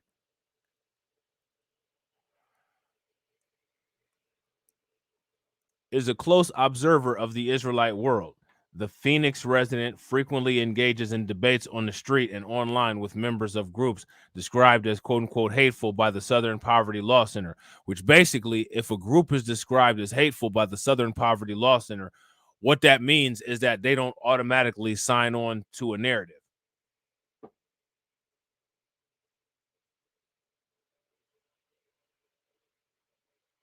I agree, Sean. I ain't mean to make you break your pencil, bro. But they do. They got to go. They have got to go. They have got to go and never come back. Do you know what I'm saying? They are the worst of the worst of the worst of the worst. The church is the grift.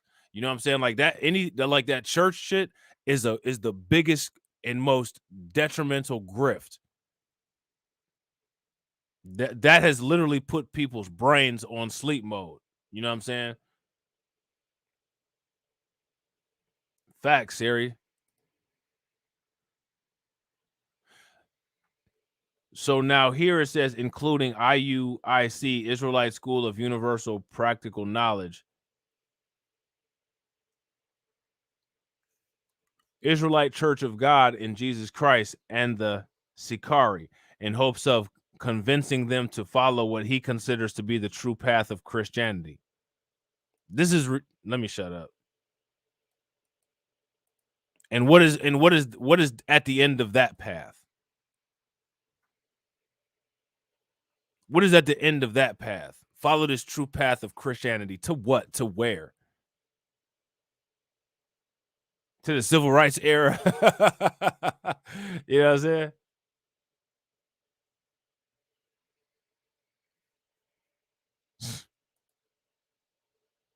Founded in 2003, the IUIC has proven the most adept at creating public spectacles and garnering media coverage. The group operates 71 U.S. chapters and 20 international ones, according to the Anti Defamation League. So see, again, pay very close attention, right? One thing that nobody pays attention to is that the Anti Defamation League has military-like information and data about what black people are doing. I guarantee you that the Black Hebrew Israelites don't know where every ADL office is, but I guarantee you the ADL knows where every Black Hebrew Israelites office is.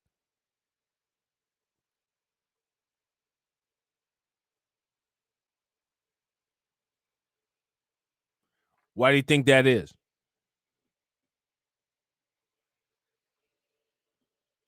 Why do you think that is? You know what I'm saying? How do you think that happened? That's the question. How do you think that happened? You know what I'm saying? Founded in 2003, the IUIC has proven the most adept at creating public spectacles and garnering media coverage. So as you can see, again, the disrespect. These people feel that they don't have any need to show you any kind of respect. Yet this is a group of people that lies and claims to stand in solidarity. You don't stand in solidarity. Stand your ass over there on the other side of the room. Not over here by us.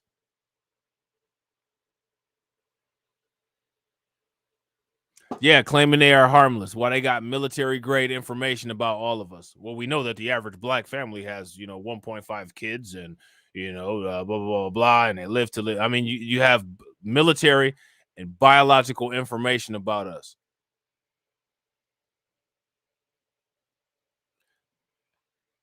Everything that these people have is an information gathering apparatus. Mark Zuckerberg owns Facebook. Look at all the information that you have to put in to start a Facebook account. Mark Zuckerberg has personal access to that.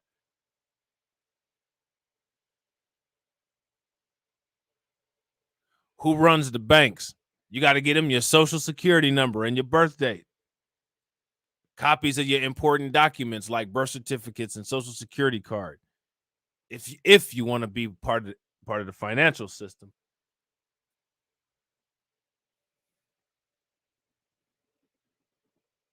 The ADL used to support apartheid, just like Israel and the United States supported apartheid. How do you support apartheid, but you stand in solidarity with black people here? How does that work? The same way as anti-Semitic to talk about how they was involved in the slave trade, I guess.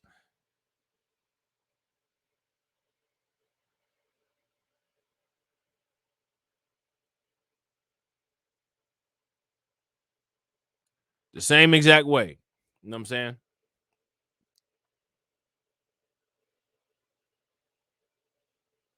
So now here it says, based on the size, look at this. So now they did all kinds of calculations.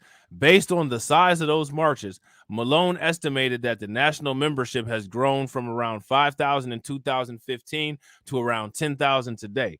Other radical groups likely to have much smaller memberships but don't share any figures, preferring to play their cards close to their chest, Malone said. No, it's not about playing any kind of cards at all. It's about maintaining their privacy. If they don't want to tell you, they don't have to tell you. They don't owe you that information. Notice how these people gather information from black people and never give any useful information in return. That's the way it's supposed to be, because the information is supposed to be used to exploit you. So you're not supposed to be getting anything in return other than exploited. Do not give people your information. I want to do a survey. I'll go somewhere else and do it. Oh, it's harmless. Anytime somebody says something is harmless, that means that it's harmful. That's why they told you that it was harmless. If it's harmless, then do it to your damn self and leave me alone. You know what I'm saying? So now here it says these estimates suggest that extremists comprise a very small percentage of the 1.6 Hebrew Israelites living in the United States. Ultimately, the IUIC, look at this. Ultimately, the IUIC has a goal of recruiting 144,000 Black, Latino, and Native American people who will be spared by God during the end times, as foretold in the book of Revelations. In order to achieve this goal, the group sends representatives to proselytize overseas, including parts of Africa and the Caribbean. The IUIC did not respond to requests for comment from the JTA. Both the Southern Poverty Law Center and the ADL monitor the activities. Look at this. Now, remember, this is supposed to be a group that's against hate, right? But they're monitoring these people. Southern Poverty Law Center and the ADL monitor the activities of the IUIC and other radical camps, as Israelites call their groups. However, Spokespeople for both organizations told JTA they do not know how many people belong to those camps. Yeah, they actually do. They just gave the statistics earlier in the article. But why are the Southern Poverty Law Center and the ADL monitoring people? Why are they doing that? Like they're the military or something. Does anybody have a problem with that? Is that okay? Is that normal? Should that be going on?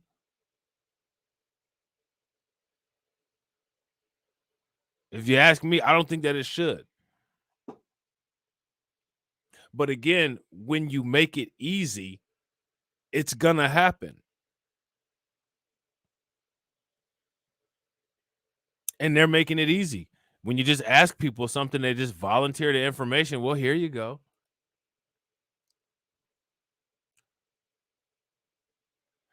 So now here it says, what is clear is that the camps have greatly expanded their reach in recent years, taking their message from the street corners to the entire globe thanks to the internet and social media.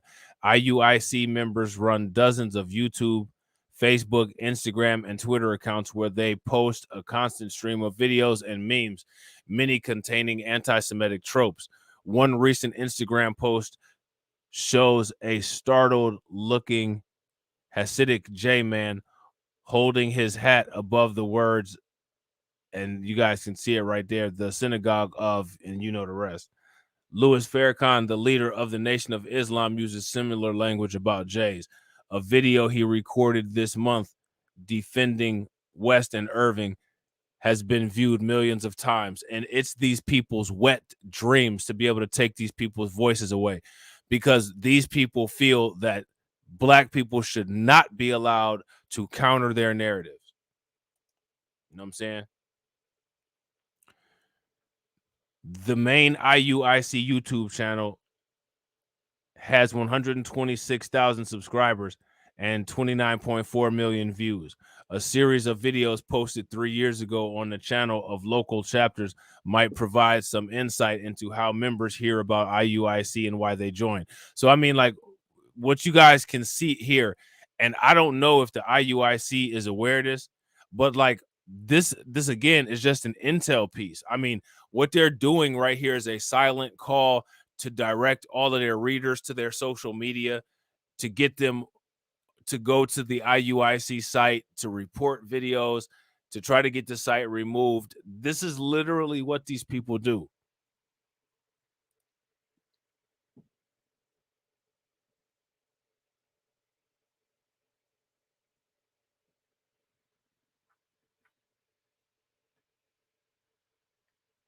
Now, here's my question. Who are we monitoring? We can see that this group of people is monitoring us, right? But my question is, who are we monitoring? What kind of information do we have on people like this? Do we have any information on people like this? Most of the information that we have is not original information. Unfortunately, most of the information that we have is information that's coming from their medias. So we already know that is already not going to be accurate.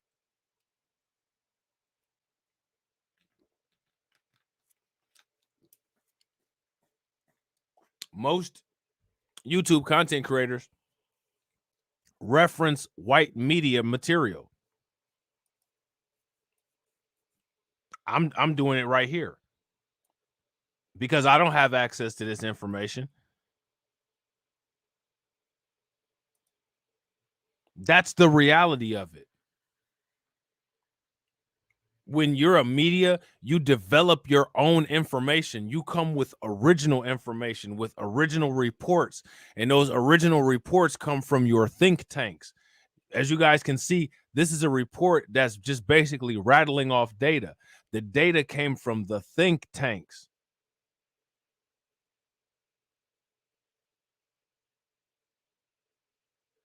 They're not reading off and re-repeating information. They're not calling themselves a media and then reading an article from CNN. No, they have raw information that's original to them. That's what we need to do. That's how we need to be rolling. and we're not. And people don't like that shit. You know what I'm saying? People get like, oh, you know, like you sitting up here being a Debbie Downer. You talking shit. No, I'm not. I'm talking reality. The reality is that there's not very many Black content creators that make their own genuine information outside of referencing a white media article. Which is one of the reasons why I don't call myself quote unquote Black media yet. Because I can't be Black media if my media that I'm giving you guys is based off of commentary from white media articles.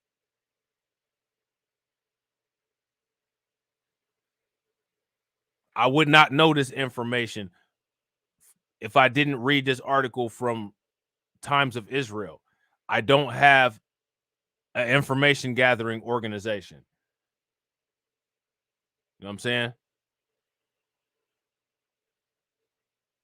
So I have to rely on this until I'm able to have a information gathering organization.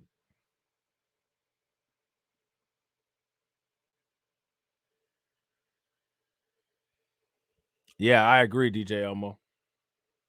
And see, like these kind of things right here, like these are the kind of terms and practicalities that we need to be thinking about and looking at and talking about.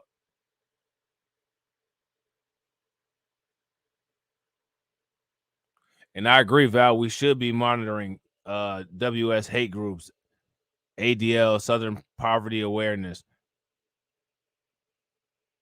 And we do need think tanks, absolutely. Data and statistics, facts. These people understand that dynamic, and they laugh about the shit. You know what I'm saying? They're constantly trolling. You know what I'm saying? Anytime they write an article about this kind of stuff, anytime they're talking about us, it's constant trolling. It's nonstop trolling. You know what I mean? So now here it says the most common way these members say they found their way to the camp was via videos they watched online prior to actually coming to the IUIC. I did do some research. I did do some Israelite window shopping, recounts Officer Joshua of IUIC Tallahassee. I always question myself, why is it that our people are at the bottom? How come we get the worst jobs and so forth? I knew Christianity wasn't answering my questions. So what I did was I started soul searching. All right. So like, again, see, like this is too much information.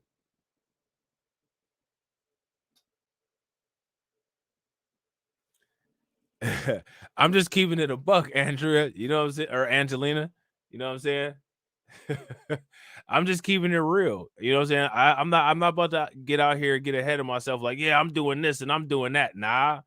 You know what I'm saying? I got an article right here that I'm reading and giving my opinion on it. This is not my original information. I wish it was. You know what I'm saying? But it's not. Shout out to Nikki. What up with it, Nikki? So now here it says, as part of his quest, Joshua says he stumbled upon a video of Bishop Nathaniel and other IUIC leaders preaching on the street. I was like, man, these brothers really know what they're doing. They really have our history, he says.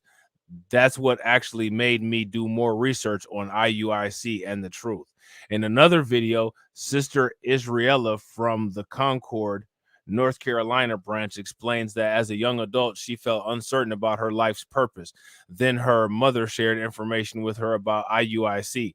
She was so happy it changed her life. I had to take notice and I had to come check it out for myself, she says. I fell in love with it. I fell in love with finding out who I am.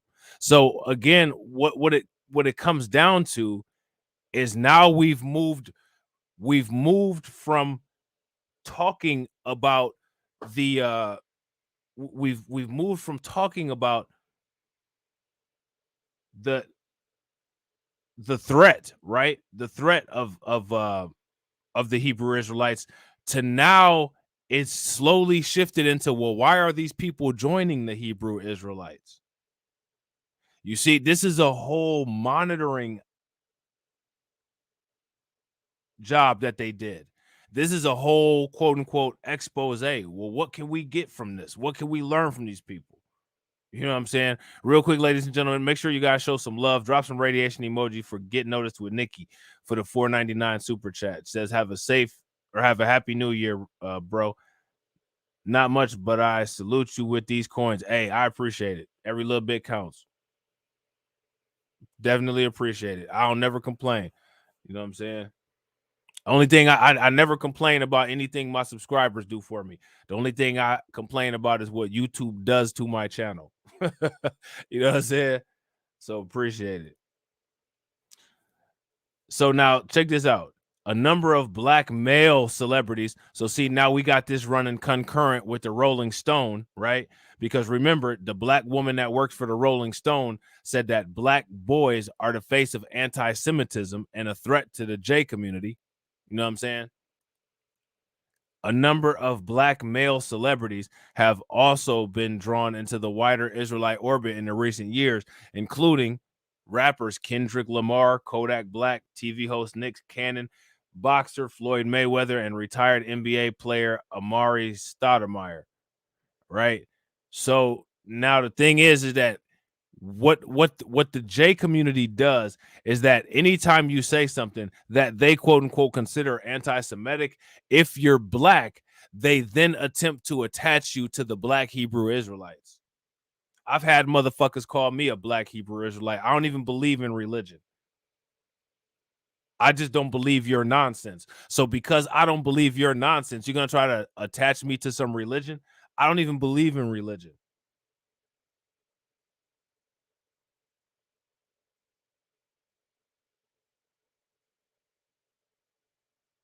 You know what I'm saying? But that's what they do.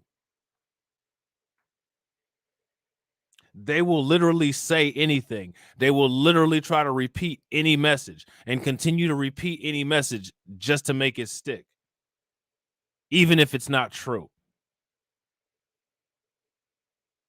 They never want you to point out double standards.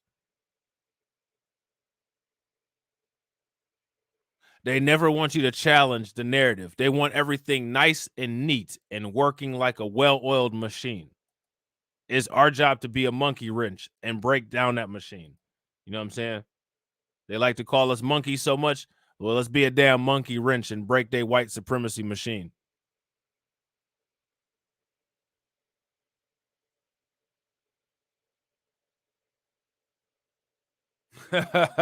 No doubt, Angelina. You know what I'm saying? Yeah, that happened a while ago. You know what I'm saying? Now, it wasn't the quote unquote media. It was just certain people that I would be debating with, or certain people that, you know, I had that had heard certain content of mine and I had expressed opinions, and they'll say, oh, you know, we sense this and we sense that. And it's like, all right, cool. Now, you know, if we say, you know, if a white person says you're an N-word and we're like, yo, you racist, it's, well, I have my freedom of speech and you people are just sensitive. But if I say, can you name me any Europeans that the Old or New Testament talked about? Well, I sense a little bit of anti-Semitism here. And then they just keep repeating the same nonsense. You know what I'm saying? See, here you look at this. look. Is this one of those crazy Hebrew Israelite streams propped up by Kanye? Last time I checked, Kanye was a Christian. And last time I checked, he changed his name to Ye. So not only have you lied about his name, but you also lied about his religion. You know what I'm saying? Ye and his white supremacist friends like Nick Fuentes make it very clear that they're Christian. You can't be a Hebrew Israelite and be a Christian. You know what I'm saying? Just like how you can't be a European and somehow part of a group of people in the Bible that the Bible is talking about. But whatever. So now here it says a number of black male celebrities have been also drawn into a wider Israelite orbit. And again, there's no such thing as an Israelite orbit. This is just something that this media company made up. An Israelite orbit? Who's in the Israelite orbit? No, you can't convert your DNA. There's nobody that can convert your DNA. Like if you're a white person, you can't convert to being black. These people claim that they're a religion, they claim that they're an ethnicity, and they claim that they're a race. So how do you convert a race? You can convert races like how white people converted races through brainwashing and through grape. You know what I'm saying? But other than that, how do you convert the race? How do you convert a race? You know what I'm saying? Other than the way that white people have converted races, gone all around the world and created Asian hybrids and African hybrids, races like Latinos, you know what I'm saying? Us here in the United States. Other than that kind of racial flippage, how do you convert a race? Because you have to choose which one you are. Are you a religion? Are you an ethnicity? Or are you a race?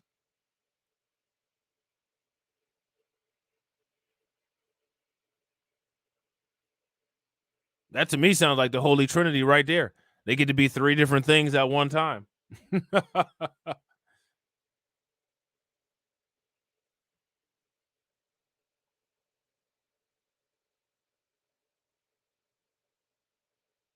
How does that work?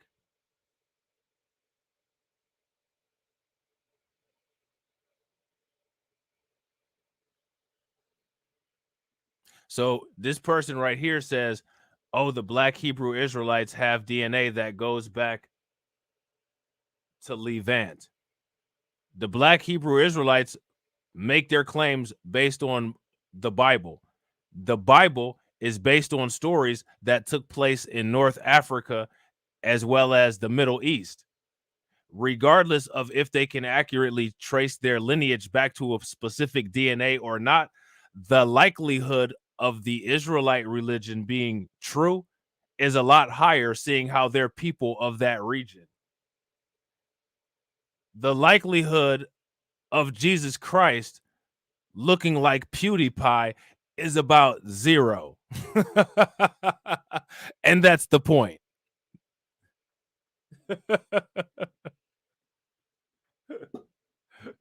That's the point. You know what I'm saying?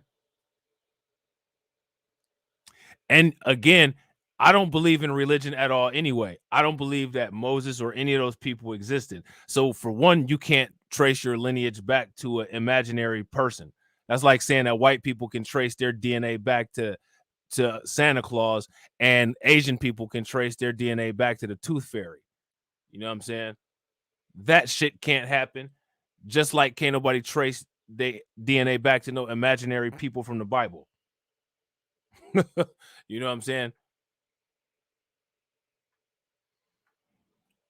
So now here it says, so now look at this. He's mad. Get help.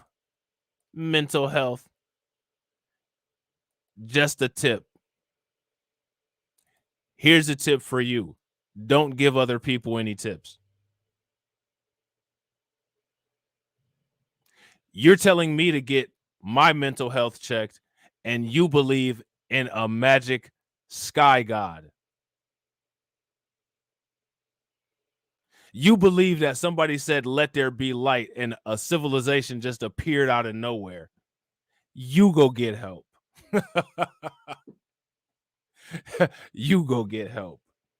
You know what I'm saying? You actually believe that something's going to happen to you after you die. The only thing that's going to happen to you after you die is an urn or a casket. You know what I'm saying? The only thing that's going to happen to you after you die is an urn or a casket, or possibly some worms coming out of your eye sockets. That's it. That's what you have to look forward to. You know what I'm saying?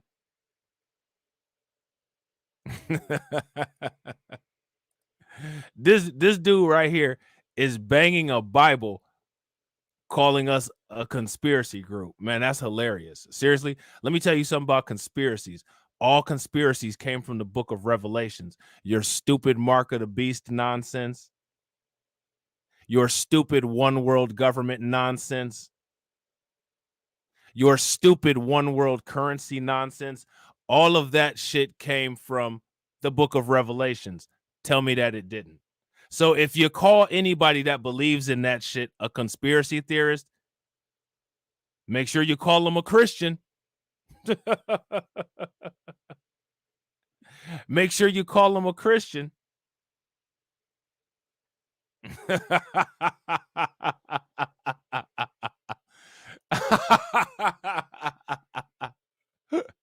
Look, check this out. And so this is how you know that you killed him. We're calling names. We're calling names. And this dude is part of the LGBTQ community. You know what I'm saying? Part of the LGBTQ community. You about to be even more bored now. Keep spamming the chat. You're going to be doing it in vain. Just like every time you pray.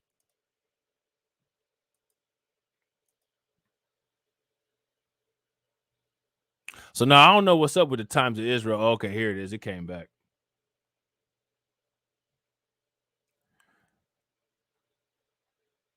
So now here it says the most common way that these members say that they found their way to the camp was via the videos that they watched online. Prior to actually coming to the IUIC, I did some Israelite window shopping. So we were past that, actually. Here we were. A number of black male celebrities have also been drawn into the wider Israelite orbit in recent years, including rappers Kendrick Lamar, Kodak Black, TV host Nick Cannon, boxer Floyd Mayweather, and retired NBA player Amari Stoudemire. So this is no different than what white people always do, right? If they want to call you something, then they're just going to repeat it. None of those guys have ever admitted to being a Hebrew Israelite. I've never heard Floyd Mayweather say that he was a Hebrew Israelite. But this is what white people want to believe. This is what the J white community wants to believe, because he might have said something that offended him. So we'll say he's a Hebrew Israelite. This dude right here says, if I saw you in the street and confronted you preaching this shit, I bet you would piss yourself. If you saw me in the street, you would walk the other direction and make sure you said, excuse me. That's what you would do.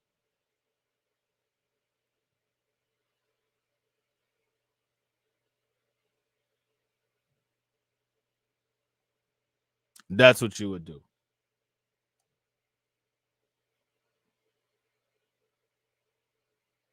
People from online have actually found me and confronted me and walked away.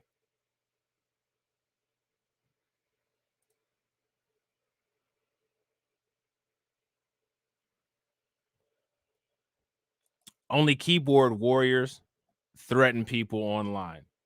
But I welcome all threats.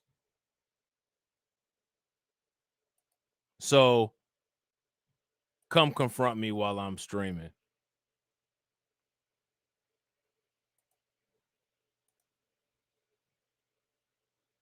But like I said earlier, remember how I was talking about an urn or a casket? Just keep that in mind. Just keep that in mind. So I don't know what's going on with the I don't know what's on with the Times of Israel. Let me see. Hold on real quick. Here we go. You guys see how it's not showing any how it's not showing the words? I don't know if it's the coding. I don't know what's going on with it. Let me see. Hold on real quick. We're going to try this one more time.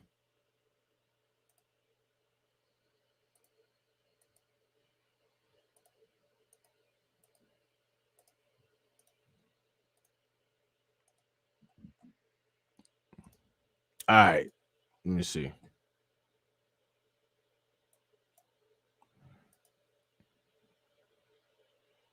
Real quick, guys, if you guys haven't smashed the like button, make sure you guys smash the like button. And also, if you guys haven't shared the video out, make sure that you guys share the video out.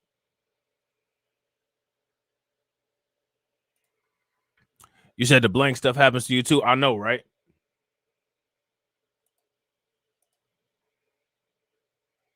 All right, here we go. Here we go. Look, it's still doing it.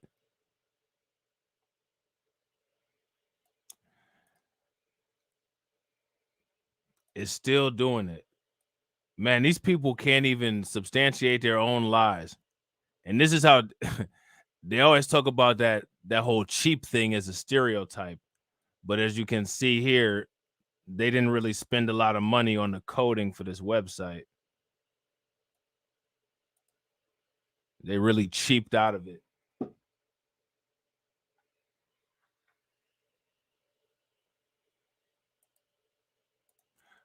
Look at this. This dude right here says, is that your purpose in life, to get the Hebrew Israelites recognized as a real group in Judaism? I don't know what part of I don't believe in any religion you missed. But I don't believe in any religion. Especially Abrahamic religions.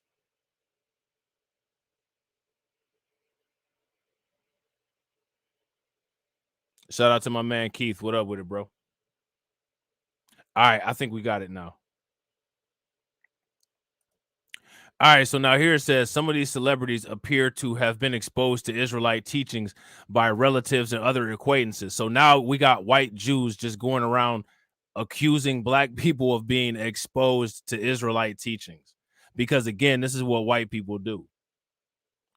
Lamar, who famously rapped, "I'm an Israelite, don't call me black no more." So again, this is somehow dangerous to some white person out there. You know what I'm saying? On a 2017 song, learned about Israelism from a cousin involved with the IUIC. Now notice, he's not a Hebrew Israelite. He simply rapped a lyric and said that he was an Israelite. But this article is saying that he's a Hebrew Israelite. Same thing with Floyd Mayweather. So pay very close attention.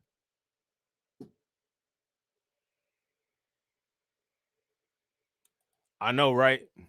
I missed them debates too. That shit used to be funny. That shit used to be funny. So now, hold on real quick. All right, so now here it says Black began identifying as a Levite in 2017 after studying scripture with an Israelite priest while serving a jail sentence in Florida. Stoudemire has said his mother taught him that he had Hebraic roots. He officially converted to Judaism in 2020. So basically, when it comes to white Jays, when it comes to white Europeans, when it comes to Asians, when it comes to any of these other people, the idea is for those people to get you to believe that you do not have any cultural significance. You don't have any culture, and any culture that you have or are a part of is something that they created or they showed you, which is not true whatsoever.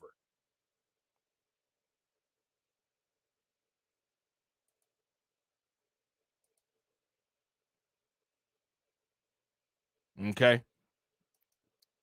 I'm going to try this one more time because it's actually this website that keeps kicking me off.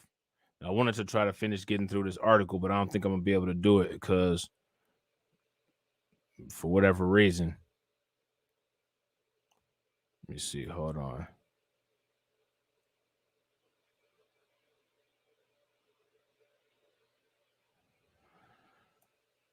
All right. So now here says Williams added that a range of extremist groups have seized on comments. See, there it goes. It just disappeared again.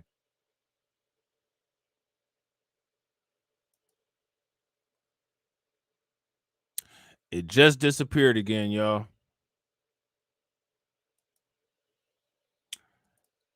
Big facts, Nikki. Make sure you guys smash the like button and hit the bell. And if you're not subscribed, make sure that you subscribe. And also, if you guys haven't shared the video out, please make sure that you guys share it out. I'm gonna try this one more time, y'all.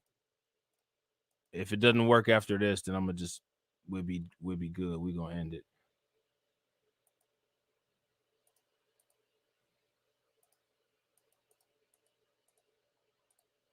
But white people are really invested in this. Look at this. Look at this. Look at this. This is how invested random white people are. this is how invested white people are in your attention. You know what I'm saying? It's like currency to them and shit, man. That shit is crazy. They are invested. You know what I'm saying? Invested. See, check this out. Nah, I think it's my computer picking up on the code, whatever kind of code this is, JavaScript or whatever. My browser must not be really compatible with it. Let me see.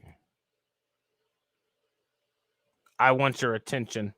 I want your attention bad. If I don't get your attention, I'm gonna go delete somebody at my school this morning. Like, seriously?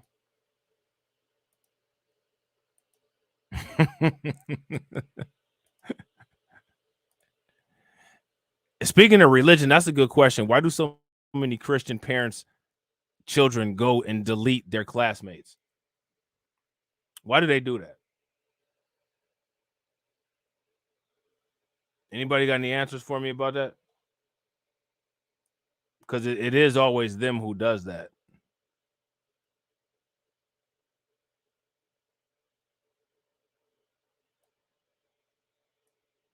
Let me see. All right, so now here it says Isabel Williams is an analyst at the ADL Center on Extremism who tracks radical Israelite camps, said celebrity endorsements of the ideology can have a big impact because they come from figures who are widely respected. So now, did you guys ever listen to that Twitter space where Tariq Nasheed was debating the J fellow? Moxie Approved did a reaction video to it. But did you guys see that? Now, the reason why I'm asking is because the J guy accidentally said something there. And what he said was that it's important for that particular community to maintain the narrative because they fear black people uniting with white supremacists. That's why we have to keep the focus on anti-Semitism, because they have a fear of black people and white people uniting. That to me is a insane fear. For one, because as much damage as white people have caused to black people, there should be and probably can never be any unity collectively between black people and white people. That's absurd. And for two, they're literally talking about having unity with a group of white supremacists when they themselves are a group of white supremacists. You know what I'm saying?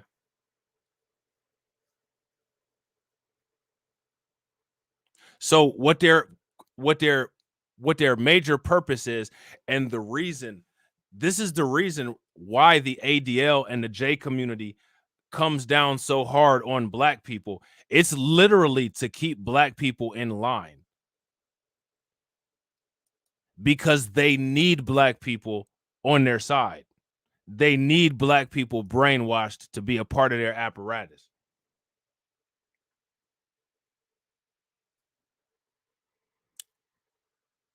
There's no group of people, if you ask me, that black people need to quote unquote unite with. There's even other groups of black people that we don't need to be dealing with. You know what I'm saying? Let alone dealing with some people that have done nothing but historically done just ridiculousness.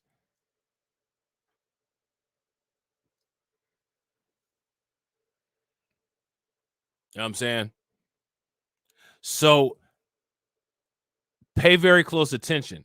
That's one of the reasons why you will see the ADL stay silent on George Santos and just whine and cry about Kanye and whine and cry about Kyrie and whine and cry about Whoopi Goldberg, because they need the attachment to black people. They need it. Without that attachment to black people, they are completely and 100% illegitimate. They don't have anything. You know what I'm saying? Let me see. I think it's good now. Nope. Now it's stuck. Man, that's crazy how this article just does not work. Oh, okay, hold on. Here we go. Let's see. Yeah, see, we're doing this again.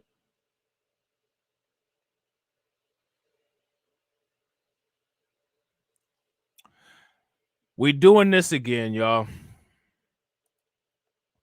So looks like I'm not gonna be able to finish that article. So I apologize. And this is hilarious. This dude right here says, I can't wait to debate you. You will never have that opportunity. So I don't know where you got the idea that you thought that we would ever have a conversation, but we're not gonna. So there's that. Yeah, that's a crazy title for an article, isn't it?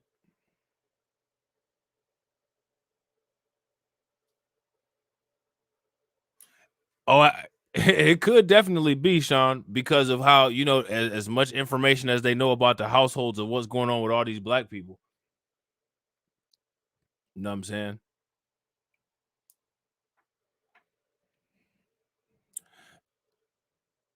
Oh, I debate. I'm just not going to debate you.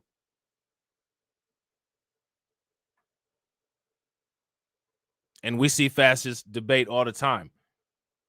Literally every president that's been the president of the United States has been involved in a debate. And every president of the United States is a fascist.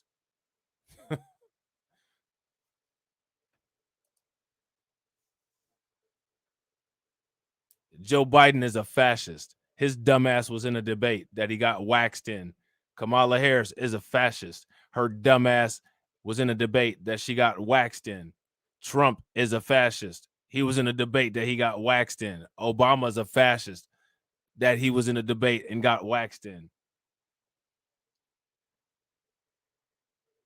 There's nothing that you and I had a debate about.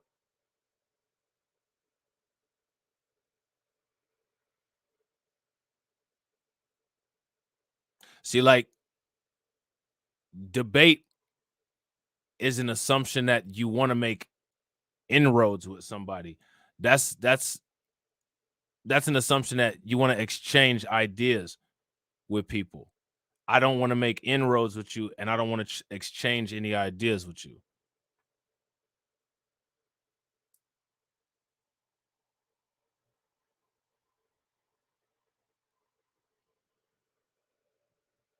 That's plain. It just should be plain and simple.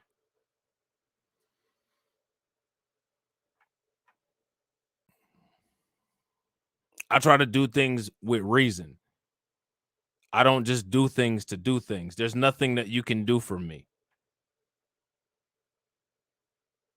You can't improve my platform. You can't improve my financial situation. I'm not going to win any prize or any money. The only thing that I'd be doing is wasting my time. So if you're a waste of my time, why would I debate you? You know what I'm saying? Honestly, to me, Keith, even debates are even meaningless if they don't bring any value. What value can you bring to me? Yeah, every president of the United States was a fascist, especially your boy Abraham Lincoln, who didn't do shit. And all the rest of them didn't do anything but make a bunch of illegitimate kids.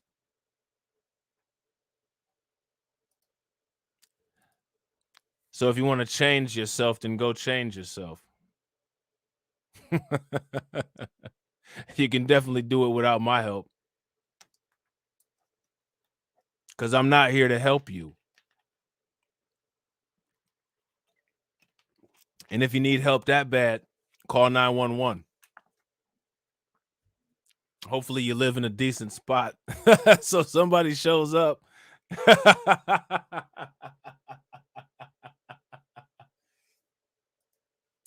Some people just want to debate to hear themselves talk and try to beef up their self-esteem by gaining people's approval. Debates are for fools. Yeah, super facts. Again, like when it comes to debates, that's for people that want to exchange ideas. That's for people that want to maybe like improve. You know what I'm saying? There's nothing that you can do for me. And if you can't do shit for me, you definitely ain't getting my time. Oh, goody goody gumdrops. I can't wait to debate you. What the fuck are you talking about? Who said it was going to be a fucking debate? You know what I'm saying?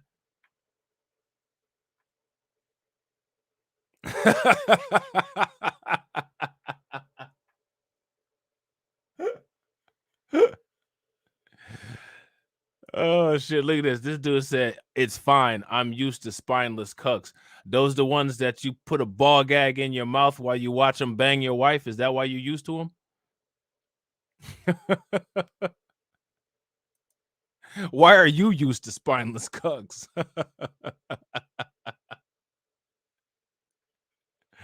I wouldn't admit that if I was you. You know what I'm saying? But I mean, hey, shout out to you. You did. Right. Facts. This dude just said he's used to cucks. You know what I'm saying? Now I'll tell you, that's one thing that we will debate about. We can debate about that since you're used to cucks. We could debate about the position that your wife enjoyed getting banged by some other guy in the most. You want to debate about that? Since you're used to cucks, you want to debate about which one fucked your wife the best? That's about the only thing we could debate about. Other than that, man, I ain't got no time for you, bro, but you funny. You know what I'm saying? He's used to all kinds of cucks. Spineless cucks, slow motherfucking cucks. That was the one that really got to you, huh? The one that was slow grinding your wife?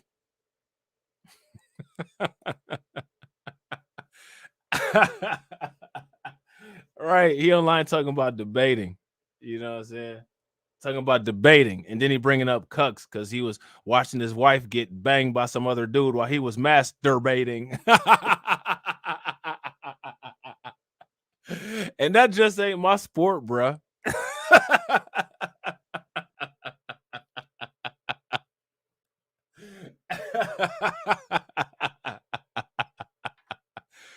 Oh man, yeah, he could have a wife. He could have a partner. You know what I'm saying? We gotta be politically correct. Sometimes people have partners these days, like Santos. You know what I'm saying? Yeah, he might have a husband. You know what I'm saying? Look, he said, "You're delusional, bruh.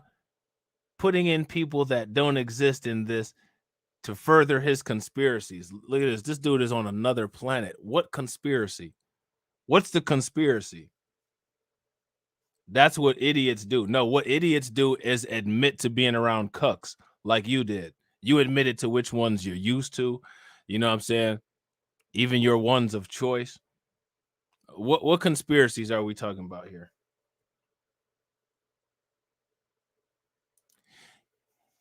You will say anything to further your point, even if it doesn't exist. What's my point?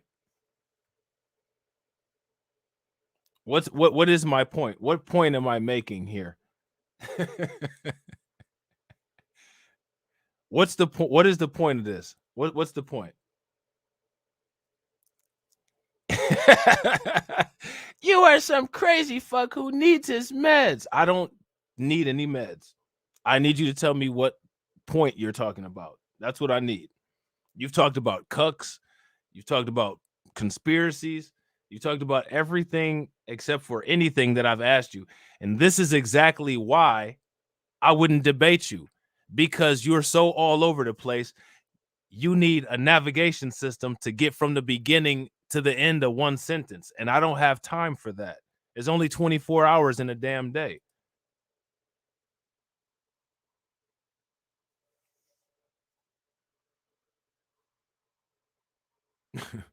It's only 24 hours in a damn day. I don't have time for all that. Oh, yeah, he trolling.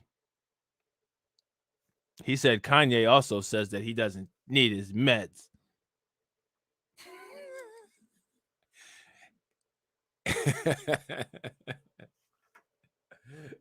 I know, right? White guys love cucks and debating. I know, like, it's crazy. That's that white privilege shit, though. Motherfuckers be used to that shit. They want to exercise it all the time. I'm white and I say so. Well, you're dumb because I said so. You need meds because I said so. I don't have any proof of anything. And I'm going to talk about cucks relentlessly. Like, what? Bruh, get a life. This vocab Malone on the low. That's hilarious. look at this. Have you ever told a mental health professional these things that you say on stream? Like what? Which things? Which ones? Which things are you asking? Have I told a mental health professional? Have I told a mental health professional that I don't believe in religion? Yes.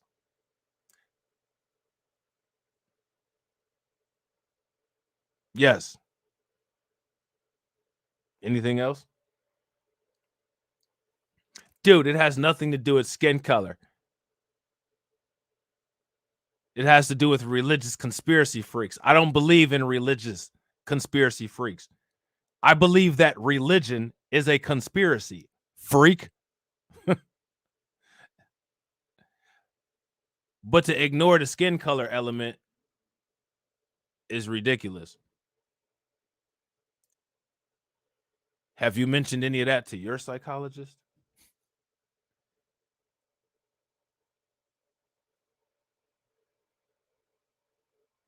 Identity politics is everything to you, says the guy who benefited from people making laws that made it illegal for us to not do shit.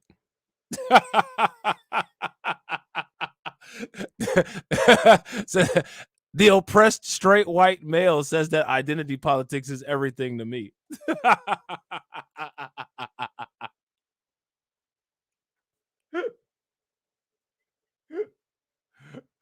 Oh, man. Yeah, no. Listen, I'm going to tell you something. The only people that have ever engaged in and benefited from identity politics in history ever are white people.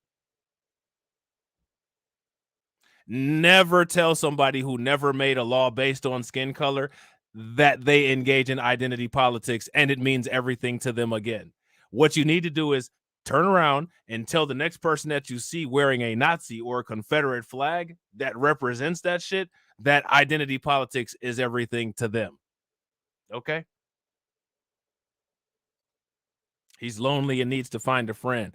That's that dangerous shit. That's that incel shit when people be finding random weapons and decide to go to a grocery store and and delete everybody. You know what I'm saying?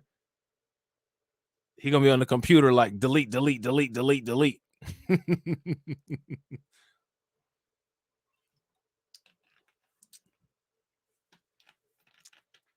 Look at these people on Twitch. That's how you know it's a bunch of incels over there. You know what I'm saying? Y'all don't even take the time to put a profile picture on your thing. You know what I'm saying? You just got this dumbass shit right here. Looking like a damn chessboard pawn. Why? Put a profile picture up there. I'm white and I say so when in doubt. Yeah, that's why they always want to debate everybody. Well, 1 + 1 = 3. Well, actually, 1 + 1 = 2. Well, you're a nigger and you have a 2 IQ. I said it equals 3, and I just won the debate. Yeah, no. You know what I'm saying? Yeah, I actually know history, and it was absolutely 110% all one-sided. Are you serious? What black person in the United States voted on Jim Crow? It was all white people that did that. It was all your ancestors that did that, bro. Black people weren't even allowed to participate in the government back then. It was all one-sided, and it was all your side.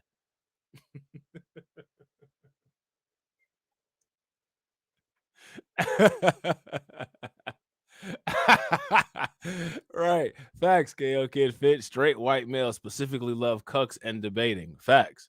They love cucks, debating, and racism. You know what I'm saying?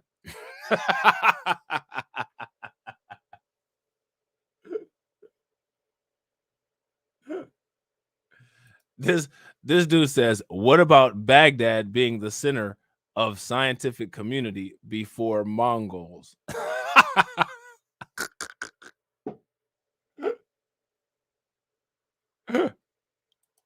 What about humanity only coming out of Africa, period? Which means that I really don't know what the fuck everybody else is who's walking on this planet. But if humanity only came out of Africa, then that means that everything, including science, came out of Africa.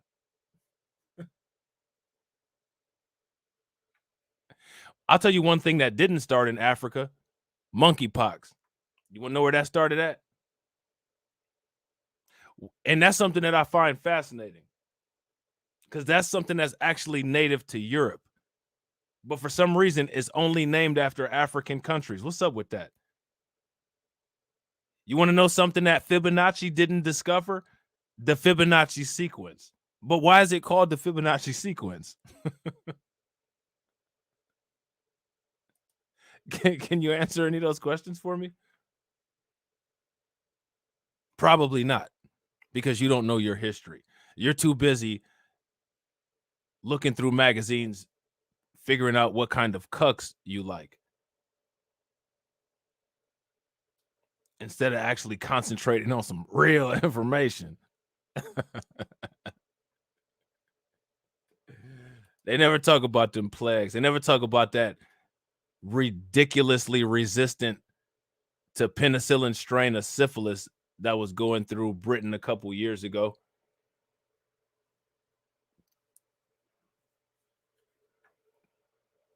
But this was funny though, right? These motherfuckers have come to a stream like this, looking like Andrew Tate, you know what I'm saying? Like a fucking earthworm with glasses on. And it'll start, just talking shit, just like how these motherfuckers do. You know what I'm saying? Floating across the ocean, come up to where a whole bunch of motherfuckers is chilling under palm trees and shit, talking shit because you mad that all you had was fucking ice your entire existence. And all you could do is just ask, like, yo, let me chill under this palm tree. It's nice over here. Y'all got some exotic fruit. This is a lot better than what I'm used to. Black plague and sewage in the middle of the street. You know what I'm saying? Just ask for this shit. You know what I'm saying? Maybe somebody will say yes. But instead, you just got to be rude and elbowing and bad breath and must. You know what I'm saying? Like, why?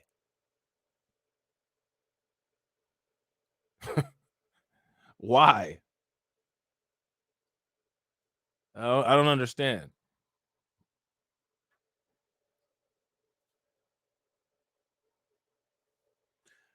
Yeah, especially monkeypox didn't form in Africa. And I'm not trying to be funny, but if you ask me, that's one of the reasons why we gotta we gotta question the motherfuckers that wear them fezzes. Like, I don't know if you really did good by doing that. You know what I'm saying? Fucked up, trying to fuck up reparations, fucked up the world by doing that shit right there. You know what I'm saying? Have you laughing all the way back to my apartment. I live for the trolls, man. You know what I'm saying? I live for the trolls. They go away eventually. That should just be funny. It's like, why are you over here? You know what I'm saying? Just saying crazy shit. Guess what? I can say crazier shit. You mentally deranged, motherfucker. I can be mentally deranged better. Andrew Tato's scary ass. Yeah, kickboxer. This motherfucker kicks a box around the house when he gets upset. Like, come on, man. Stop it. If I were a straight white male, I would not any longer participate in the United States military after the release of Brittany Griner.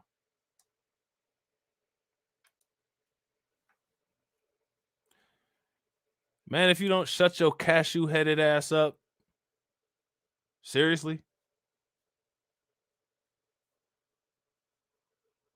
You up here taking L's from Brittany Renner and shit?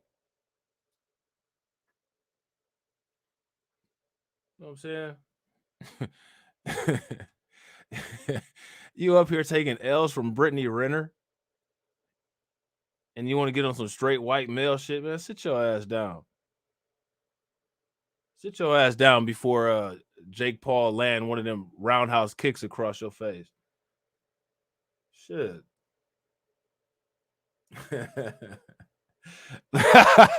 Look, I know, right? TD warned y'all about that shit when I be saying I'm not trying to be funny. You know that shit about to be hilarious.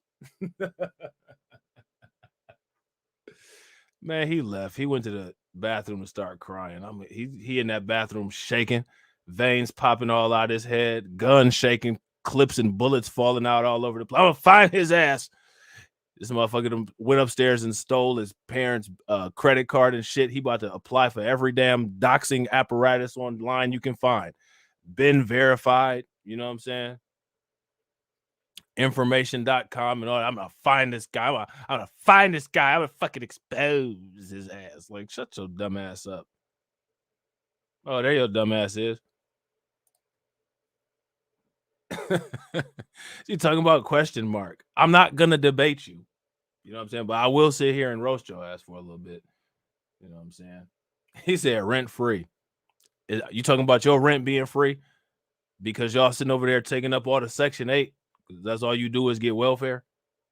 I bet your rent is free. You probably get food stamps too. Let me borrow your card. I could never have you go shopping for me though on your food stamps card. You would have to let me use it because I don't care what the hell your ass say.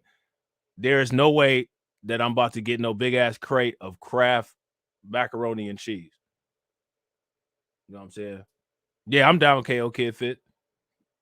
He upstairs shaking, biting his lip. He done slammed the gun down in the kitchen sink. Bullets flying all inside the sink. There's a ping, ping, pow, ping, ping, pow. He's sitting there looking in the mirror, sweat dripping all down. You know how when they get angry, their hair get matted, his hair matted across the front of his face. This guy's made a mockery of me on YouTube. I'm gonna get him. I'm gonna get him. You know what I'm saying? This dude went under his parents' bed, opened up the crate. About 6 or 7 AR-15s in there. He coming for me. Plenty of that government assistance in Kentucky. Hell yeah.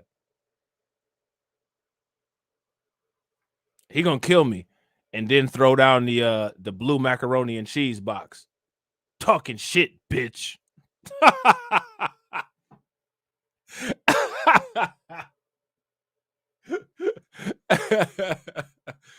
Oh man. I'm gonna January 6th your ass. Like, shut the fuck up. January, February, March your ass the other direction. Go find a stream.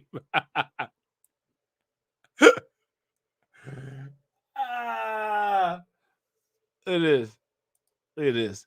I just said embarrassed.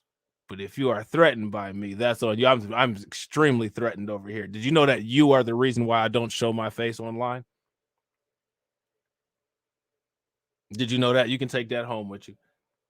You can load that one up and put it in your musket. You know what I'm saying? You can load that one up and put it in your musket. You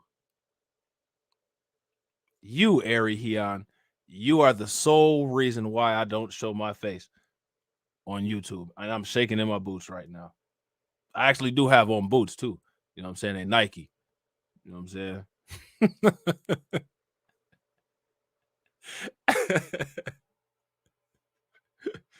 Oh shit. But I bought them before the Kyrie shit. You know what I'm saying? I'm like, see, you ain't about to cause me. I bought them motherfuckers way before that Kyrie shit. Oh yeah, that meth pipe been exploded. He got a little shard in his eye too.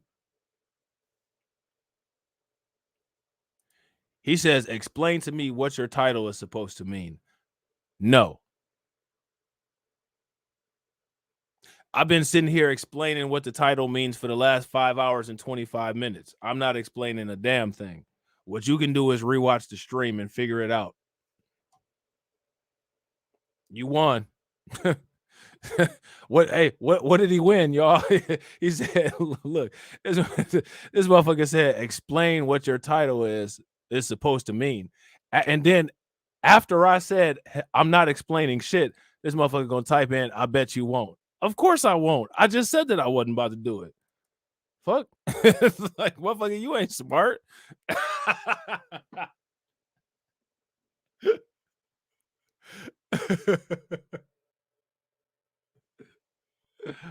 Oh shit. I'm not gonna watch you rant for 5 hours. Fuck that. Yeah, you are, motherfucker, because you've been watching me rant for about 2.5 hours right now. Another 2.5 ain't gonna kill you. He be chilling with Biden. Yeah, that musket. He can load that musket up. I bet you him and Biden's son got the same dentist, though. You know what I'm saying? He said you can't pay people to do that shit. People do that shit all the time. You serious?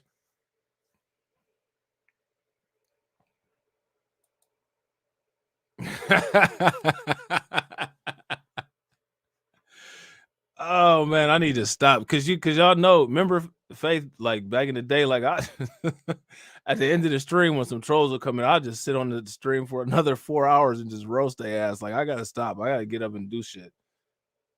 Yeah, powder wig, musket gun with fake wooden teeth and a peg leg.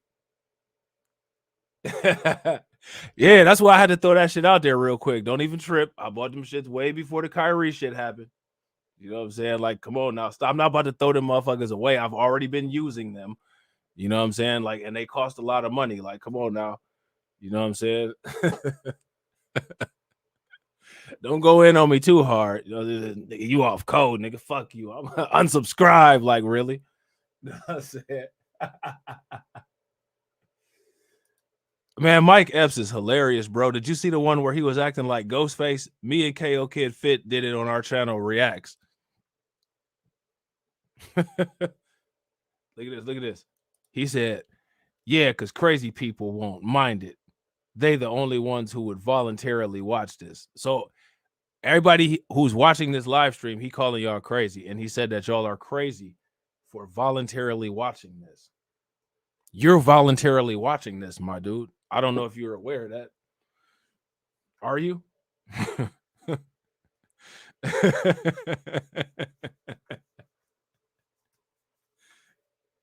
Right. Right. He wants to debate, but he need me to explain some shit. He also need me to explain to him that he's voluntarily watching this shit while calling people who voluntarily watch this shit crazy. And then asking me if I took my meds. The fuck? Yeah, nigga, I came in to see what you was about. And the more I watch this shit, the clearly I can see that you just a wing nut. You know what I'm saying? the more you keep talking about cucks, I can clearly see that you just a wing man.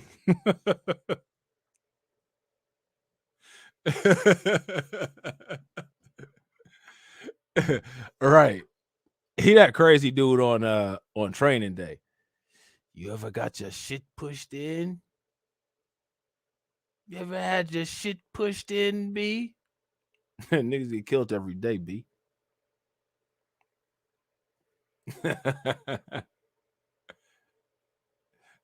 Look at this. Look at this. Look at this. I call people a cuck to get their attention, especially if they ducking me on a question.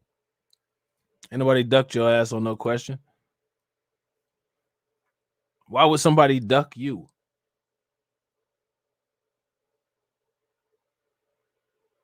What kind of questions are you asking that's so damn difficult? Did you take your meds? Who gonna duck that question? I don't take meds.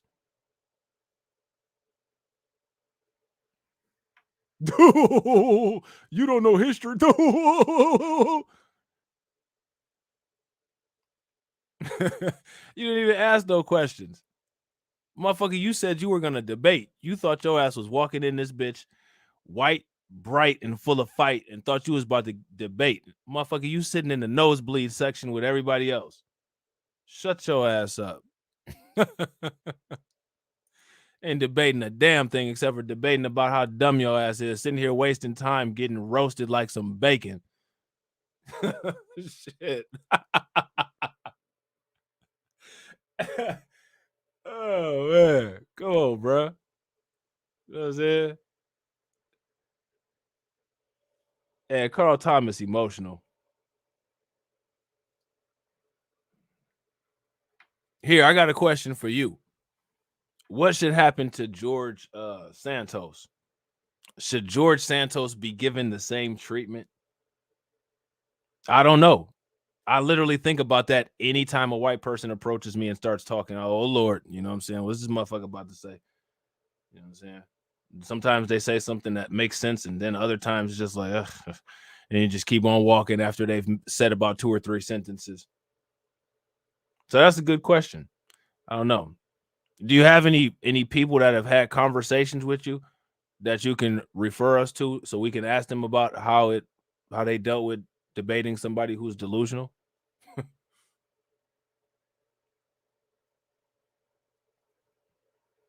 Do you have that? You don't even know what the hell you want to debate about. Talking about delusional. This you keep wanting to debate me about some religious shit, and I keep telling your ass I don't believe in religion. Oh, he loving it. He loving it. He flicking his bean to it. He flicking his bean to it. You know what I'm saying? There's nothing to explain. I don't believe in religion. Like that's the explanation. You know what I'm saying? And then he says, what's the title about? That's why I'm here.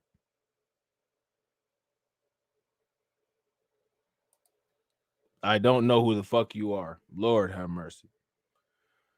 Lord have mercy, man. This is exhausting. And it's not fun anymore. Like, see, we need like your style of trolling is lame.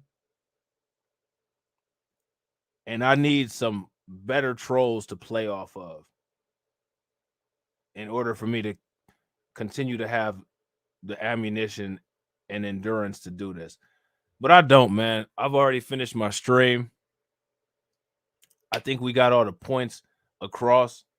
I think everybody enjoyed it. You know what I'm saying?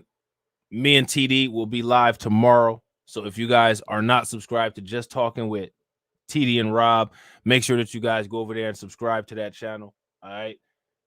If you're not subscribed to my backup channels, make sure you guys take a moment, subscribe to the backup channels, and make sure that you guys hit that notification bell on that live stream that's scheduled for the 30th.